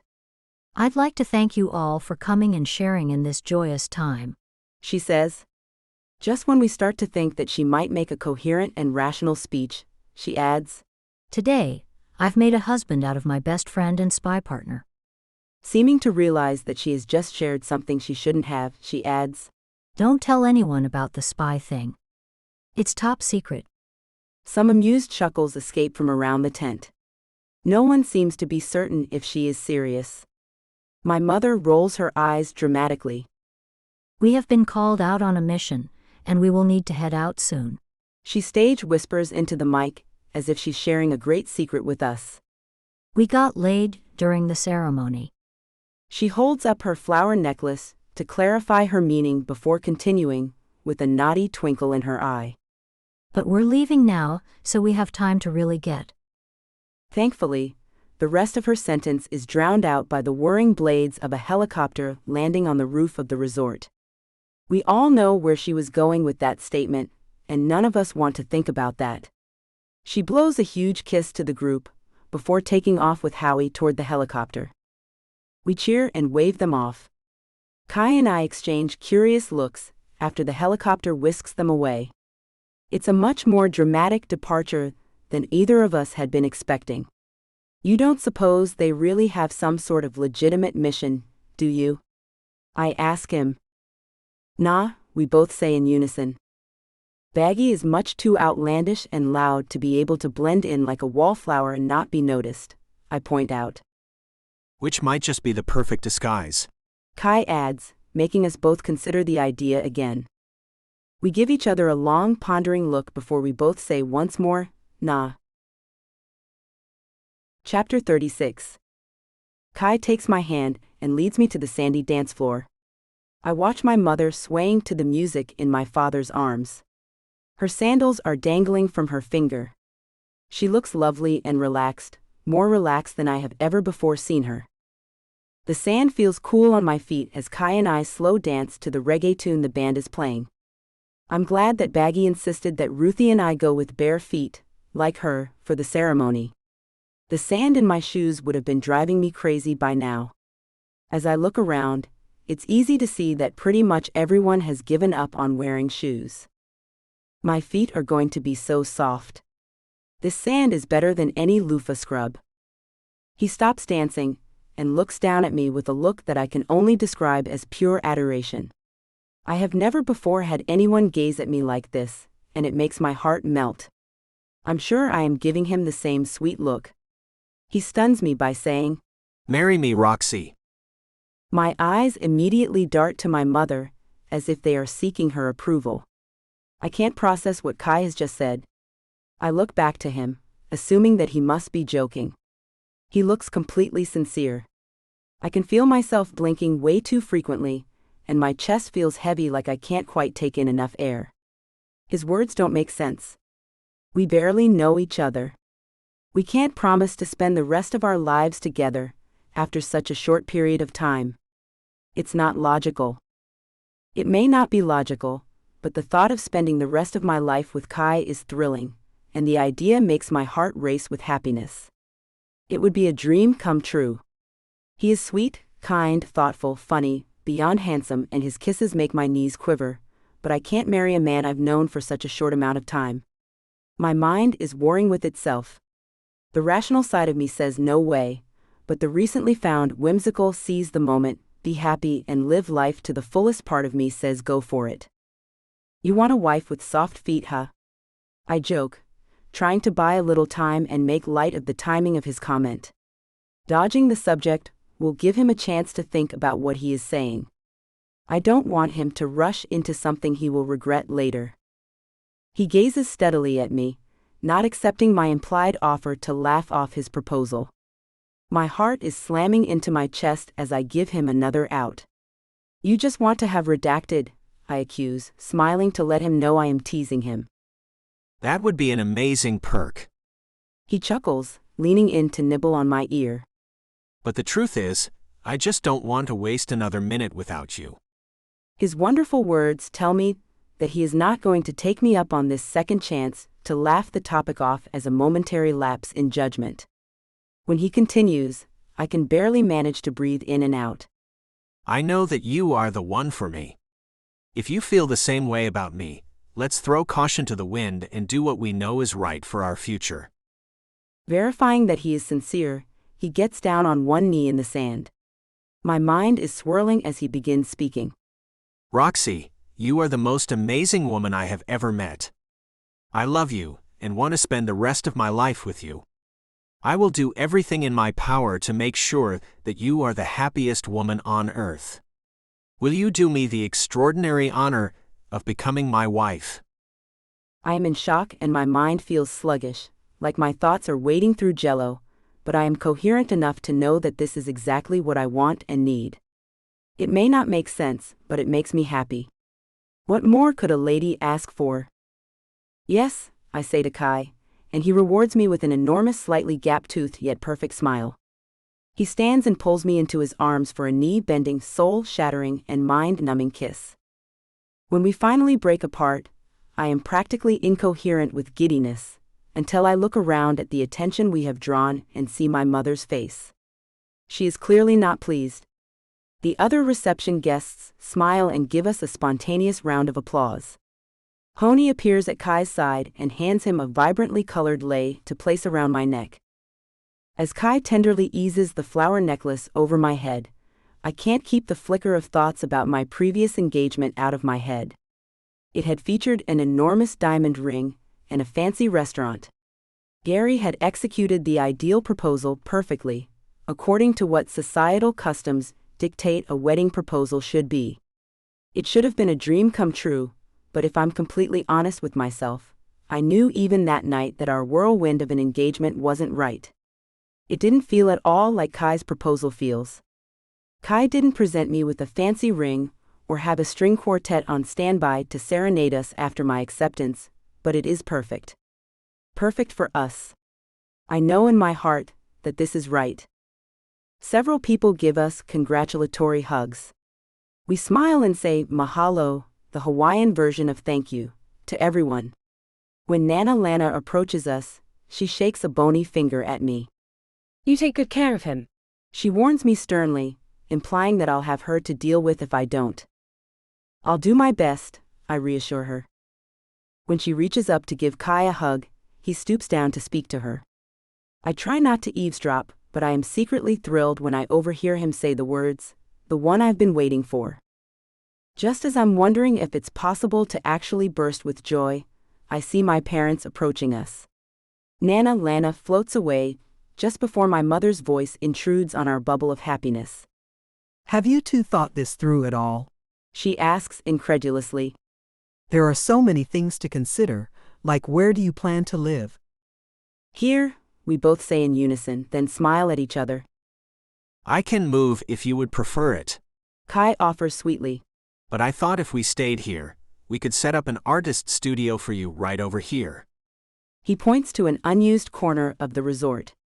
It should get great light all day, and you can sell your masterpieces on the beach. Perfect, I tell him, and I mean it. I couldn't have conjured a better solution if I were to have a genie who would make all of my wildest dreams come true. What about your job? Mother asks. Your real job? She clarifies when she realizes that we have just decided on my vocation. She has never taken my art seriously, and her insinuation that it isn't real proves that she still feels like it is a silly hobby. I've never liked being an accountant, Mother, I inform her, although I'm pretty sure she already knew that. Painting is my calling, and I'm good at it. For perhaps the first time, I'm going to listen to my inner voice and follow my intuition. This is how I want to spend my life. Not to be deterred, Mother tries another angle. You two barely know each other. She points out, Have you even discussed any of the big decisions? at our blank stare, she prompts, How many children do you want to have? 2, I say at the exact same time that Kai says. 4. We look at each other in surprise before both of us say, 3. We beam at each other. Mother throws her hands up in the air, as if we are completely doomed. We'll figure it all out, Mother, I tell her. We are committed to this, and we are going to make it work. Her lips are still pursed, but she evidently decides that she won't be able to change my mind tonight because she says, Well, as long as you have a nice long engagement to truly get to know each other, I guess we can figure it out. I'm certain that she's thinking she will be able to talk some sense into me once the euphoria of the evening settles. I know that I am meant to be with Kai, and she will never be able to change my mind about that, but I'll wait until a more appropriate time to inform her of these facts. About the length of our engagement, Kai says, we couldn't ask for a more picturesque setting for our wedding, and all of our loved ones are here. He smiles down at me, and I can tell where he is heading with this. If you want more time to think it over, I'll understand, but tonight seems to me like the perfect time to get married. Perfect, I answer him, and I mean it. My mother's glasses, which she always has perched on the tip of her nose, slide down her face. What? Why? How? She blusters. You don't even have a marriage license. She finally tries. We'll take care of that later. Kai shoots that argument down. We will tie ourselves to each other forever in our hearts in front of our family and friends this evening. The paperwork is just a formality. It can wait. You're rushing into this because you know it's a mistake. She glares at me. I don't point out that her logic doesn't make any sense. Instead, I say, I've never been more sure of anything in my life. Kai and I gaze at each other, and I know without a doubt that I am making the right decision. Your father and I do not support this marriage. Mother drops her trump card. I suck in a breath, but it's my dad who speaks. Stop it, Caroline. My quiet, reserved father steps in. I have rarely seen him stand up to my mother, and I am overflowing with joy that he still has it in him. Roxy, you are our daughter, and we love you unconditionally. If you say this is right, then we are wholeheartedly behind you. My mother's mouth opens and closes a few times. She looks like a hooked guppy gulping for water, but she remains silent. I hurl myself into my father's arms for a big hug. Thank you, Daddy, I say, unsure why I reverted to calling him that. He squeezes me tight before kissing my cheek. I love you, sweetheart. He tells me before releasing me. When I turn to my mother, I'm surprised to see an unshed tear glistening in her eye. Behind me, I can hear Kai and my dad shaking hands initially, then deciding to hug it out. I only want what's best for you. Mother informs me. I know, I tell her, and I mean it. Although she almost always tries to bully me into her way of thinking, I know that her intentions are pure. We stay there for a long moment. I have stood up to her, and am now knowingly going against her wishes. The anticipation of waiting to see her final reaction is unnerving.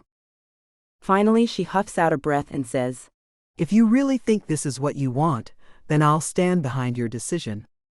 I exhale in relief, before lunging myself at her for a hug.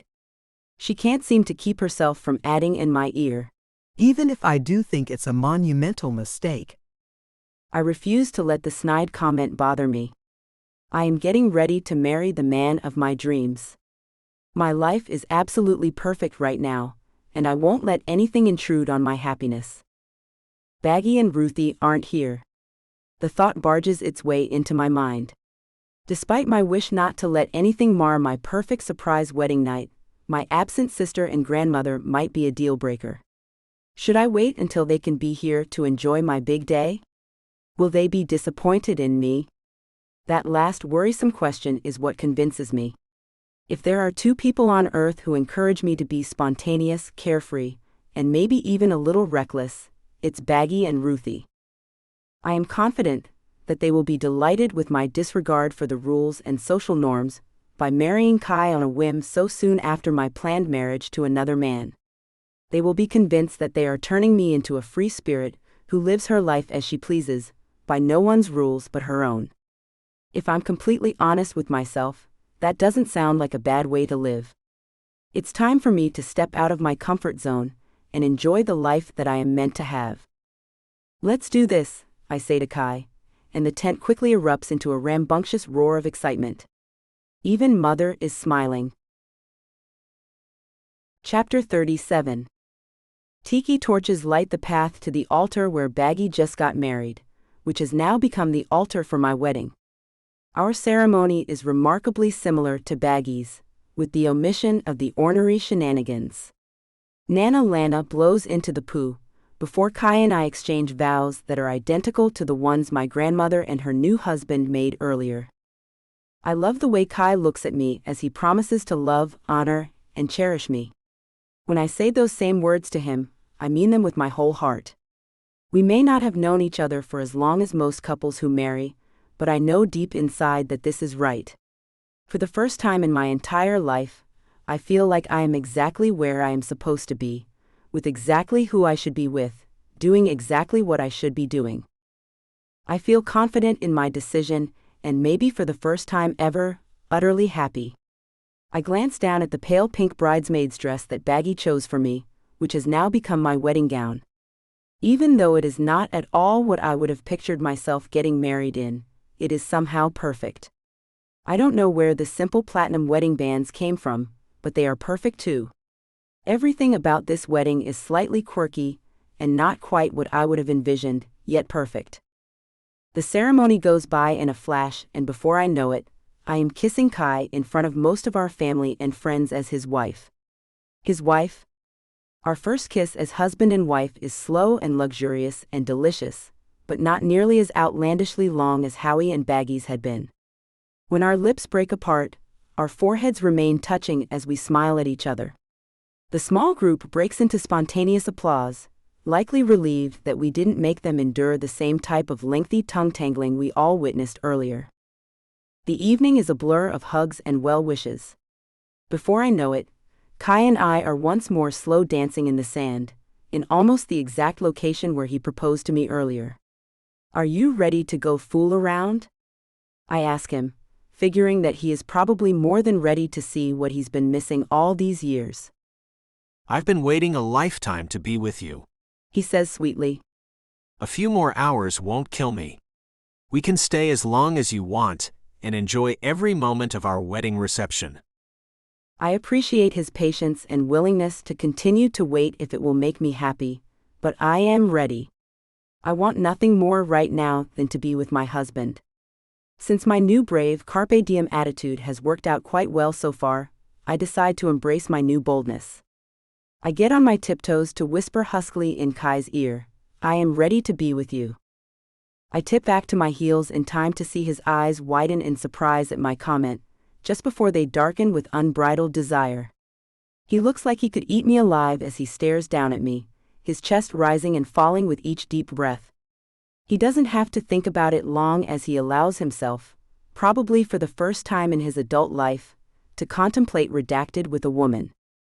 You don't have to tell me twice, he proclaims as he grabs my hand, whisking me away. I hear chuckles from the revelers in the tent as the two of us jog away, hand in hand, leaving no doubt as to what we are about to do. At least we didn't announce it over the microphone, like Baggy would have if the helicopter hadn't drowned out her voice. We decide to go to Kai's beach house, which is now our house. I can't even fathom that right now. Whose marvelous life have I stolen anyway? His house is too far from the resort to jog the entire way. We slow to a walk that is intermittently sprinkled with pauses to kiss and grope each other. It feels so amazing knowing that tonight, finally, we won't have to stop. As excited as I am, I can't imagine how much anticipation Kai must be feeling. When we reach his property, I stop short, a sudden thought paralyzing me. Kai, I start. We aren't officially married. Should we wait until we have the license in order before we consummate the marriage? As long as he has waited, I don't want a simple matter of paperwork to make him feel guilty.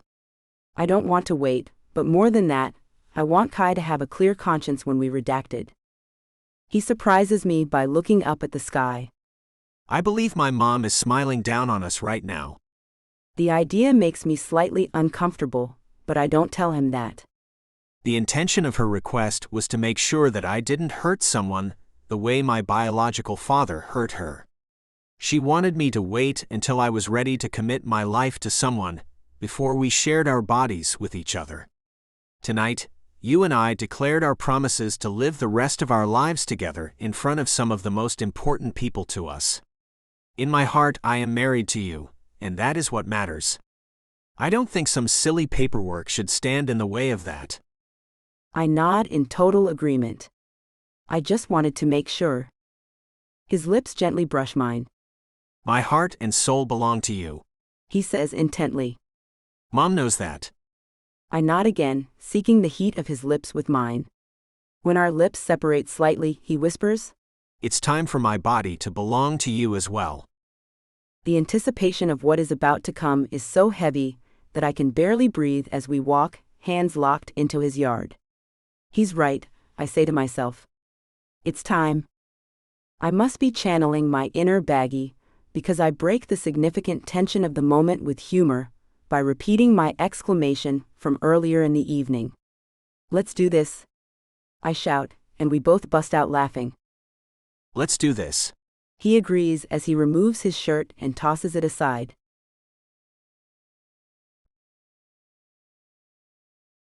Epilogue: The wedding night. To my surprise, we do not go inside the house. Instead, he leads me to the open-air hydrotherapy garden.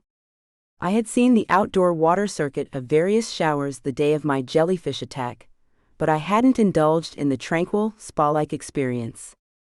Since the day you were here, I have dreamed of taking you through the vitality showers as they are meant to be used. I can't help but wonder what he means, but I am up for pretty much anything he has been dreaming about. After closing the small distance between us, I place my hands on his chest. He shivers as I graze my palms lightly over his bare skin. We kiss each other hungrily. My fingers rake down his back. When he tilts his head back to hiss in air, I seize the opportunity to press light kisses down his neck and across his chest. I circle to his back to brush my lips across the red marks my fingers have just made. When I flick my tongue out to lick them, he lets out a deep, seductive growl, which spurs me on. Moving back around to face him, I take a step back away from him. His eyes take on a slightly panicked look, until he sees me seductively reach for the zipper of my seashell pink wedding dress. With painstaking care and deliberate slowness, I undress for my husband. He watches every move I make with a look that is a delicious mixture of awe and lust. His gaze makes me feel beautiful and desirable, and I like it. After I twirl my undies in the air from one finger and toss them away, he quickly shucks the rest of his clothes. I just want to stare at his body. It is absolutely magnificent, rock solid and hotter than I could have even imagined. Okay, I don't want to just stare at it. I want to touch it too. He walks to the entrance of the ring of showers and points out a rock that I hadn't noticed before.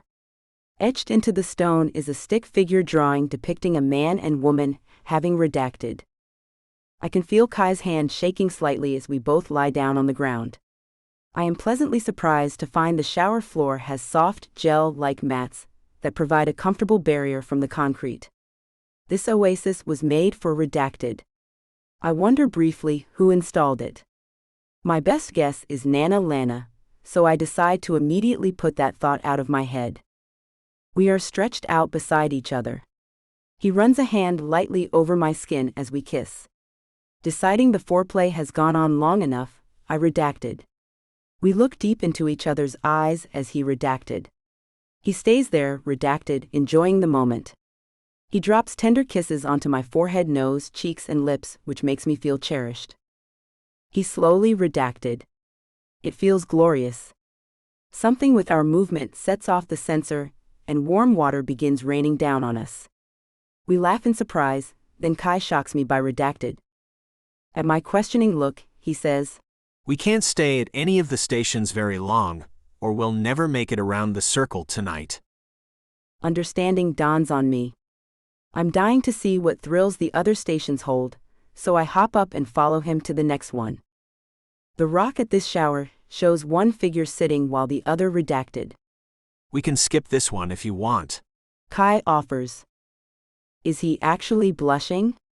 For an answer, I gently shove him down to a seated position on the gel-covered rock slab before redacted.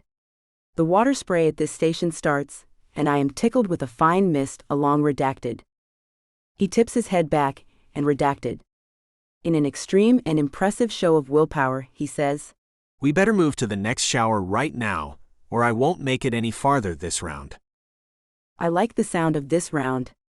The thought of perfecting our redacted technique at this circle of pleasure sends a thrill through my already excited body. When we look at the next suggestive etching, it is my turn to blush. "We don't have to do this one if you don't want to," I offer. "Are you kidding me? It's payback time." He teases me. "I want to redacted so that you can't think of anything but me for days." He growls near my ear. I'm quite sure that is already the case, but I don't tell him that. After he eases me down into a sitting position on the mat, I redacted. He inhales sharply before telling me to lie back and relax. I grab a fistful of his hair as he redacted. He hesitates, and I wonder if I'm not what he expected. I am redacted. My insecurities melt away when he looks up at me. His gorgeous eyes are filled with a look of utter adoration. "You are so beautiful," he murmurs before redacted. As if it somehow knows the perfect time, the water starts streaming down, pelting in glorious jets against redacted. The redacted are still jolting through me when we make eye contact again. "I want you redacted," I tell him. We don't bother to move to the next shower, as we sit up and scramble to redacted. Redacted. As I start to feel the pressure building again, I redacted. "Let go with me," I order him. "Yes, ma'am," he responds, likely relieved that I don't expect him to make it all the way around the circle on our initial spin. The smell of fragrant flowers engulfs us as warm jets of water pelt down with delightful precision on all the right spots of redacted. I redacted. Redacted. We are both breathing hard, spent. I rest my head against his broad shoulder. The night is warm and clear. It seems like a bazillion stars are twinkling at us from above, and I have just had the most mind-blowing redacted of my life. "Wow." It's a simple statement, but it says so much. Wow. I agree, and kiss his neck. The water has stopped, so when I shiver he asks if I am cold. No, I shake my head. Just ridiculously happy. After a while, he says, "I'm sorry I couldn't last for a full revolution around the circle." I smile at him, wondering what other delights the circle has in store for us. "We can spend the rest of our lives practicing," I reassure him, grinning. Judging by his reaction to my offer, I think he agrees wholeheartedly. Continue your escape to where the palm trees sway by listening to Ruthie's story, Cruising for Love.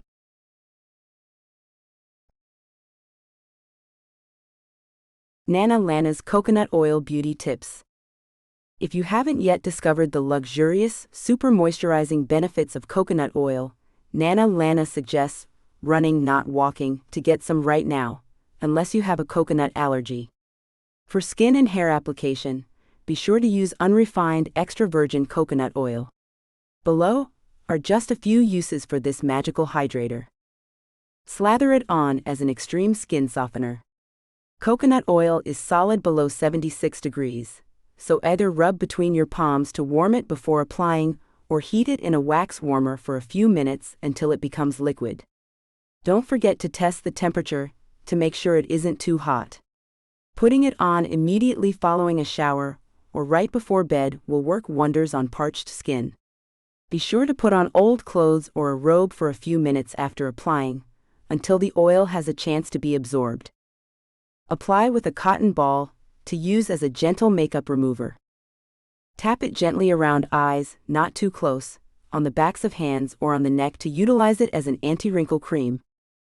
Tame frizzy hair with a tiny dab. Bonus, it also adds shine. Be careful not to use too much on hair. Less is definitely more on your locks. Alleviate allergy symptoms by applying inside nostrils. Increase sun tolerance, equivalent to SPF 4. Shave with it for an ultra-moisturizing shaving cream. Rub into cuticles to use as a cuticle softener. Swirl a dab in your palm along with your favorite face cream.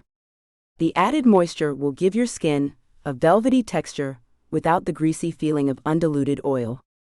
Massage it into wet hair for a super hydrating leave-in hair conditioner. Steam up your romantic time by using it as an all-natural personal lubricant.